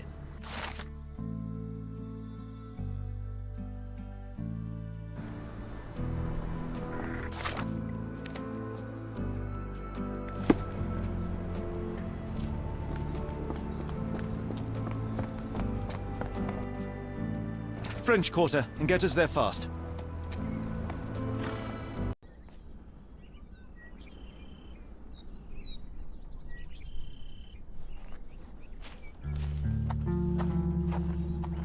You know, Watson, the opulent mansions and stifling heat remind me of my time in the Mediterranean.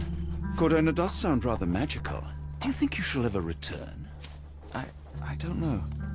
That place was home to some of my greatest memories and some of my lowest moments.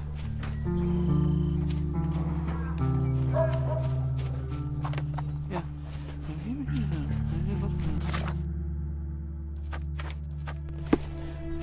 Can I ask you a question?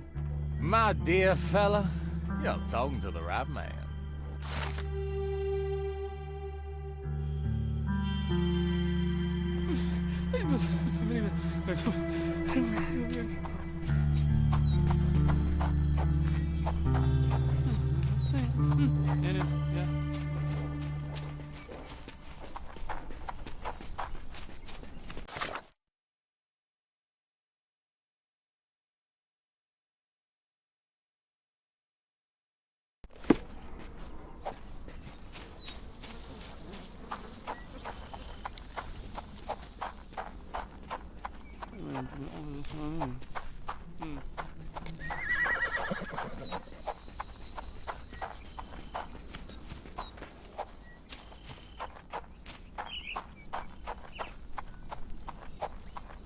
Lord help me.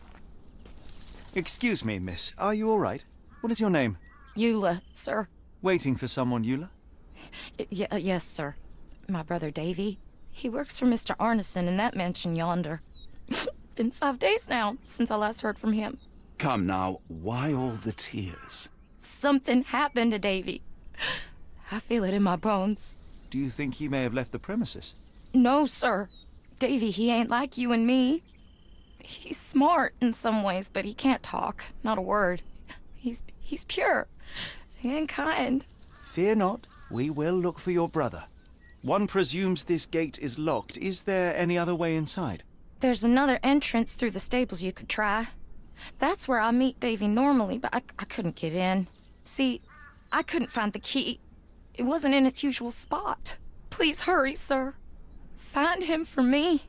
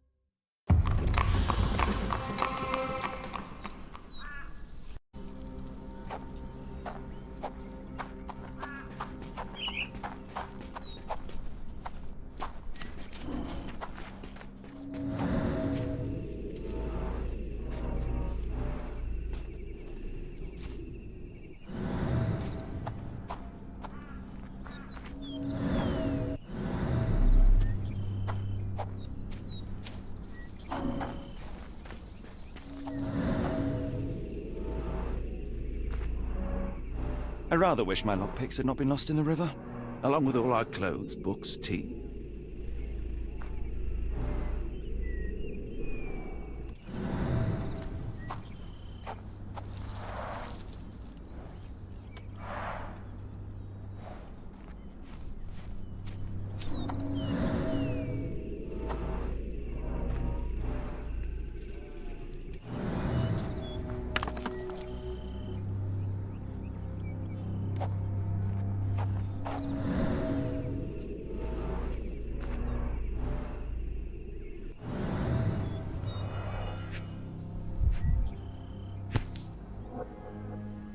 This must be the key to the stables.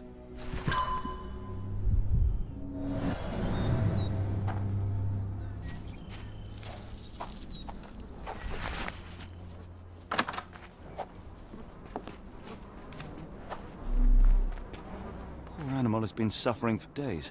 It's dehydrated, Holmes. Without water, it will die. Mr. Arneson's cab is still here.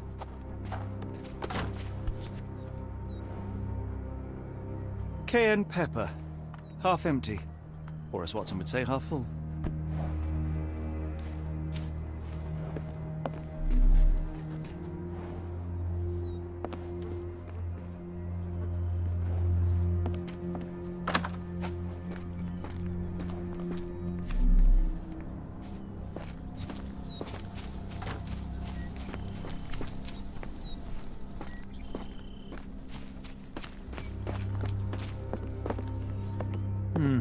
No way in. So quiet. Yet I doubt there was peace around here.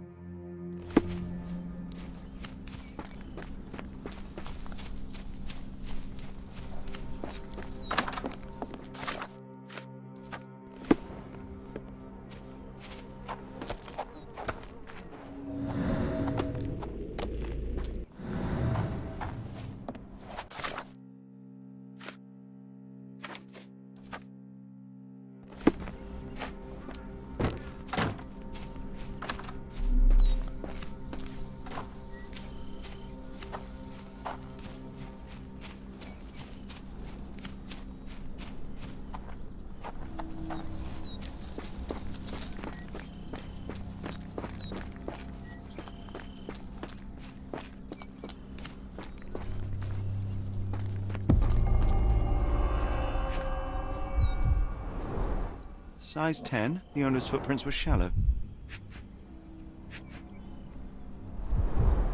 Size 10. The heels were sinking into the ground. Look here, Doctor. 2 sets of footprints left by the same person, yet they vary in depth. What do you conclude? Perhaps they arrived empty-handed, but left carrying something heavy. Precisely. We'll make a detective of you yet, Watson.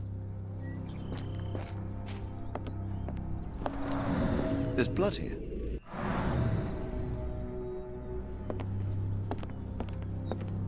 Ah! Do you smell that, Holmes? Something bad happened here. I know. Be prepared for anything.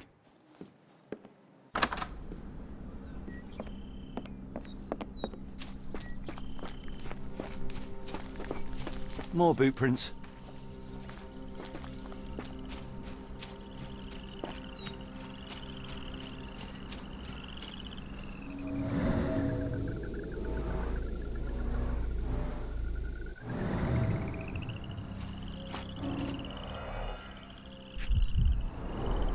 These fingers were severed with a single clean stroke, but I don't see the thumb or middle finger. Luxurious shoes, size 9.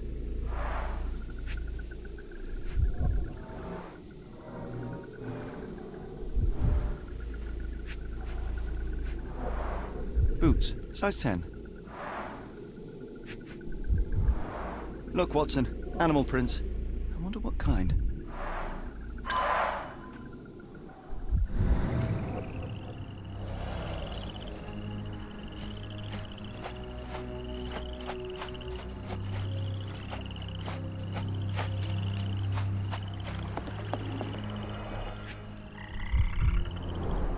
A scrap of silk, soft and elegant.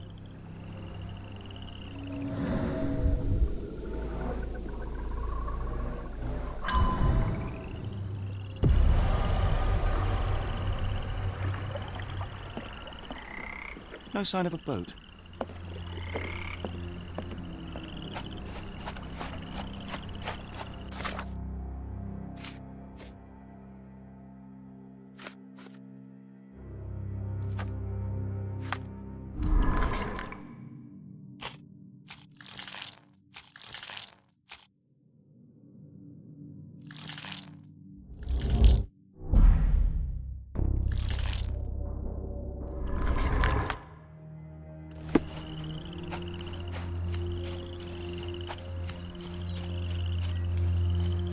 More boot prints.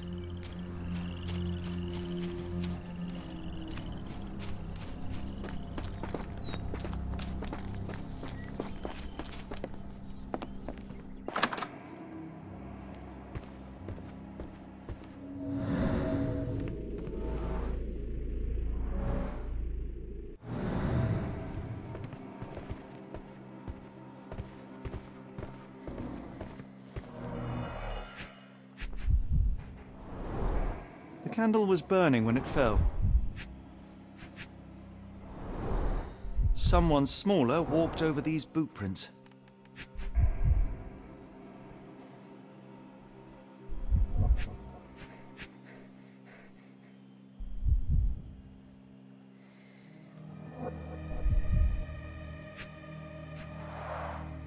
A trail of wax leads to the door.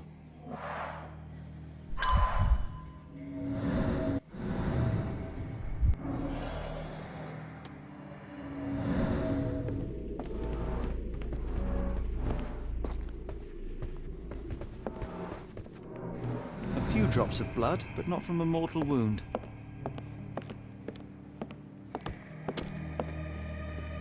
Watson, would you please lend me your medical expertise? I'll do my best.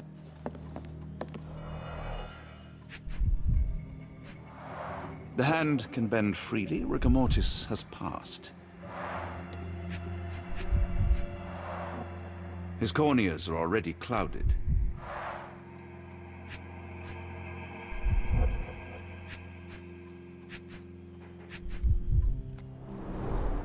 Hay on his trousers suggests a gardener or groom.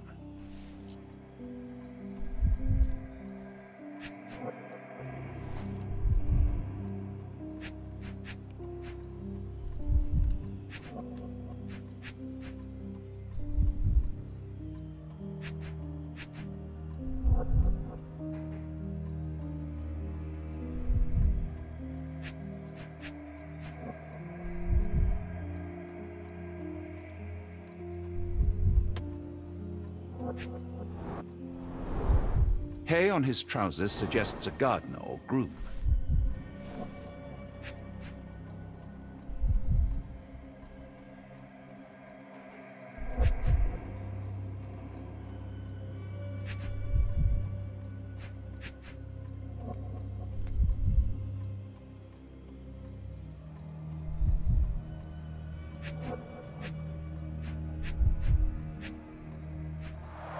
A deep stab reached the man's heart. Clean edges suggest a sharp blade, but the wound is too wide for an ordinary knife. This man has been dead for a week, the result of a sharp object piercing his heart. You are mostly right, but I would bet he died 5 days ago. Heat and humidity will have accelerated the decomposition. Someone was bleeding, but it doesn't look lethal.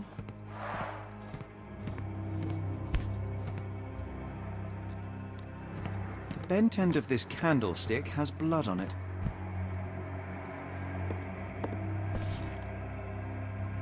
The bent end of this candlestick has blood on it.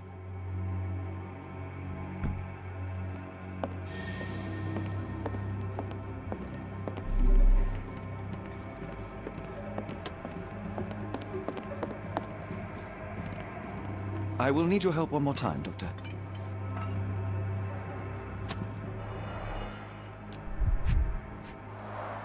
An enormous blow shattered her ribcage.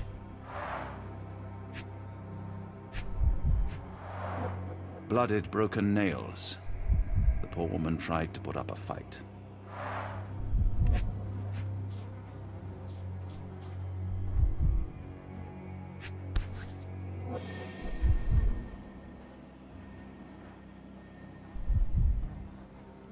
Extremely sharp and deadly. A wound like this could only be dealt by a man of incredible strength. And cruelty.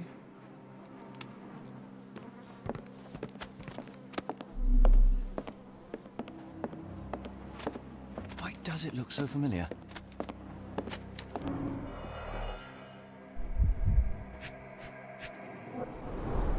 T for 2. An odd glimpse of normalcy amid the horror. A used kitchen towel.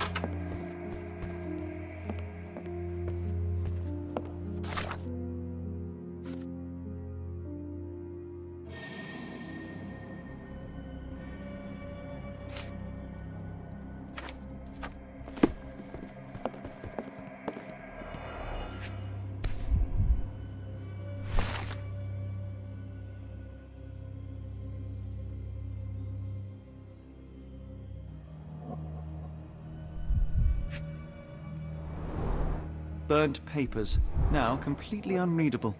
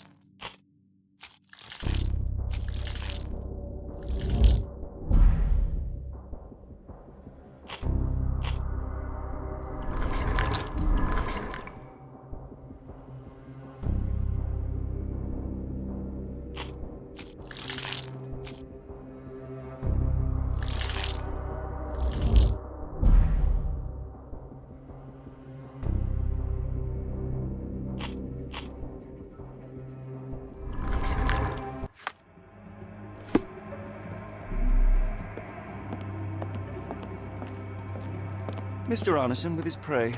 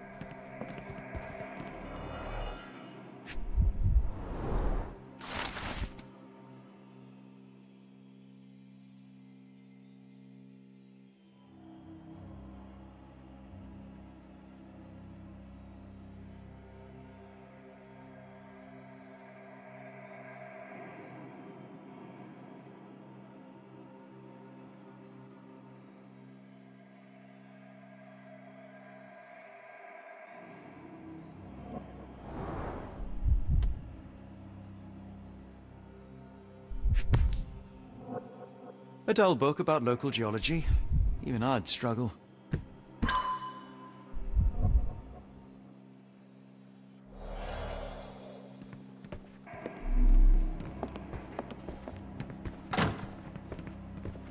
A dashing portrait of Mr. Arneson.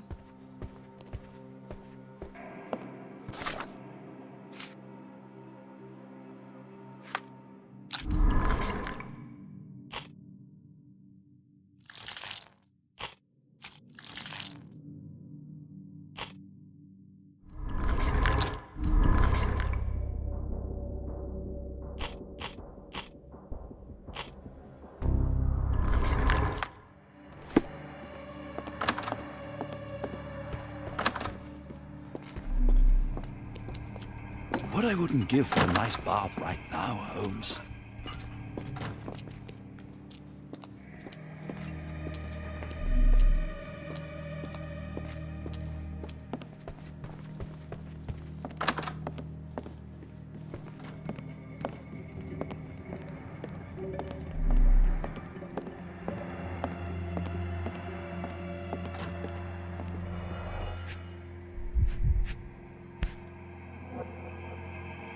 Arneson and Davy, 1881.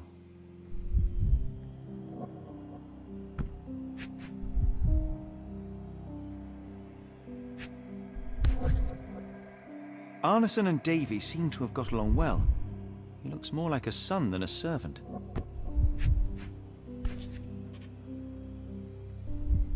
Fauna of Louisiana. Full of things that bite, no doubt. New Pied Piper. Foreigners missing in New Orleans.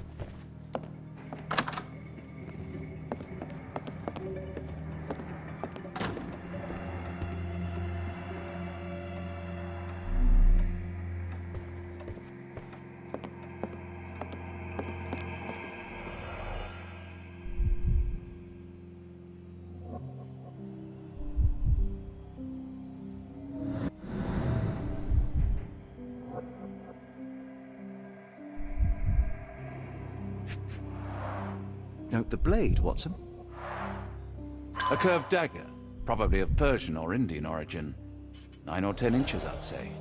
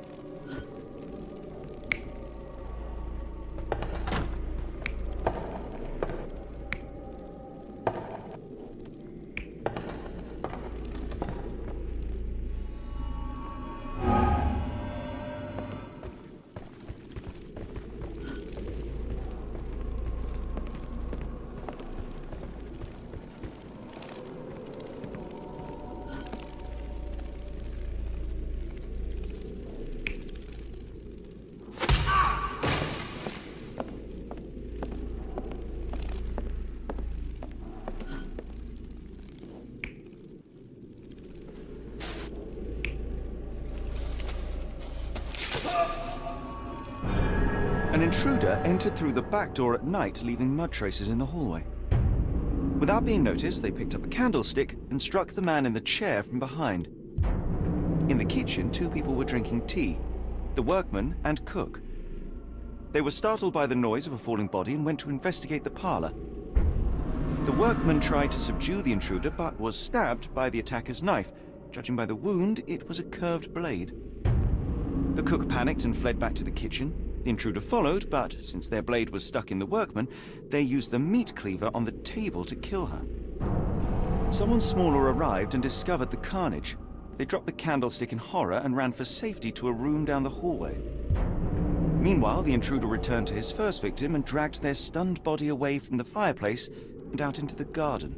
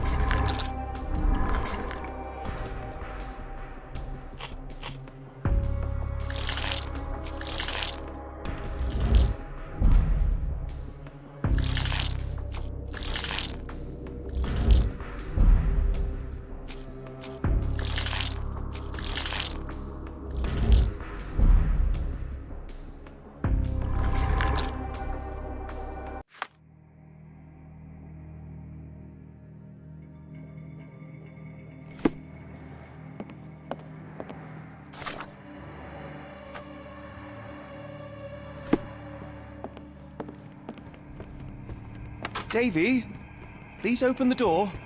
After all this, Holmes, I doubt the young man would open the door to a stranger.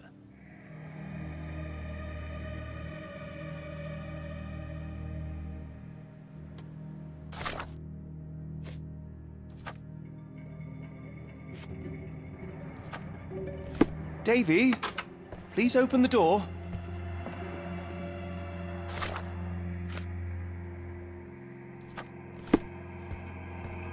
Davy, please open the door.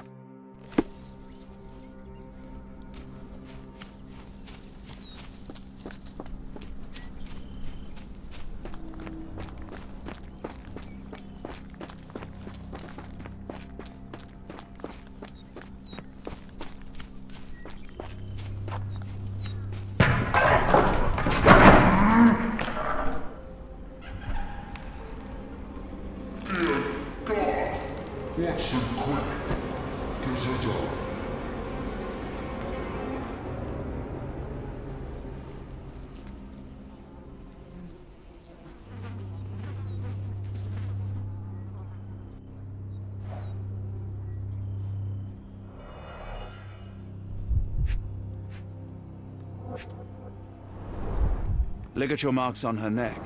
There'll be a bruise, but she should be okay.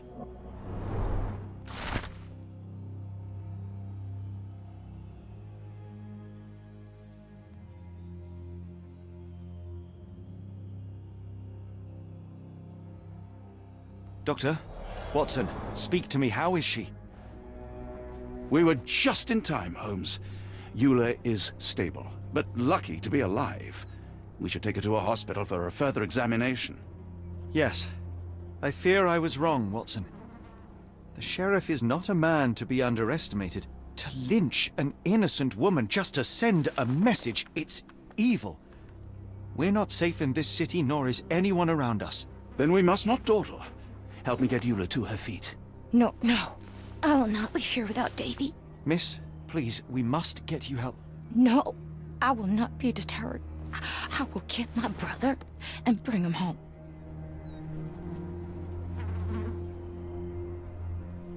If my deductions are correct, Davy lies behind this door. He ought to be unhurt, but is no doubt shaken.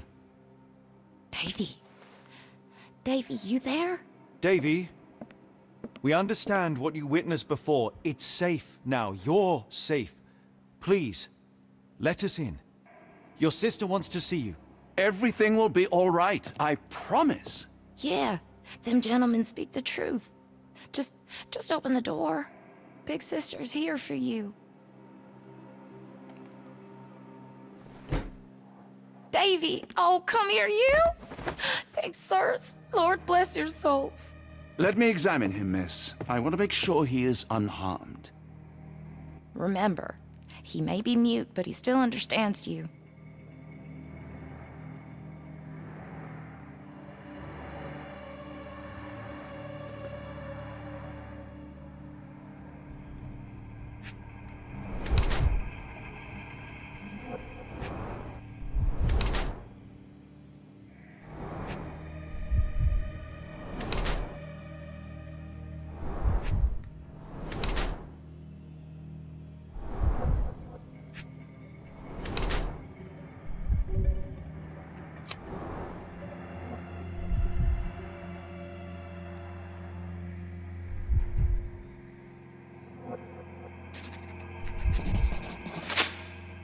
Davy seems in good health. The bruise is a remnant of that awful night, perhaps even caused by the intruder, but he is otherwise unharmed.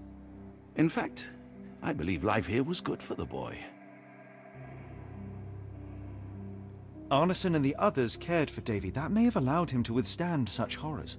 I need your help, Davy. We know that the man with the curved dagger is responsible for all this. You recognized the man, yes? The same one in the photograph in the office upstairs, standing with Arneson. Good. Please, write his name. And one last thing. The room with an image of a bell on its door may hold important answers. Do you know a way in?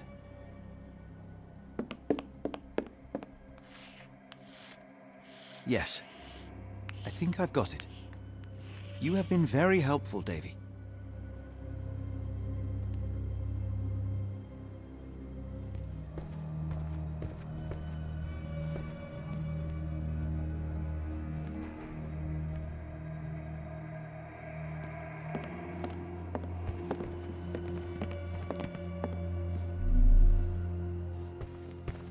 Oh, Davy.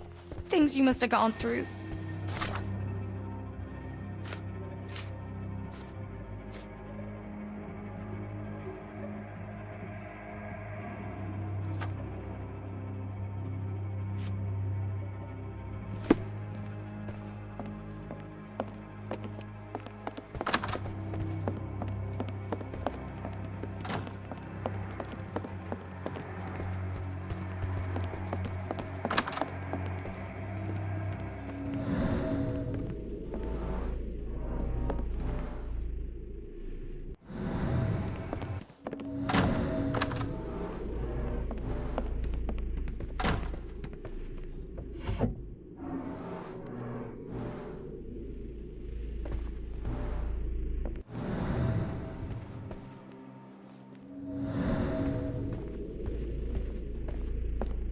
Let's take a closer look.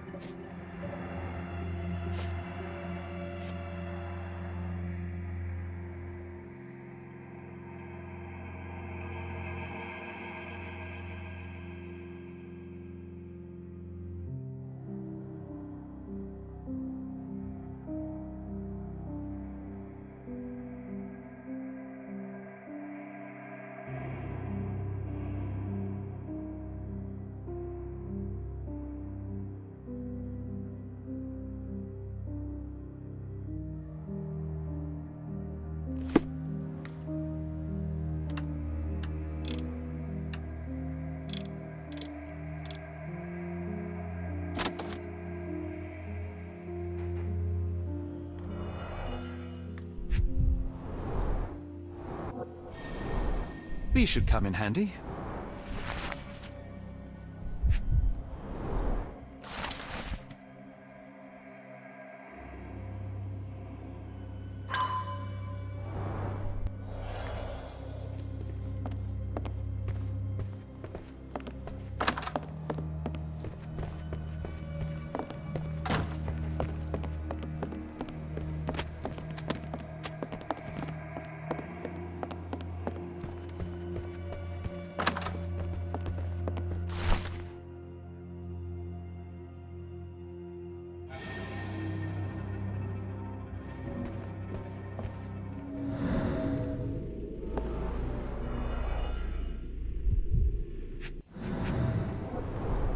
Dense and disturbing notes. It's hard to follow. The scene is impossible, unnatural, but also familiar.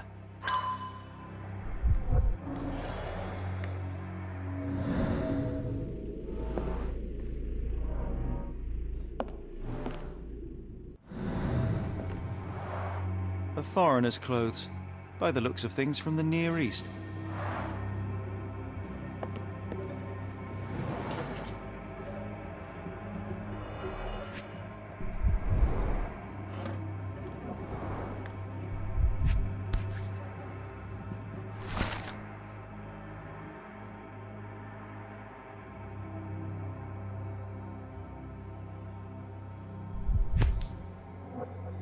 A black opal, cut and polished, easy to sell.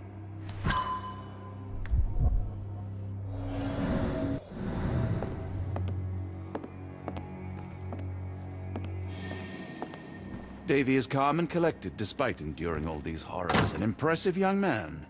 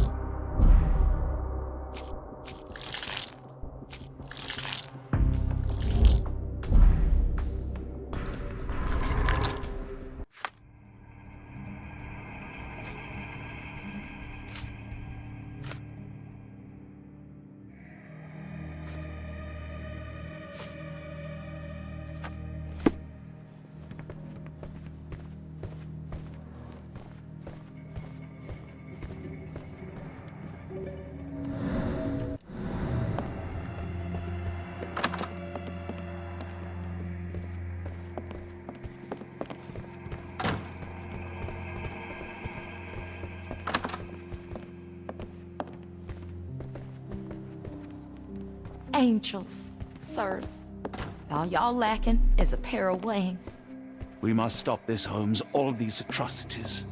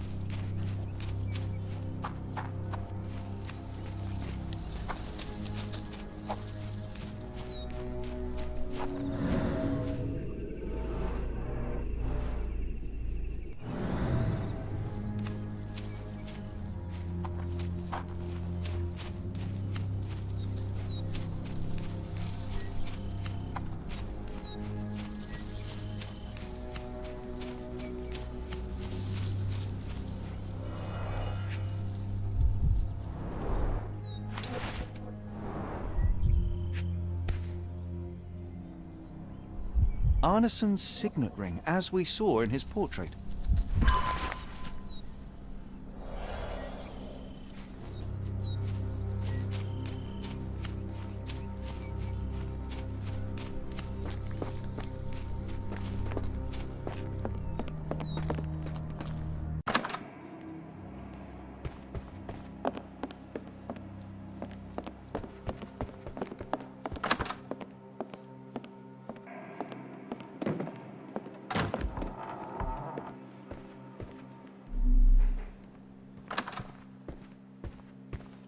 It's almost a piece of art.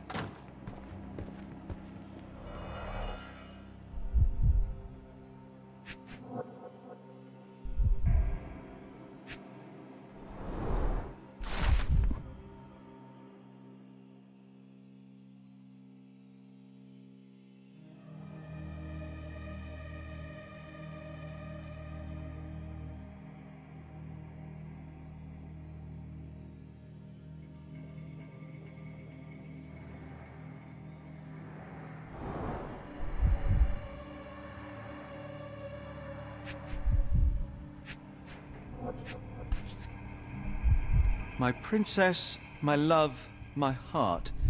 Fitting words.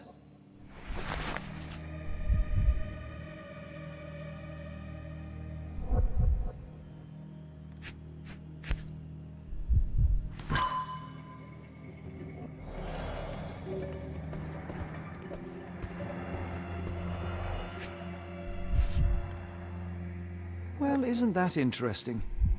Hello again, Lucy.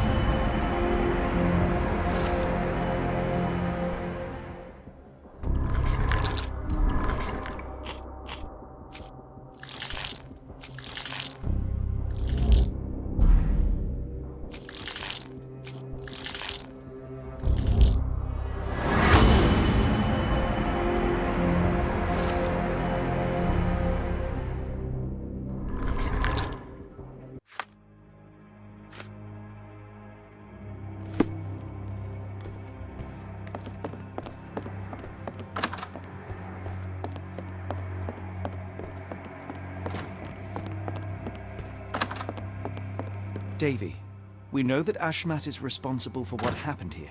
We must catch him and hold him accountable. I know that you are scared, but you are also the only one who can help us. I believe Mr. Arneson showed you a cryptic telegram that was sent to Ashmat. You are an impressive boy with a phenomenal memory. Can you tell us the contents of that message?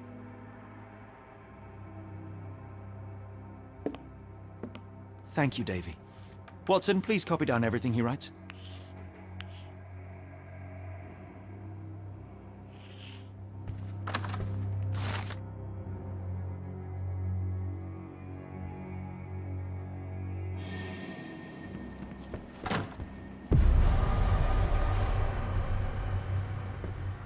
Pray you find Mr. Arneson as well, in one piece to boot. We still have to find Arneson. After all we have learnt, I fear for his fate.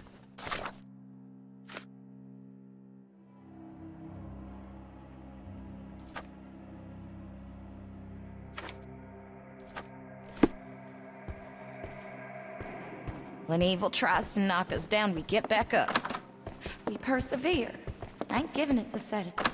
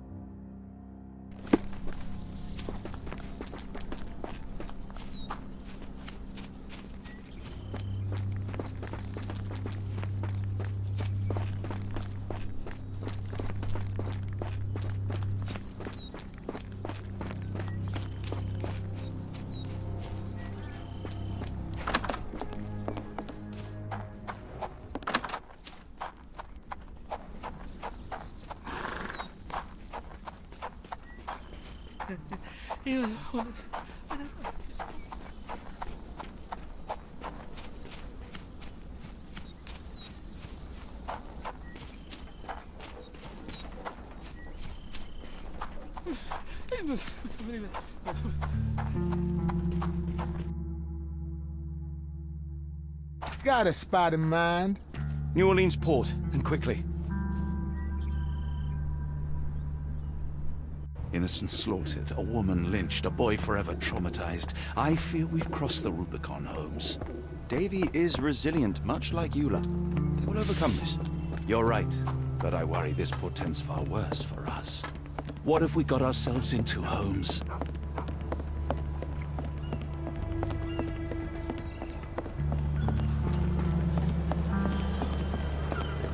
Who's your friend, Frank? We love a new face, and his is particularly lovely. Johnny boy, so how was it with Champagne? Most enlightening, thank you. And now my friend Mr. Holmes would like to talk to you too. Well, ain't you something? What can I do for you? I'm afraid I bring bad tidings. How bad? It concerns your significant other, Arneson. Arneson? Now, who said we were lovebirds? Lucy, we only mean to help. No word of the matter shall spread. What are you implying?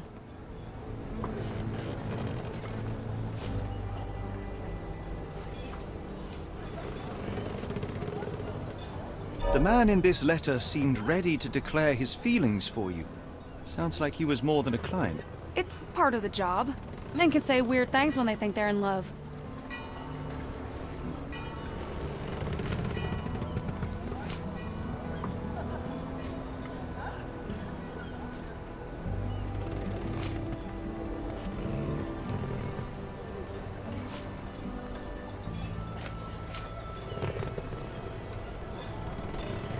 This photo of you and Mr. Arneson suggests the feelings were reciprocated. Looking interested when with the client is part of the job, Mr. Holmes. I don't even remember the man. You mean to say you take pictures with everyone? If they ask nicely. And pay.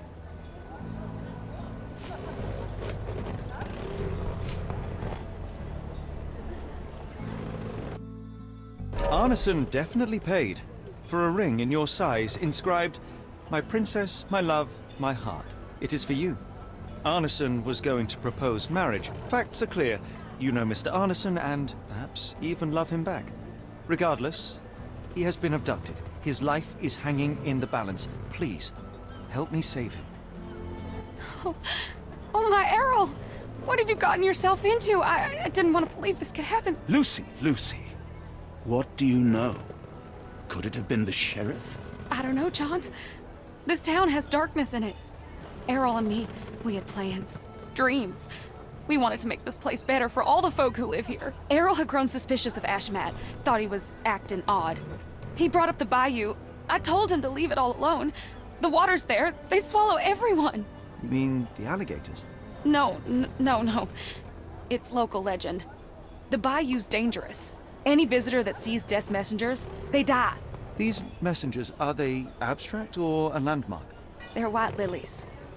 You see a path with them flowers, you turn around. All right, Watson. We must find someone to take us to the bayou. Lucy, you have our thanks. We will go and look for Arneson.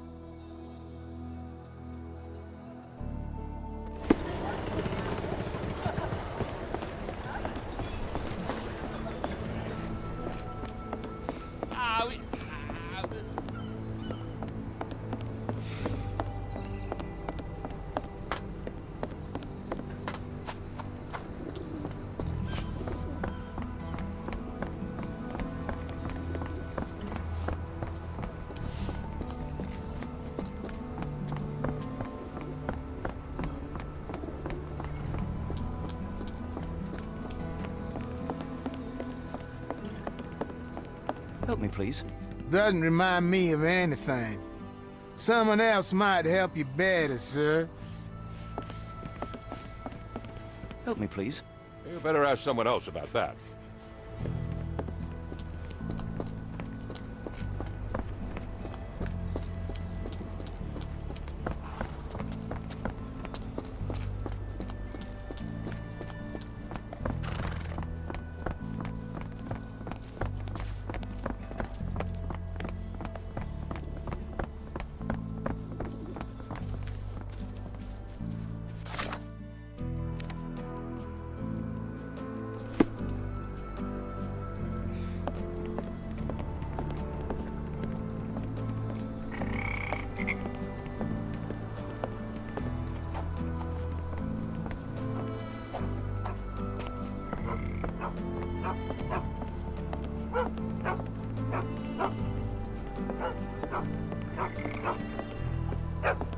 Hello again, and thank you.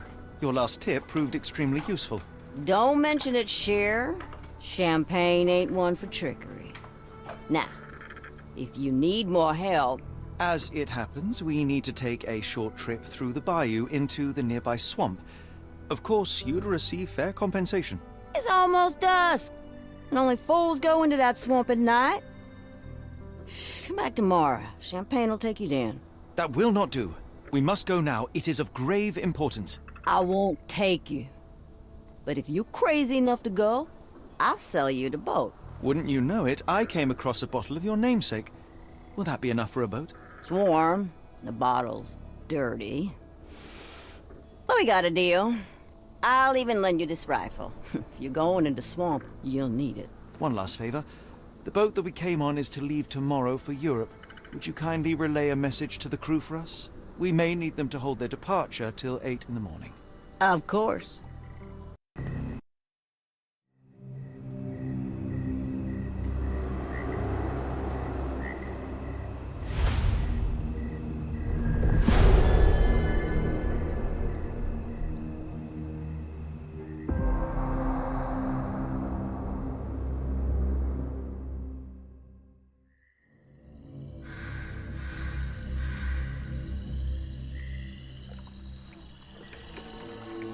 At least, in Afghanistan, we had nippy nights. It makes one yearn for rainy London. This place, Champagne, did not mince words about it. Keep your wits about you, Watson. We are inching closer to the heart of this mystery, however dark it may be. Hell's bells! I told you to stay away, Doctor. That he did, Holmes. I rule these waters. No hiding from me here.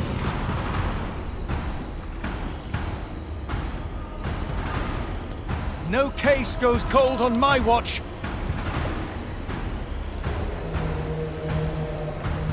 settle down, boys. Our friends are as good as gone. This is it, Watson. Our moment of truth.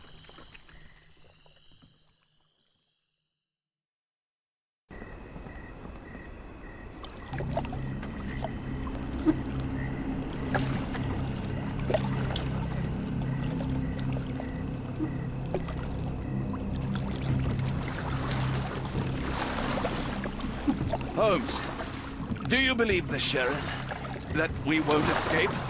One cannot be hurt by superstition, Watson. This hut has been abandoned for a long time. It reeks of damp. We're more likely to sink in there than on our boat. Let's go.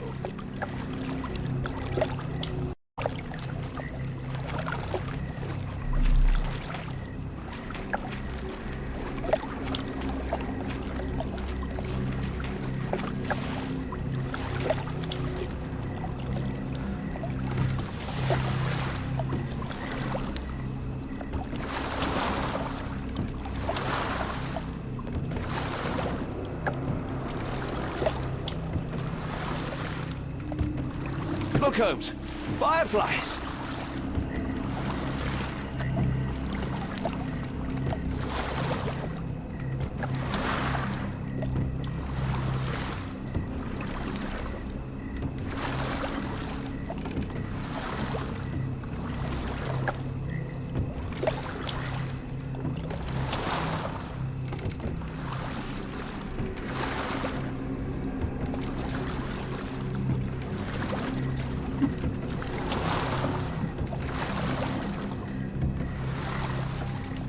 How did this shipwreck get here? Let us just ensure we do not end up the same way.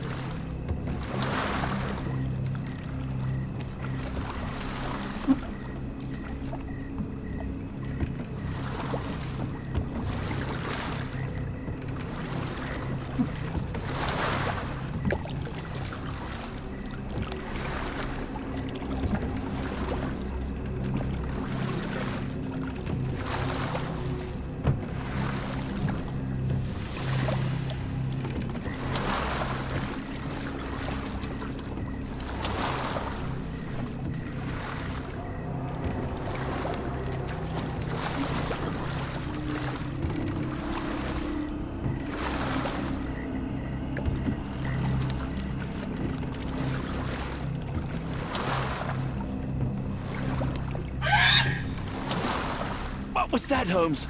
Whatever, or whoever it was, we should ready ourselves.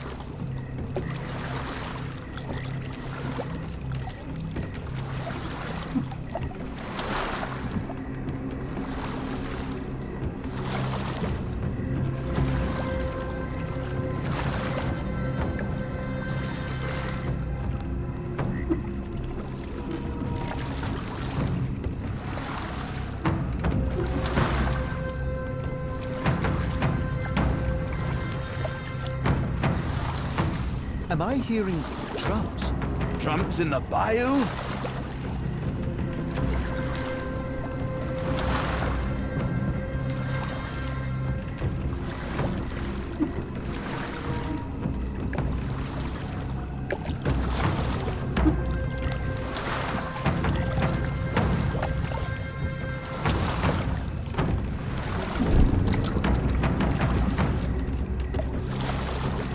Holmes? I think I heard something swim underneath our boat. Probably just a rotten log. Did you hear that, Holmes? What do you see? A shadow. Nothing more.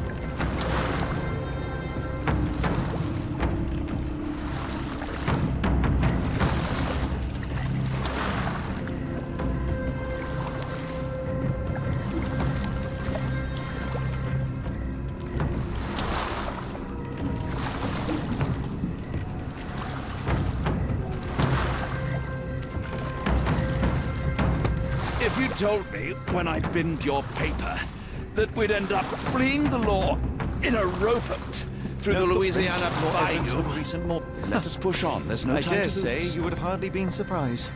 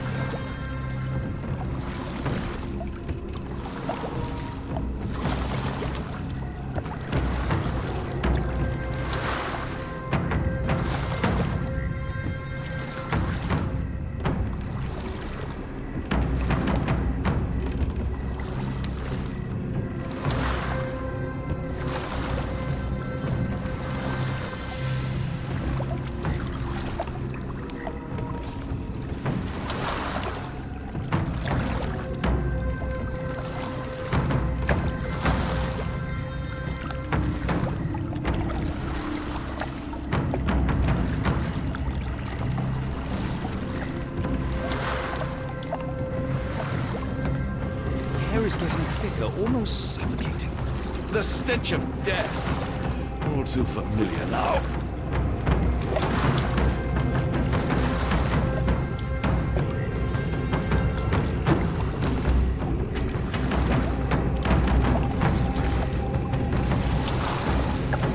Careful of the gators, Watson. It is stupidity rather than courage to refuse to recognize danger when it is close upon you.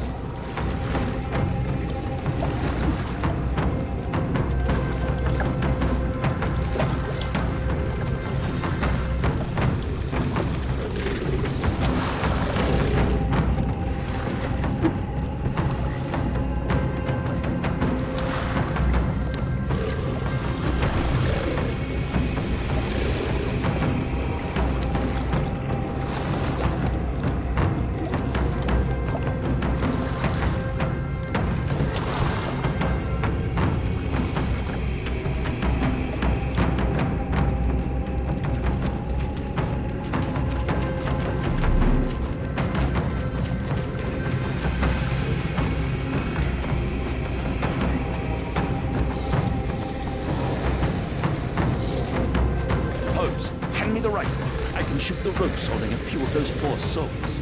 Come on, Holmes, give me the rifle. We shouldn't waste it. Watson, stay calm, but be quick. An alligator has noticed us.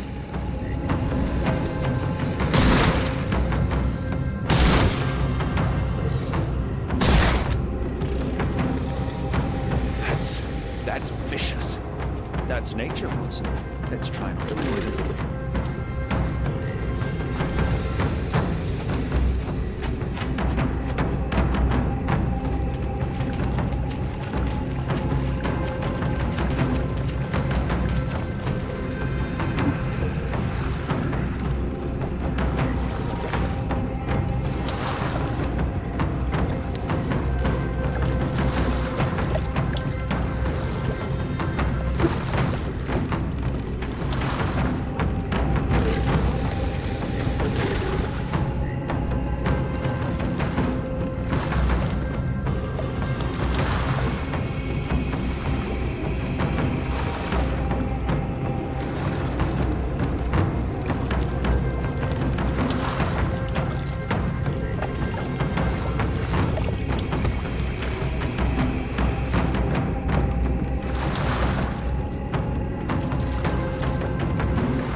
That pier looks promising. Over there, Watson. We're approaching the heart of darkness.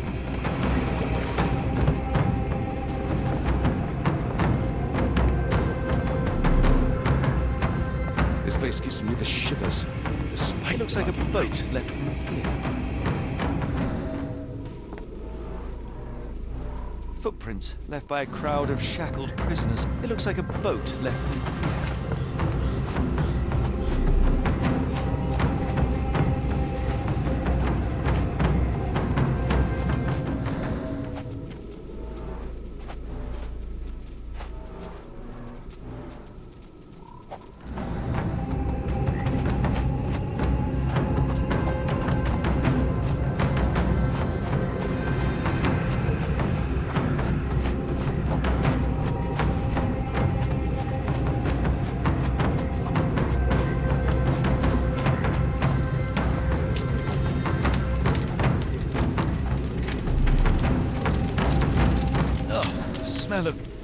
burning flesh, just horrific.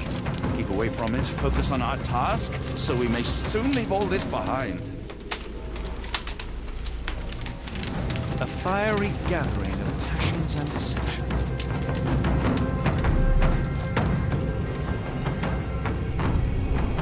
Days old and rotten. Damp and mouldy hay. The prisoners were kept like animals, slowly deteriorating under the gruesome treatment. The wood is swamp cypress, endemic to the area.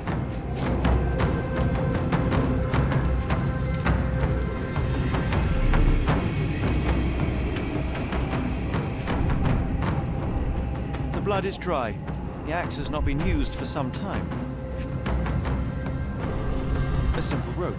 This is how those poor people were crucified.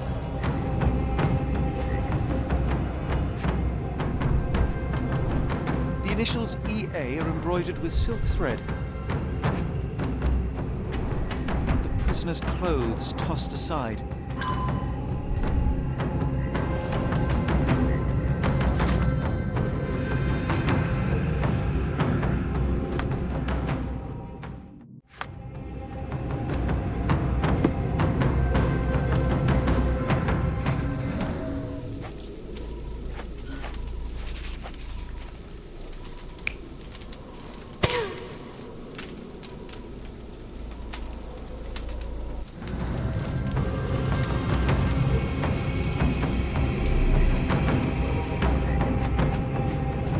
Blood was poured over someone, leaving a gruesome silhouette.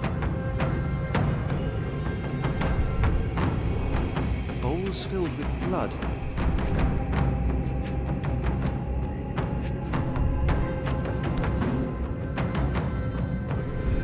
A horn blade, but clean and without blood.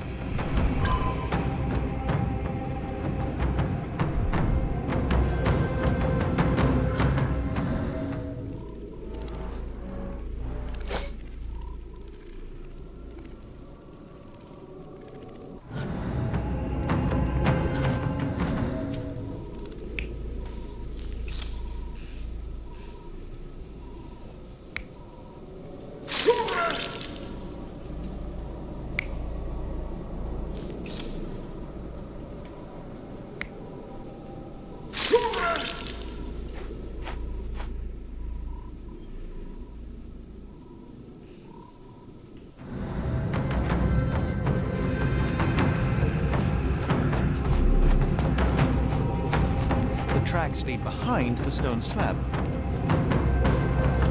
Only this indentation was spared from blood.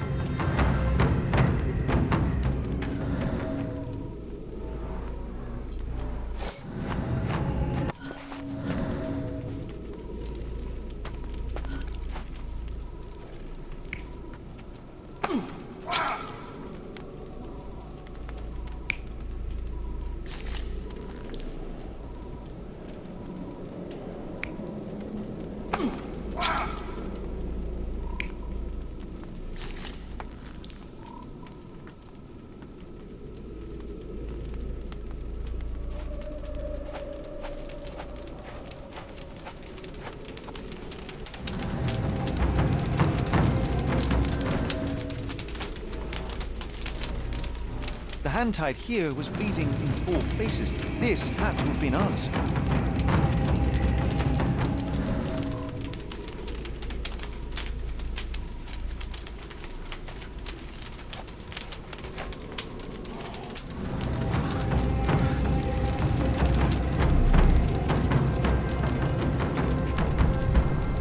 The bloody handprint on this stone lacks 4 fingers. The victim's left hand clawed at the soil. Sunken heels, the result of dragging a heavy body.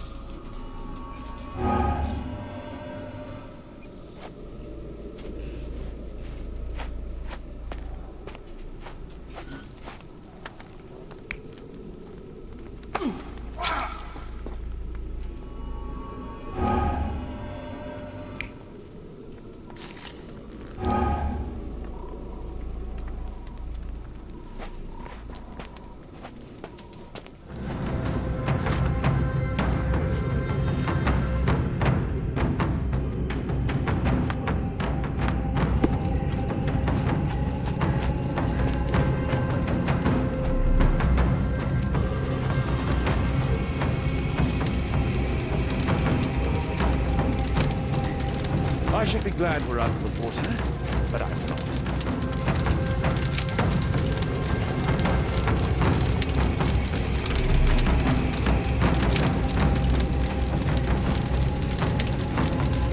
Thankfully, it's not Arneson.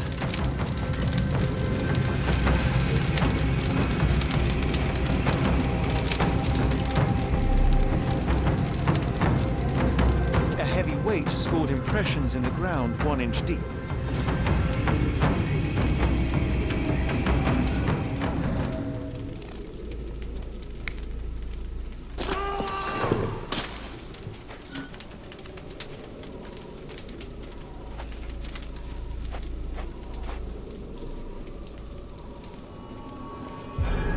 Arneson was held captive in this cage until his abductors tied him to a cross and dragged him to the bonfire. Arneson was left hanging here for a while before being freed and led to the altar. At the altar, Arneson's captors performed a ritual on him and poured blood over his head. With Arneson now prepared, he was escorted to the sealed entrance. They used the mechanism with an indentation to open the passage.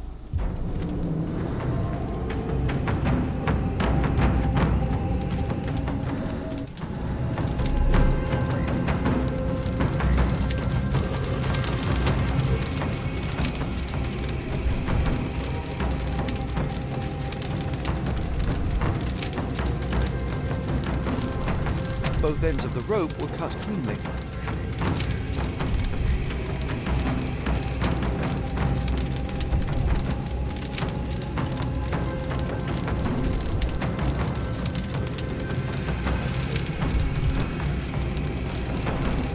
It's a lot of blood, but probably not enough to be fatal. The captive was dragged through hell.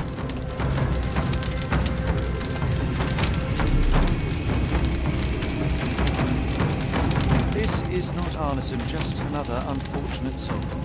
Thankfully, Arneson isn't among the dead.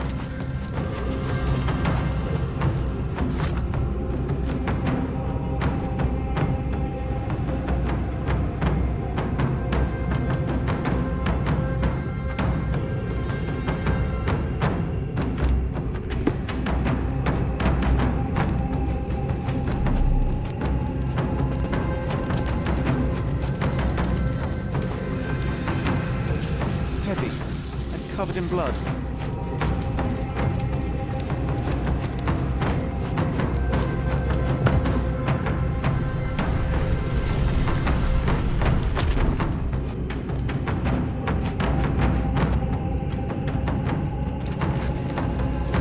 Darn it. Something is wrong with my lantern. Give me a minute. I won't wait for you. I'm going in.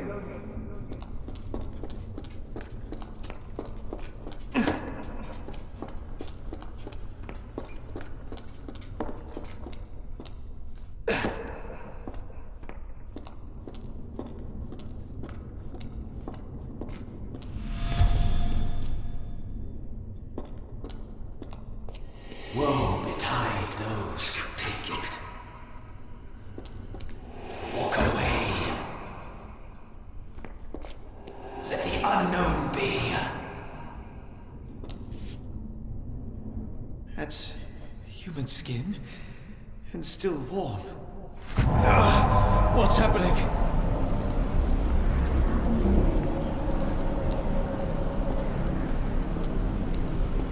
Deja vu, and not in a pleasant way.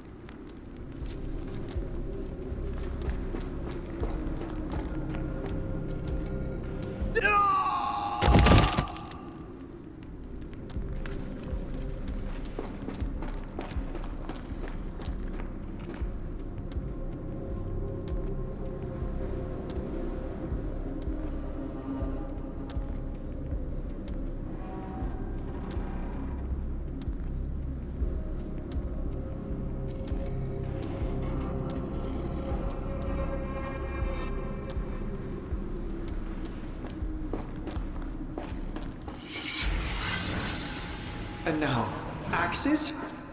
What on earth for?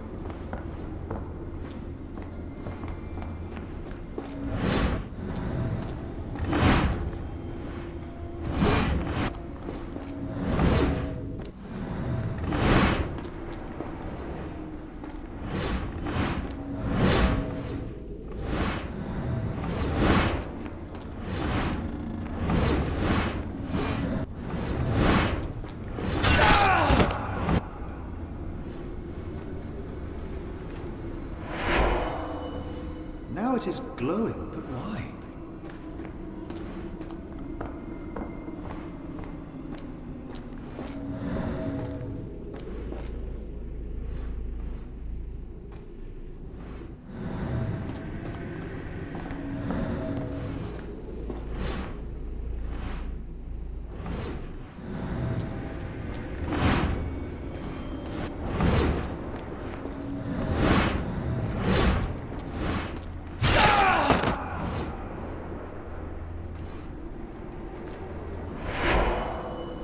There's that glow again.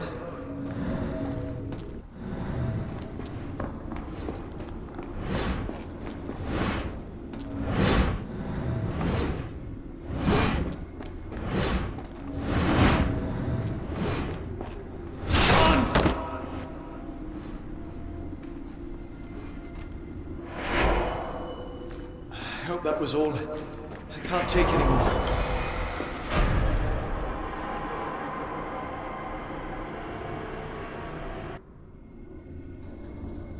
At last, the lantern's working again. Holmes, I'm coming.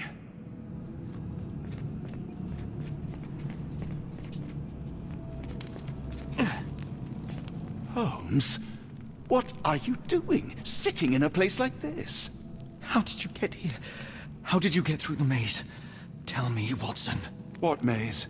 I walked straight up to you. You saw me. Do not lie to me, John. How did you get out? Sherlock, what happened? Are you feeling all... Oh, heavens. Is that Arneson? Why didn't you mention him? Stay put. I must check if he is alive.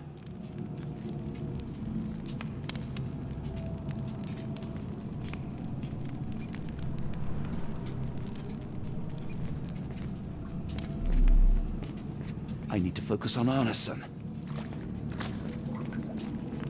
The unknown, beckoning, great one, lightning!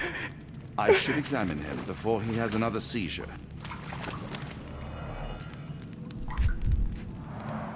Blunt trauma to the cranium, dilated pupils, lips moving without a sound.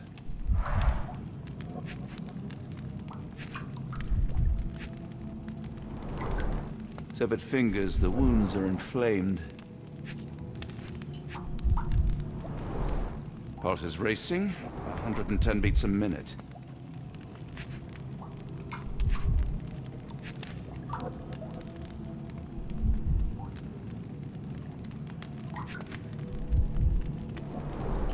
Cold sweat. 2, no, 3 ribs fractured. Arneson is delirious after all he's endured. We can't get him to the boat in a state like that. It's dangerous to us and him. Please tell me there are no evils inside Arneson. Pokeweed berries, though they appear harmless, the whole plant is lethal.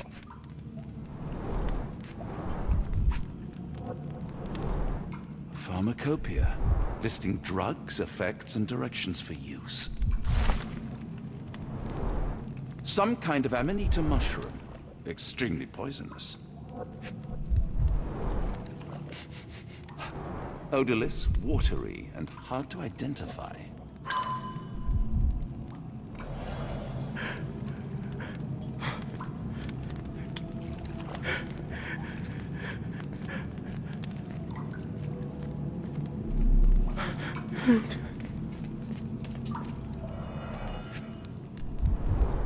This is Dwale, induces sleep and relaxation. Salvia divinorum, provokes visual hallucinations. A gluey decoction. The smell is herby but sharp. It appears burnt, judging by the color.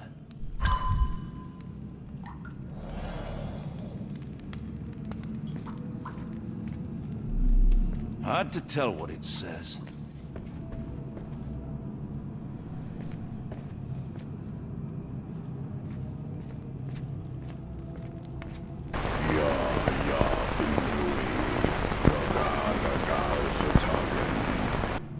I just need a second, John.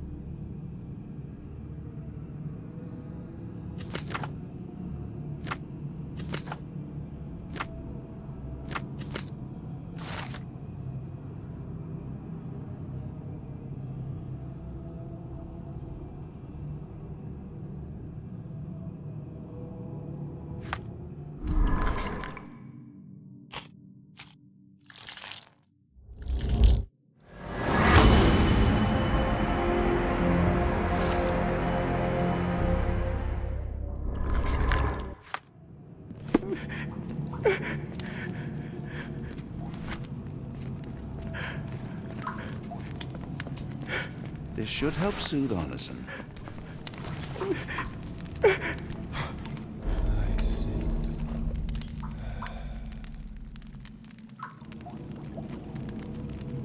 I need some fresh air. Yes, please go. I'll be right behind you with Arneson. Perhaps you can prepare the boat.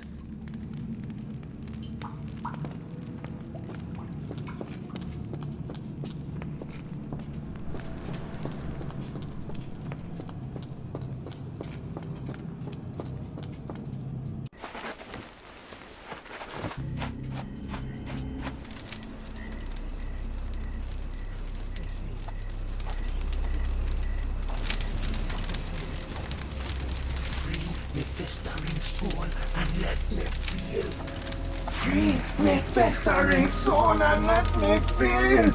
Eyes without purpose and now see the truth. Tear me mind from me flesh, score me festering soul. Phantoms of nothing, we are born to die, filth in the eyes of our eldritch lord. Free my festering soul and let me feel. Oh, please, I wish to return. Free me, let me return. Free me and rejoice. Eyes without purpose, I now see the truth. Tear my mind from my flesh. Holmes, are you all right? Here, let me help. I'm fine. Holmes? Sherlock! What the hell were you doing? He almost killed you. I don't... You're right.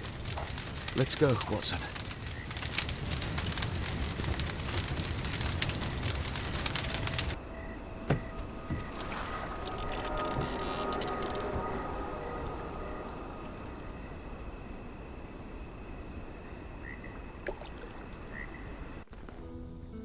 Bon Dieu!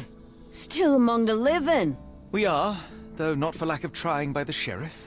Well, he'd been telling people you died in the swamp despite his trying to save you. Crooked man. Through and through. Wait, is that Mr. Arneson? Yes, but he's not well. Do you know Lucy? Belle from the Nymph? That I do. Please bring her here. Mr. Arneson needs to see a familiar face if he's to have any chance of surviving. Power of the heart. I get you. Wait here. Errol? Oh, Errol! Reckon we should give him space. Farewells are painful.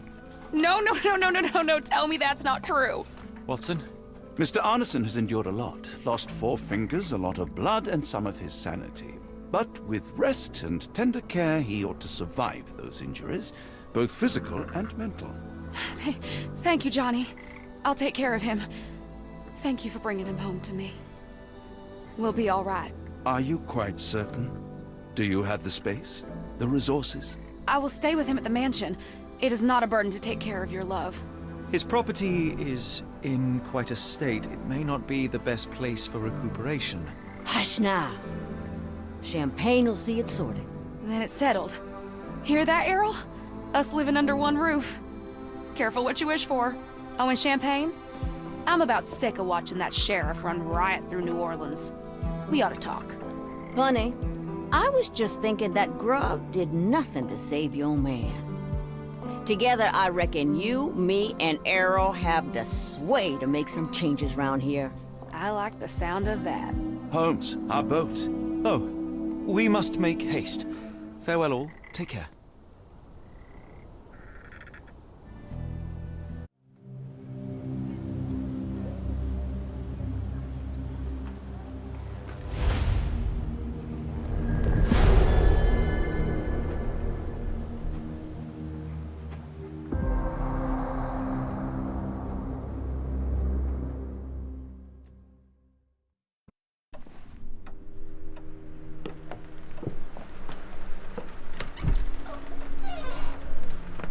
Who's there? Who do you think? Let it be known that I'm handy with this revolver. Nonsense, Dr. Watson. As I understand it, when faced with the imperative to defend oneself, one's comrades, and one's nation, You fled. Aren't you going to introduce us, Sherlock? Watson, meet my brother Mycroft, the Queen's best boy. This is a grim augury indeed, for wherever Mycroft travels, tedium surely follows. In contrast, of course, to Sherlock, a man whose obsessive pursuit of the trivial tears through the most carefully laid plans like a hurricane. Do you have any idea what you have disrupted? Your ego is inflated as much as your waistband. What word comes to mind? You work for the government? International trade is a delicate beast. Your antics and Edelweiss have jeopardized one of the Crown's richest relationships. Oh dear. As rich as all the butter you've been slathering on your bread? We need your help. What? There is evil afoot. Strangeness and savagery like I have never seen. Something otherworldly festering in the dark beyond our reach. We have seen things that defy explanation. Mystic forces, magic. You must help us.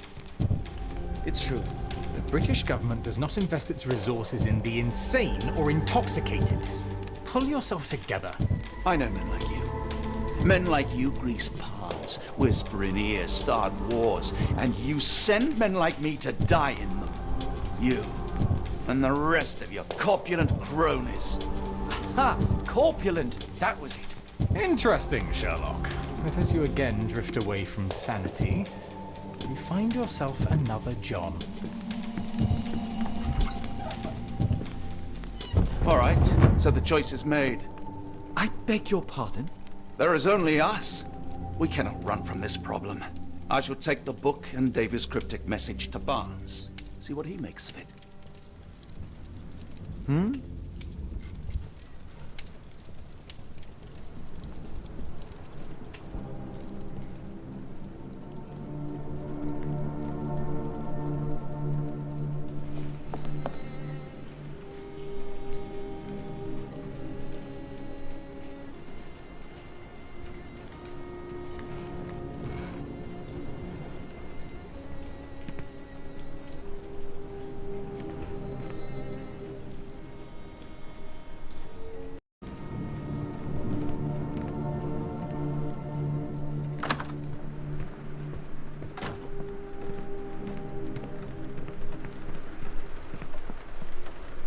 Another sinking near Scotland. By the Strand for all the details.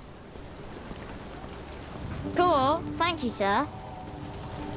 Just back from a trip, Doctor. You look exhausted.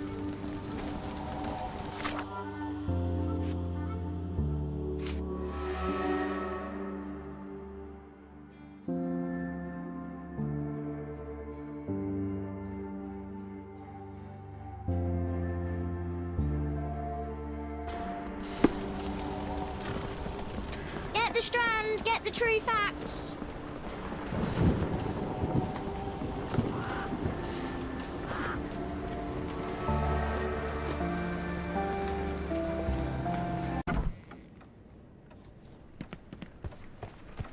It has been a while, Barnes. Dr. Watson. Indeed it has, and good to see you as always. How can I help? Barnes, does Stevenson's guiding light mean anything to you? Well, my mind first goes to Robert Louis Stevenson, an up-and-coming author. I've been following his work in the periodicals. Interesting man. I take it his literary pursuits are somewhat of a deviation from the family business. What makes you say that? He wrote a poem. Let me see if I have it still. Yes. Say not of me that weakly I declined the labours of my sires, and fled the sea, the towers we founded and the lamps we lit.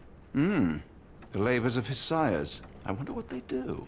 I have a book on great British families. If the Stevensons have achieved anything of note, they will be in there. Please, feel free to take a look. It should be on the shelves to the right. Much obliged. Last time we met, you mentioned your knack for translating occult texts. I was wondering if you could help me with this book. Certainly, Goodness. Where on earth did you procure this grimoire? That's a long story. What do you make of it?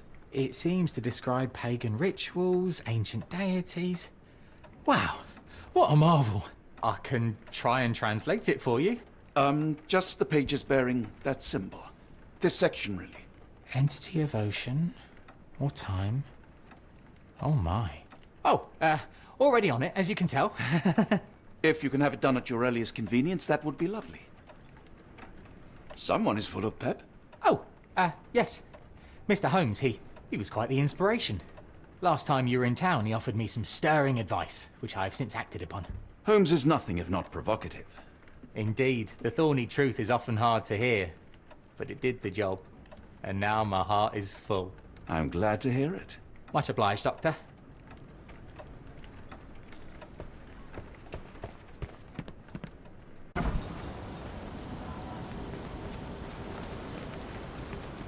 Dr. Watson, how nice to see you, despite the inclement weather. At least my flowers are enjoying the rainfall.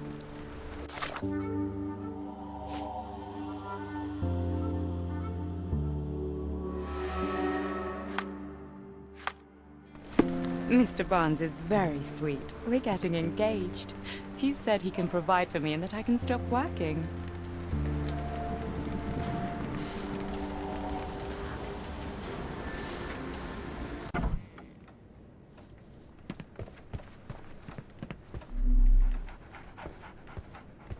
For some reason, it makes my skin crawl.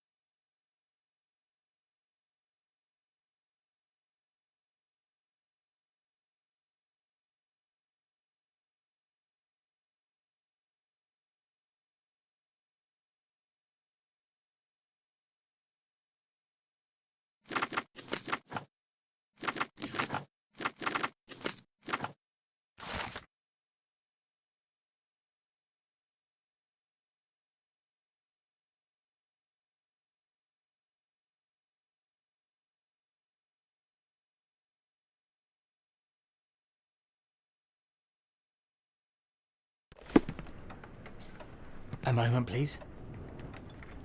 Spellbinding paper.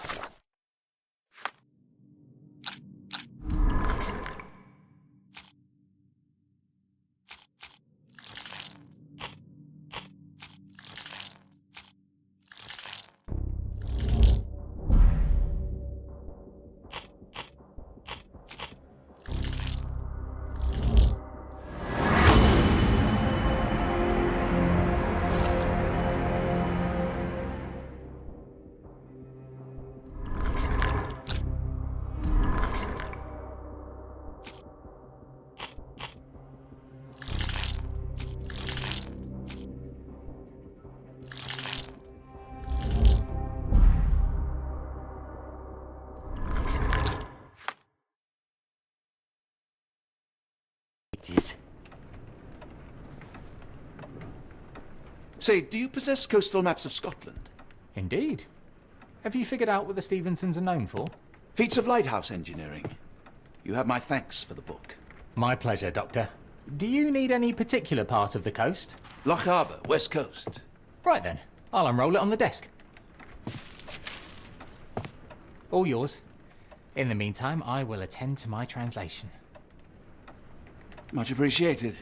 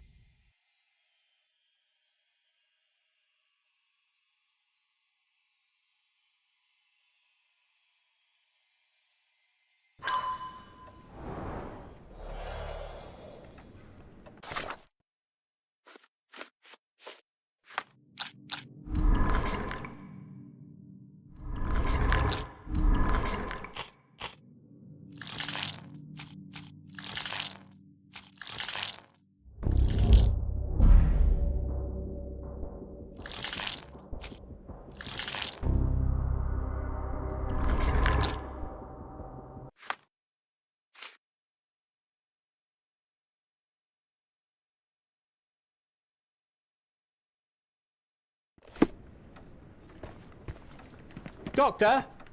Look what I just found. Barnes, have you finished with the book? Yes. I've written out a translation of the section you wanted. It, puts the grim in grimoire. I thought as much. Long story short, it details macabre rituals, death, leviathans, and the apocalypse. See for yourself. I must ask you to leave the book with me so I can read more of it. It's compelling. Very compelling. I don't think that would be wise. Please give it back. That said, I remain grateful for your immeasurable help. Oh, how disappointing. I hope you will consider lending it to me in the future. Good day, Doctor.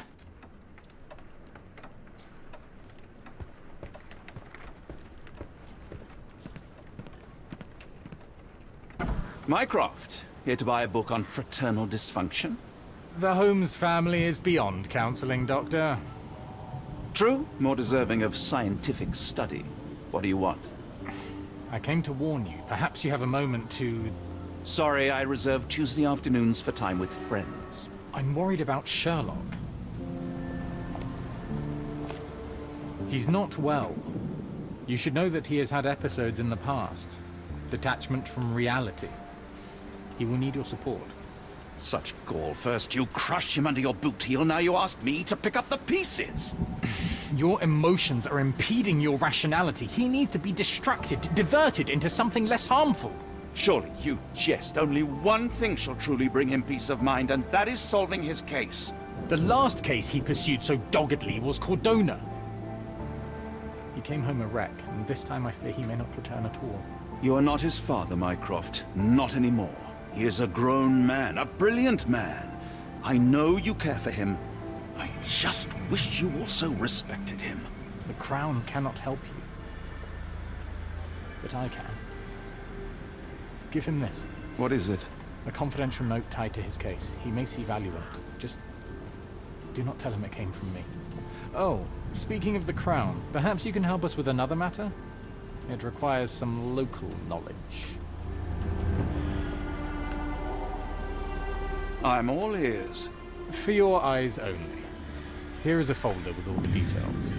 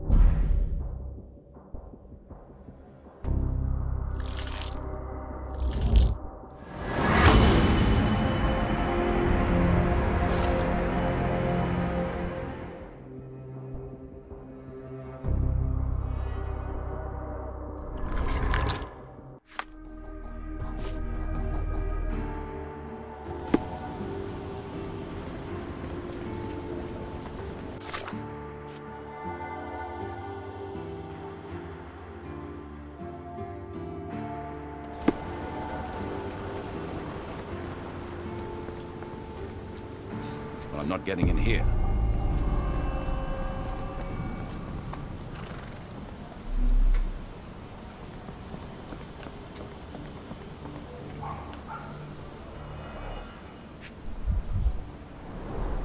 The oldest letter was delivered 3 days ago.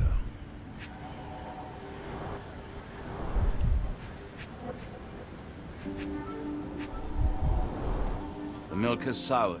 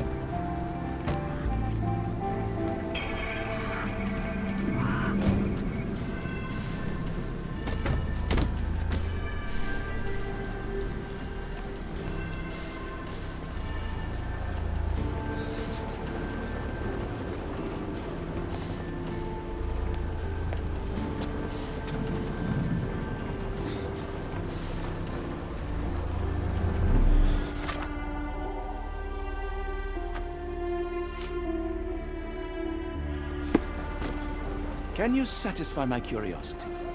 No, I don't know anything about that.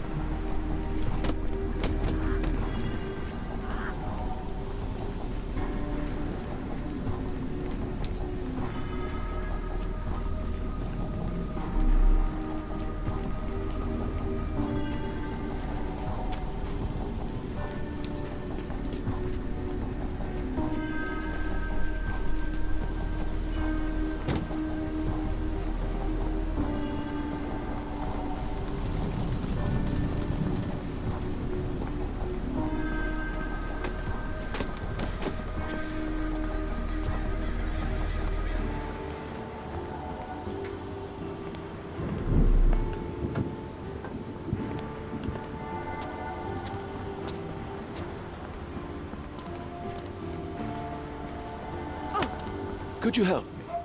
No, I don't know anything about that.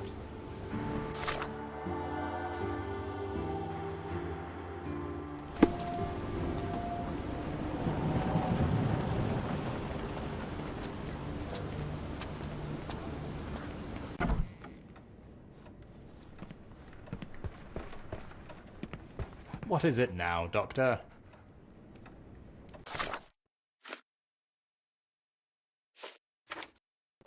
What is it now, Doctor?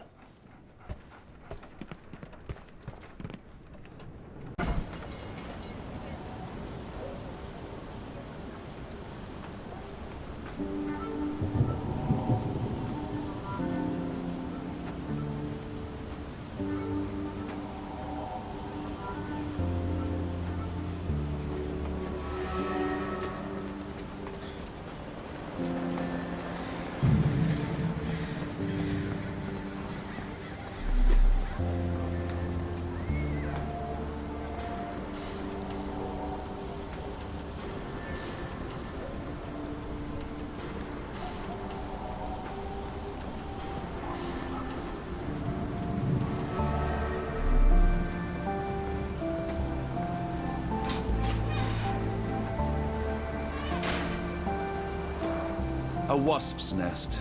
They might attack if someone draws too close or are otherwise provoked. Much like London itself.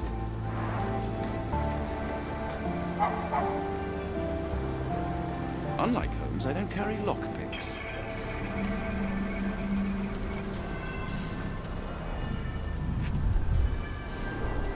Royal Berkshire Regiment. His face and neck are swollen, and I can see wasp stings all over the skin. Only his right arm was functional. His left arm was paralyzed in the war.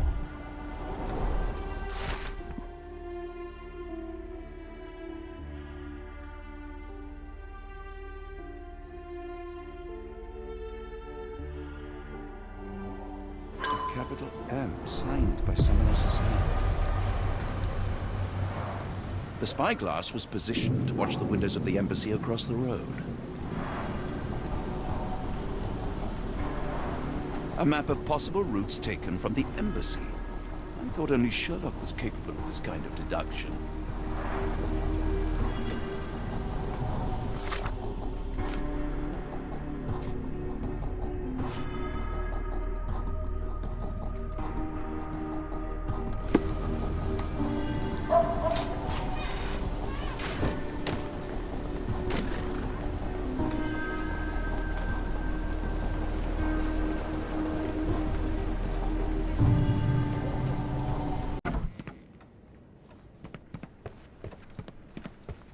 I'm sorry, I have bad news.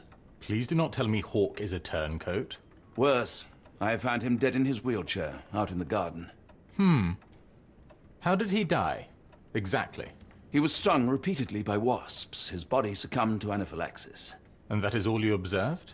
Was there anything suspicious? Well, there was one thing. In his notes I found a handwritten M, but it didn't match Hawk's other writing. Listen carefully, Doctor. Do not investigate further, do not talk about this matter to anyone, and do not ask questions. Thank you. Now leave it alone.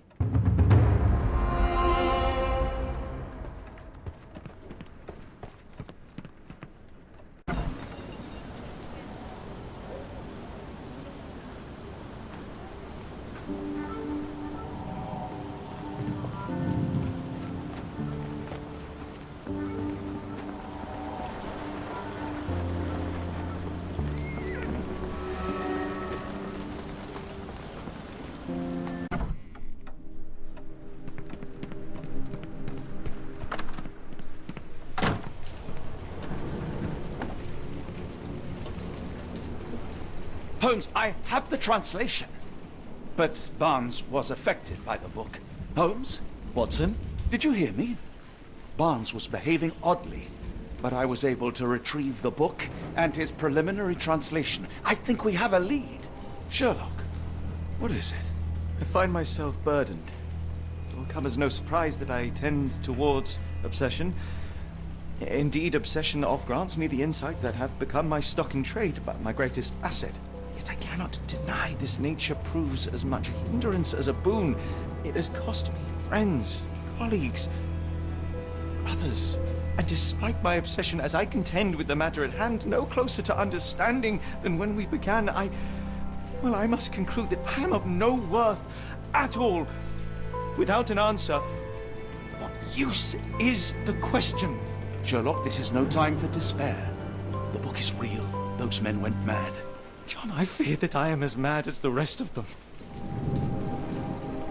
I bore witness to the same events that you did. I saw with my own eyes the inexplicable, the ghastly, and the unnatural. I can attest to their occurrence. So take heart, for it was as real as you or I, and thus we must persist. Lives hang in the balance. If you cannot see your worth, then trust in me, for I see it. And I know of no other man capable of putting this matter right. Thank you, John. Would that I possessed even half your courage. Pray tell, where does our journey end? Ardnamurchan, Scotland. Well, shall we be off? Yes, of course. You can apprise me of your actions while we pack.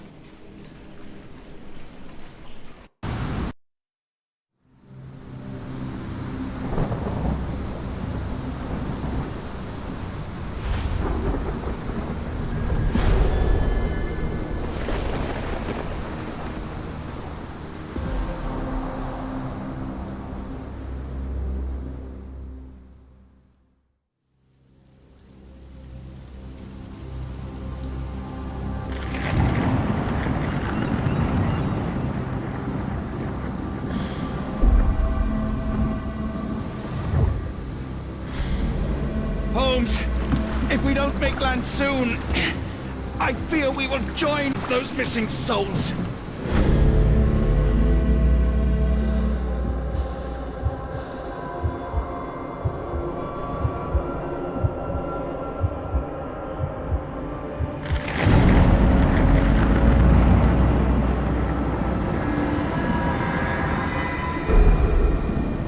These seas have taken too many, John.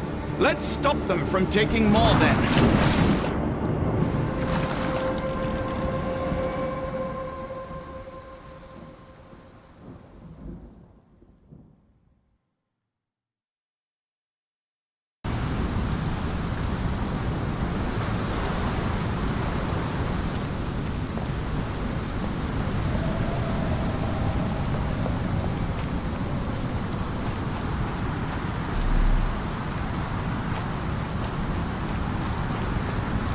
Barred and barricaded from the inside.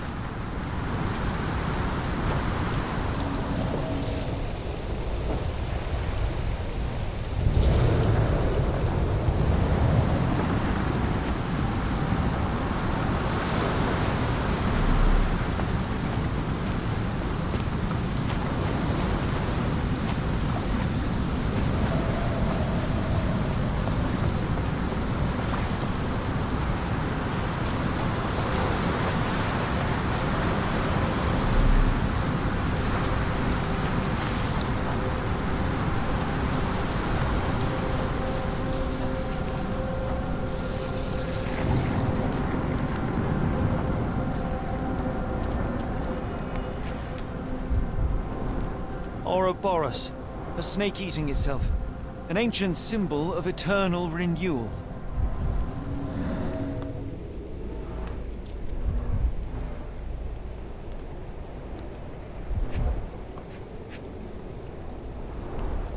Fresh marks, something scraped along the stone. This door requires a very specific key. An old cannon, probably rusting here since the 16th century. Where did the shirt come from?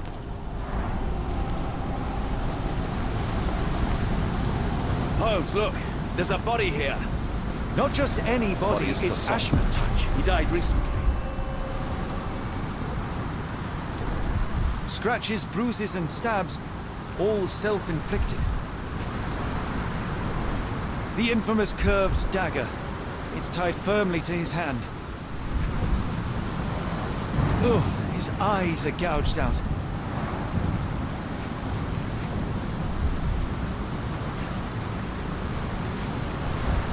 A broken chain. Something was attached to the end.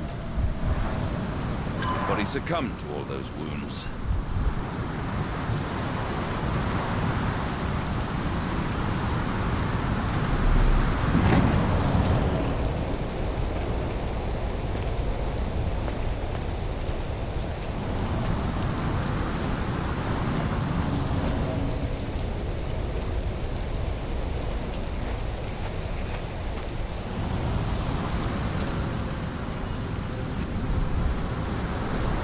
A human-sized imprint. Someone fell on their back.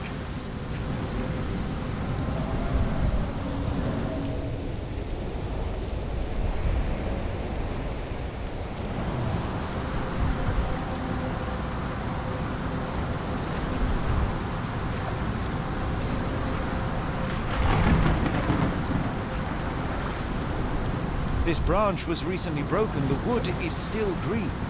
Whatever Ashmat had secured to his chain, he lost it here.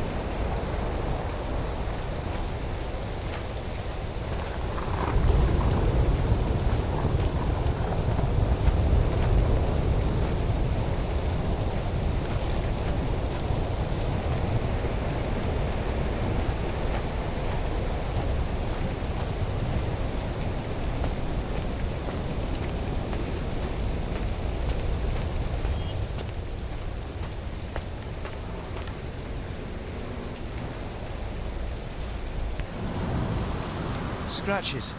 This medallion saw frequent use. Interesting occult pattern. What drove him to this dreadful act? I fear we are about to see for ourselves.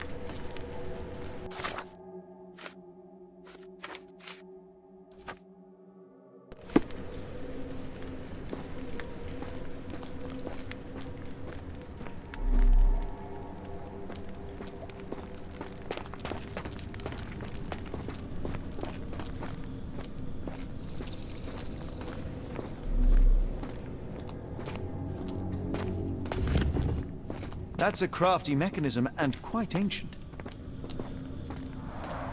An obsidian heart. Masterful work.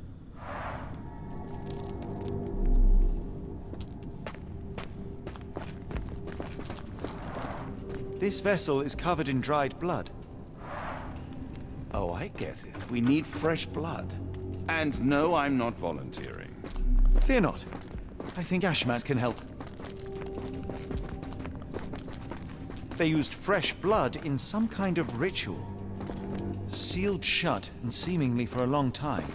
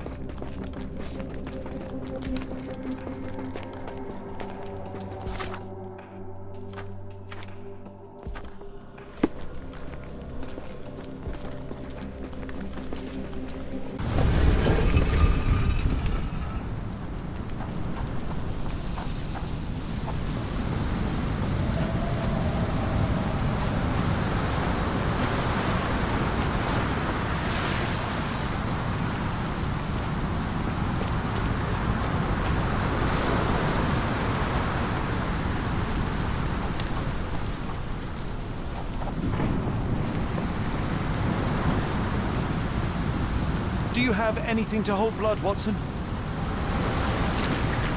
Fine. Take my flask.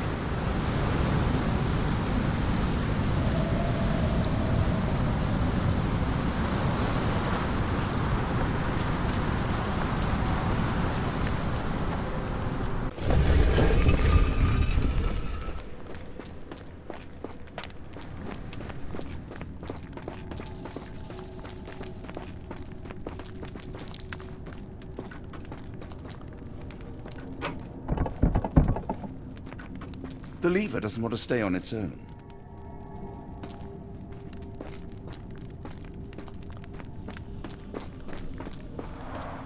An obsidian heart. Masterful work.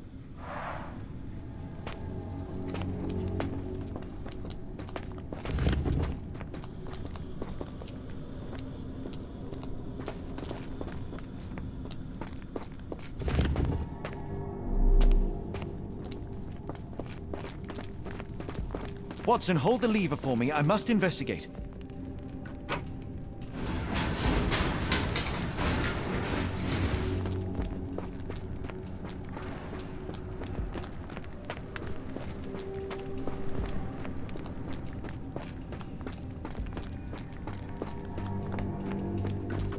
Holmes, watch out! My lever went back up. The doors, Watson. Hold the doors. We're trapped! Now what? Look around. There must be something we can use.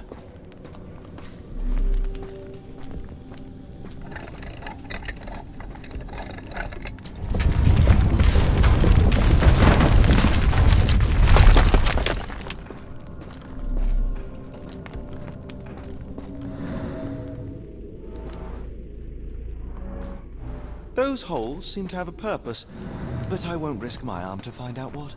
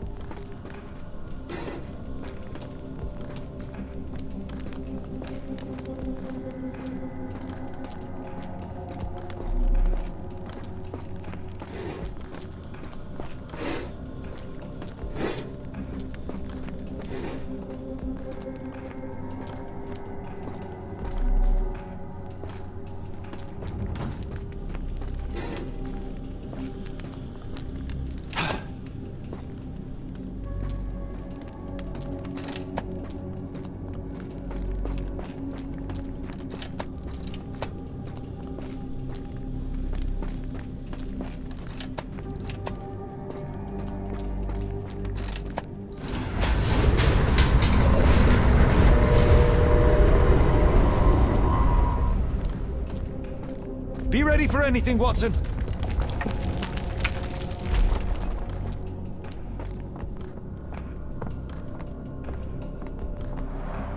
It's all right, Watson. It's merely a chest with coins and a dagger, made of obsidian by the looks of it.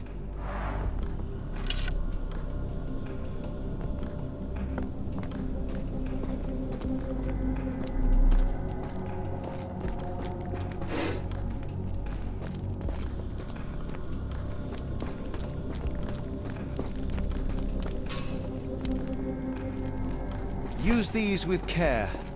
Let us be the first adventurers to raid a tomb without destroying it.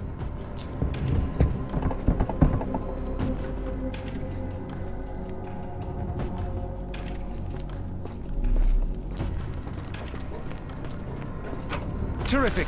Now, onward before they close again. Let us hope our paths converge, Holmes.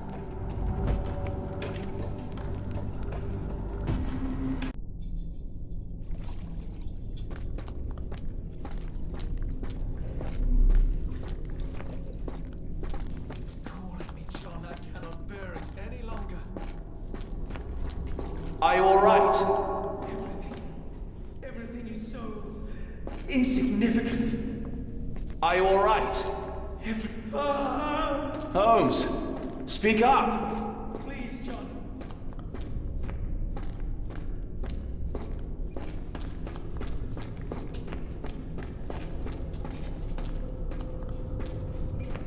Holmes!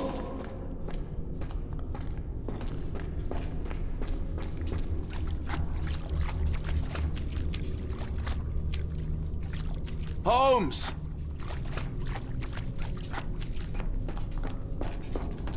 Holmes, speak up! Help me. Holmes! John, I'm falling. I'm coming! John, I'm falling. Keep talking! Please help. Keep talking! Please help. Sherlock? Watson! I'm coming!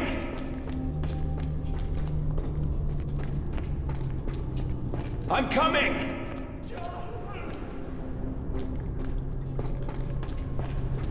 Holmes!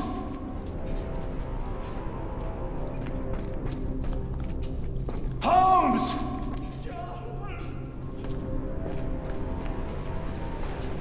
Where are you?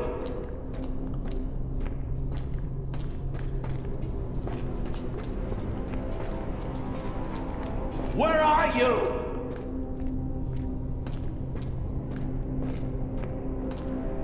Holmes!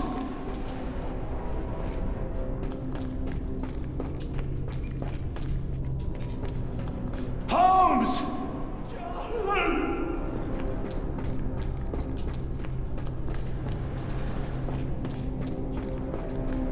Where are you? Holmes! Holmes, come on, wake up! Thank heavens. What were you doing? What happened?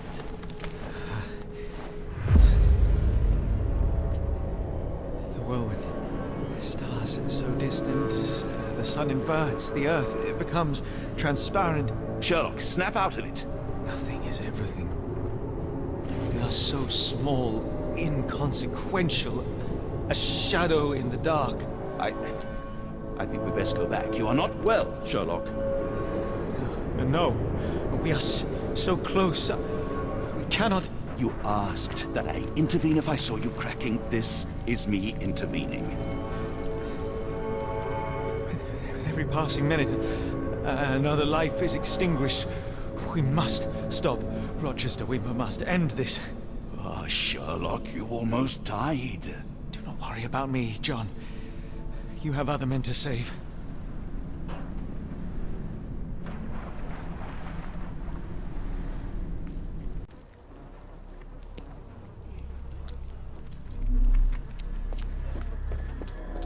Careful, Holmes.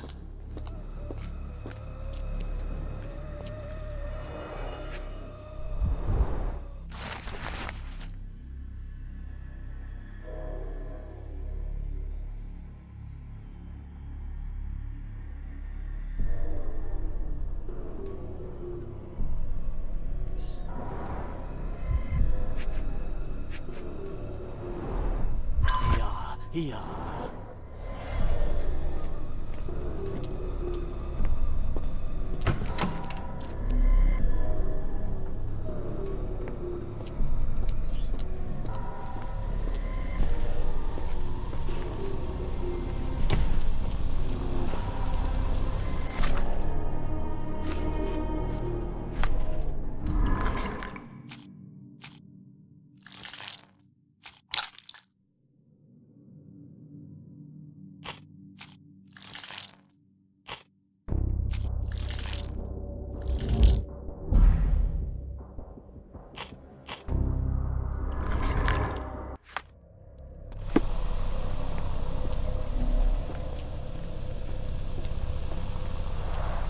The base appears to rotate.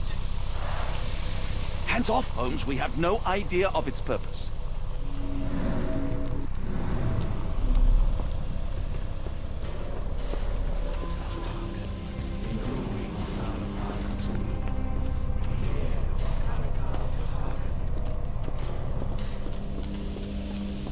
I thought that I'd seen horrors during the war, but this is complete madness.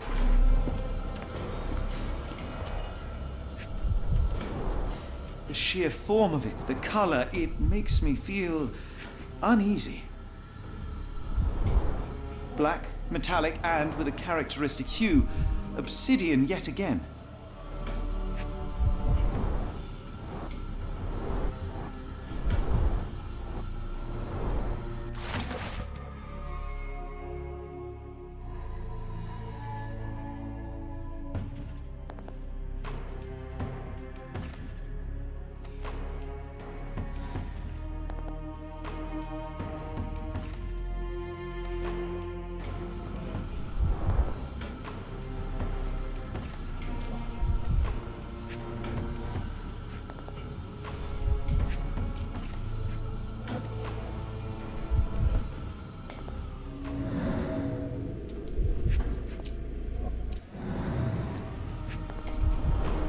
This material feels very sturdy. It would take an enormous effort to break like that.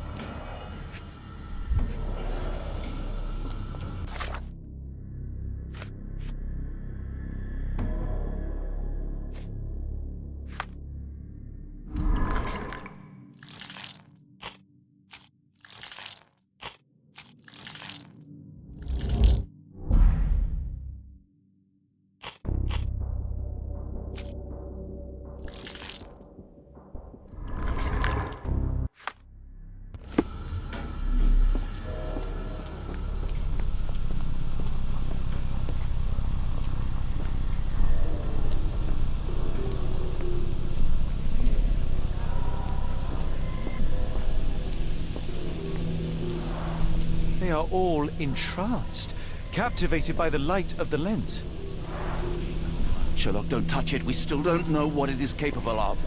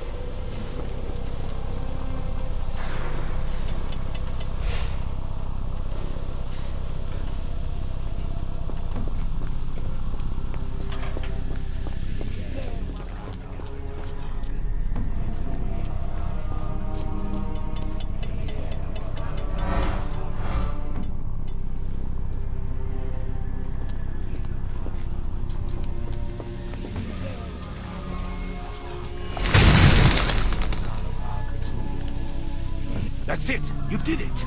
The lens broke! John, the worshippers, we need to make sure... Of course, I'll see if they're all right.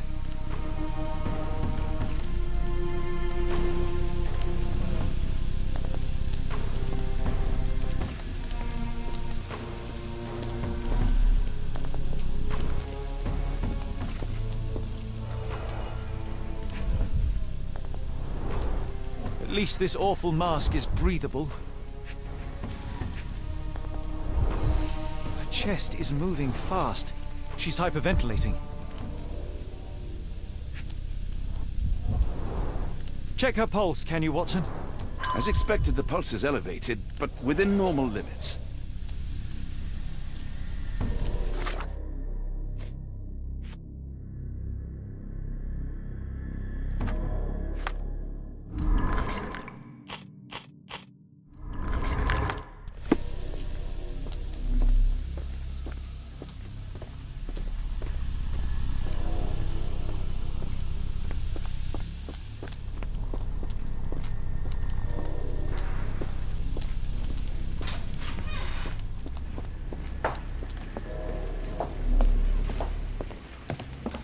Stop there, shipmates! A storm awakens and we've battened down the hatches. Dirty Summers, I presume. Nice to put a filthy, sweat-covered face to a name. That's no way to speak to a captain. Sherlock, get down!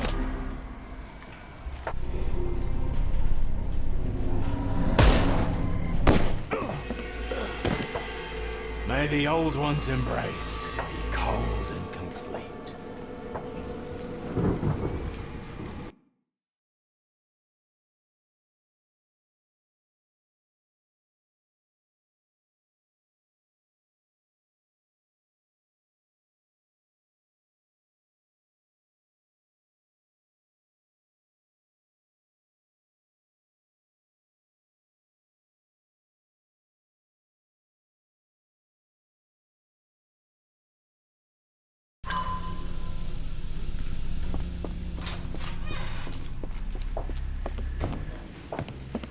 Stop there, shipmates!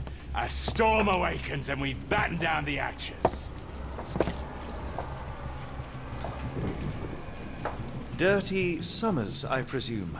Nice to put a filthy, sweat-covered face to a name.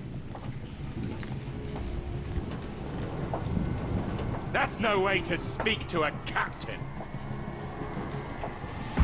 Sherlock, get down!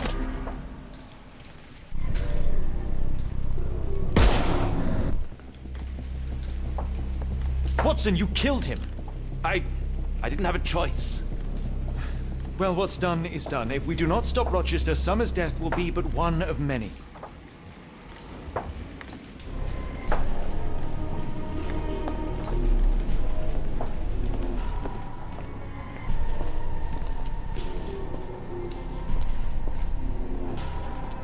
Hold on.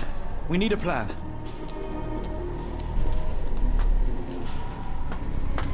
They made sure no one could enter through the main door.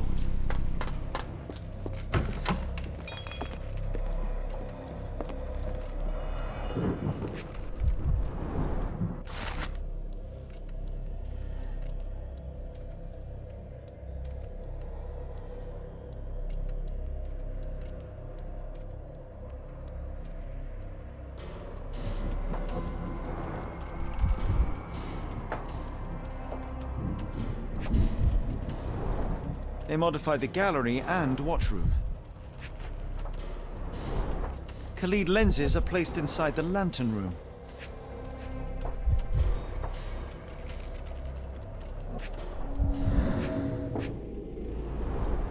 It seems they have placed beam emitters all over the main gallery. One moment, Watson. I'll redraw this blueprint.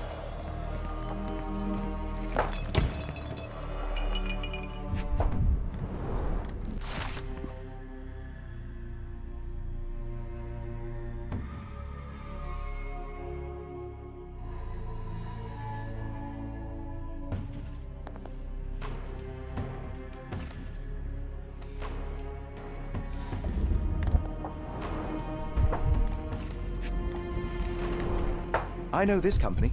They make Fresnel lenses, essential for any modern lighthouse lantern. Hay for padding. They didn't want their cargo damaged.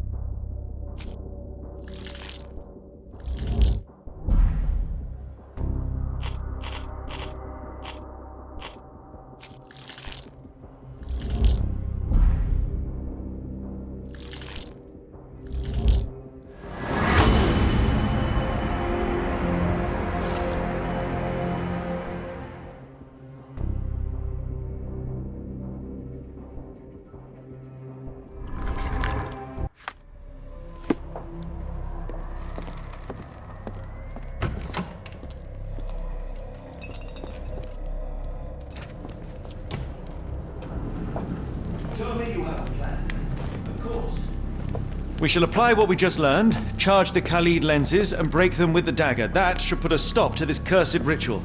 All right, good. I confess, I worry about what awaits us. Is it too much to hope this will all come right? If our future is black, it is better surely to face it like a man than to attempt to brighten it by mere will-o'-the-wisps of the imagination. Come on. We'll go together.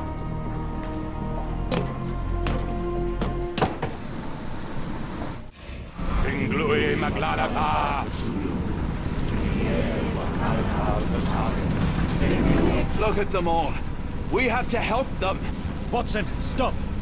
Rochester will see you. What should we do? We get answers. Stay here, see to the lenses. I shall confront Rochester. He owes me the truth. Sherlock! Sherlock! Mr. Holmes, you are late. Was the path here not as you anticipated? You expected me? We've stood here before, Mr. Holmes. Another you, another me. Many years ago. I wonder what will happen this time. What? What are you talking about? Join me. Bear witness to the end.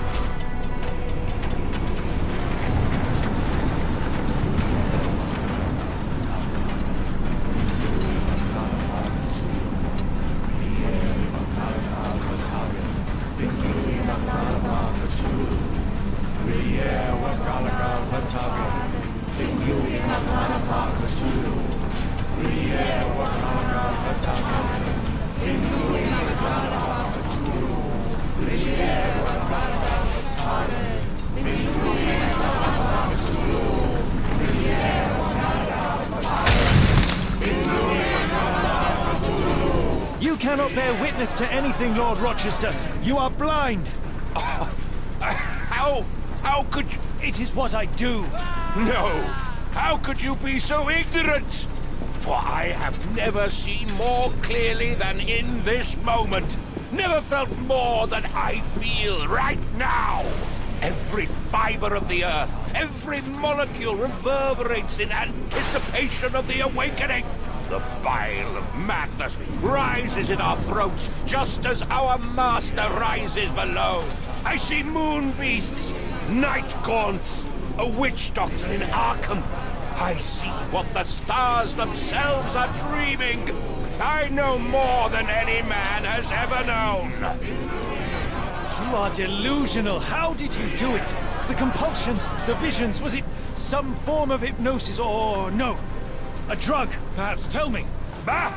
There is no ruse. There is no big reveal. It is exactly what it seems. You still fight so desperately against this truth, but you feel it too. Yes? Yes? You are mad. You have mistaken hallucinations for reality. Are you really want to talk, Mr. Holmes? Speak truthfully now. In the port, in the swamp, what did you see?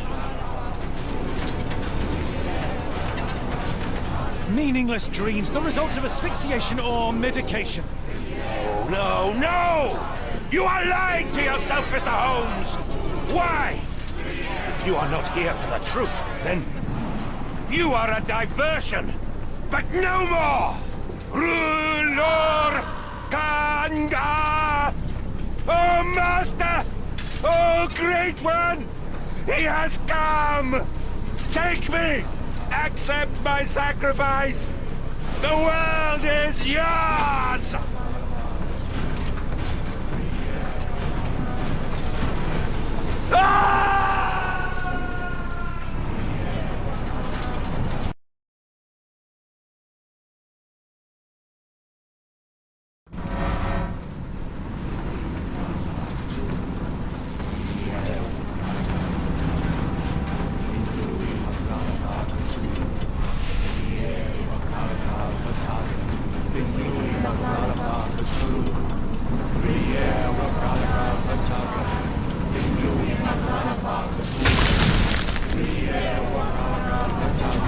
You cannot bear witness to anything, Lord Rochester. You are blind.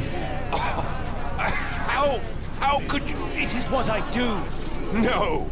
How could you be so ignorant? For I have never seen more clearly than in this moment. Never felt more than I feel right now. Every fiber of the earth, every molecule reverberates in anticipation of the awakening. The bile of madness rises in our throats, just as our master rises below. I see moon beasts, night gaunts, a witch doctor in Arkham. I see what the stars themselves are dreaming. I know more than any man has ever known. You are delusional. How did you do it? The compulsions, the visions, was it some form of hypnosis or no? A drug, perhaps, tell me. Ah! There is no ruse. There is no big reveal. It is exactly what it seems. You still fight so desperately against this truth, but you feel it too. Yes? Yes? You are mad. You have mistaken hallucinations for reality. Are you really want to talk, Mr. Holmes? Speak truthfully now. In the port, in the swamp, what did you see?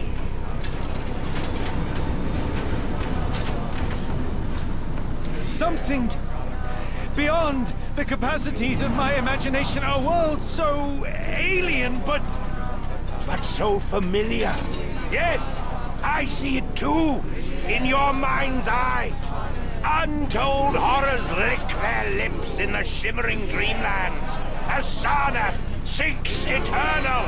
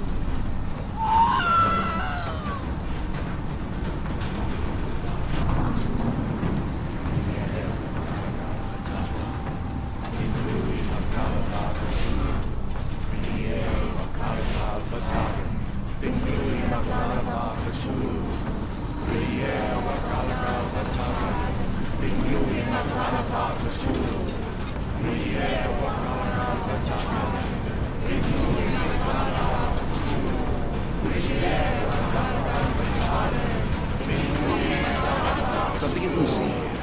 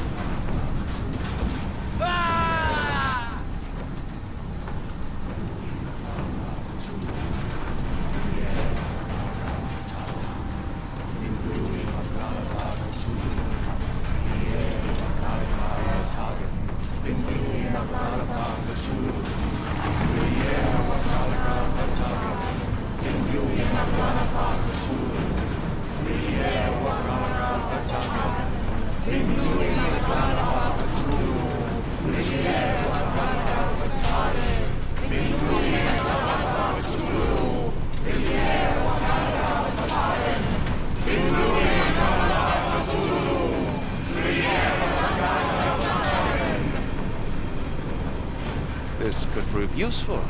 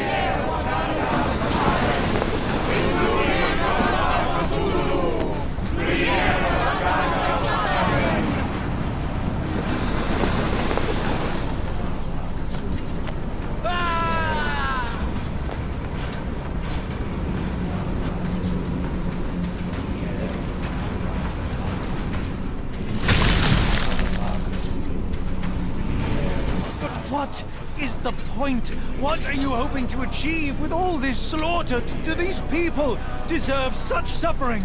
They are just tools. Their existence is meaningless unless put to use. Oh, all-seeing master. Oh, grand God beneath. How he has blessed them with purpose. You use them for cruelty. I've seen a man eat his own flesh just to hear the whispers of lizards.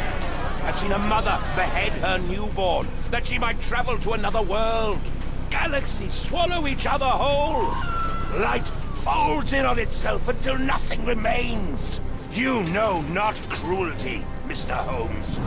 Cruelty is for such knowledge to be beyond the reach of so many. This is hubris delusion. You are Icarus flying too close to the sun. No, no. You misinterpret the legend, Holmes. Icarus flew. He reached heights no man had ever reached. One must imagine Icarus happy.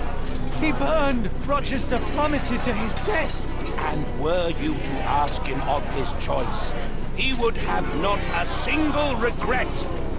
Every step I took was necessary. Every drop of blood a blessing. Every death predestined. Surely you understand. It was for knowledge. The only thing worth living for. Why must you remain so blind? Be honest. What is it you fear?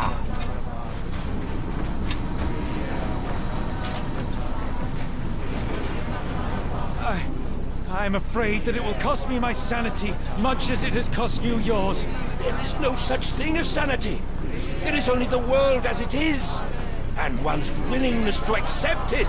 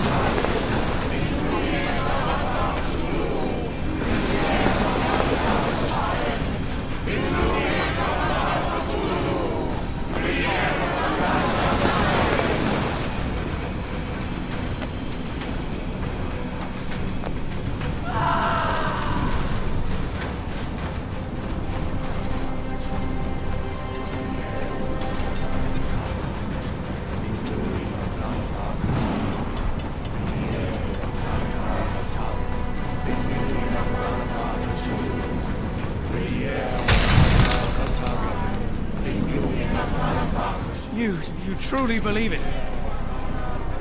That a god arises from below, that the world shall end? There is only nothingness. Only chaos and torture and endless time, stretching its wings, baring its teeth. It's preposterous. It's nonsense. It's... You drugged me. The fumes in the temple, narcotics, a bad reaction. Oh, you're one of my cross agents. Yes. Yes, this has the stink of my brother all over it. No, wait. Of course, I am dreaming in the asylum. In Black Edelweiss, tied to a chair. You are standing right here, Holmes, as you always do. You said that before. You said we had met, but I'd never seen you before in my life. The cycle repeats. Old becomes new, and we remain pawns in the hands of a god. Submit! Submit to your inconsequence! It is unthinkable. It is undeniable. I cannot. When you have eliminated all which is impossible, then whatever remains, however improbable, must be the truth. Now, Holmes! Now is the moment! You know it in your heart! Say it! Say it!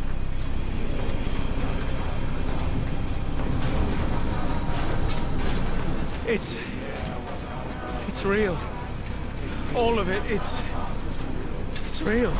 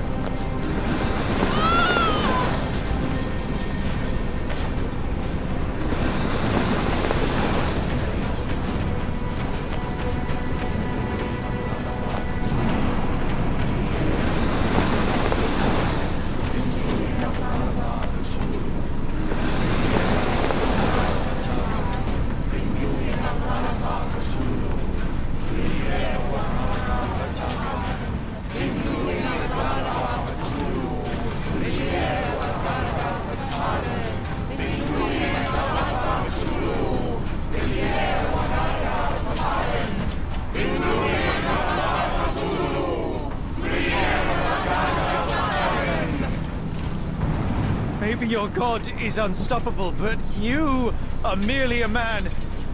And I know how to stop you. What do you mean? What have you done? I have made a friend. Yeah!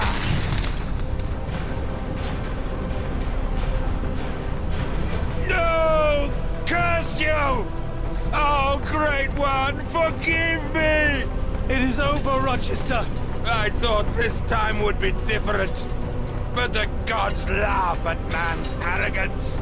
Sherlock, come back down! The wave! Come with us! Turn yourself in, save yourself! The abyss calls for me, Mr. Holmes, as it does for you. The final problem approaches, and you too shall fall. Sherlock, please! Rochester, don't! Such heights we reach! No! God! Sherlock, we must get inside! I have to see it, John. I have to know.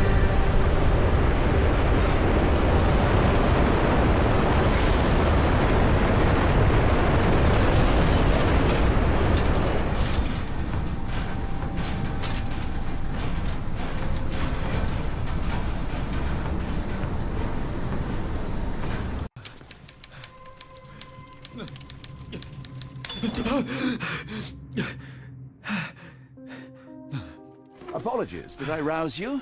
I could relocate to the study, but I wanted to be at hand should you need me. No. The sound of your keys. It is my tether back to the waking world. I find writing of our adventure helps me too. Perhaps at some point you could read it and tell me if it accords with your memory. There are moments in our journey that only you were privy to. Your encounter with Gygax, your visions with Light of the Abyss, your confrontation with Rochester. No. Pardon me? Do not publish it. It would be professional suicide. You would be a laughingstock, a fabulist, concocting penny dreadfuls for the unwashed masses. And I would no longer attract a distinguished clientele, but madmen convinced I could connect them to their deceased relatives or help them capture a fairy. Ah. It doesn't seem to get any better, does it? When I close my eyes, John, I am falling. Falling into a black abyss. It is endless and suffocating and unforgiving. I would give for a dreamless night. It's going to be all right, Sherlock. What is that? It will help you rest. No, not that. No.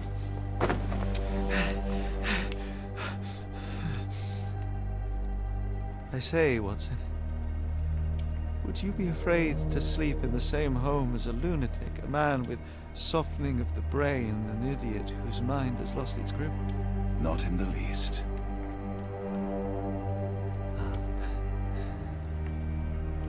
That's lucky.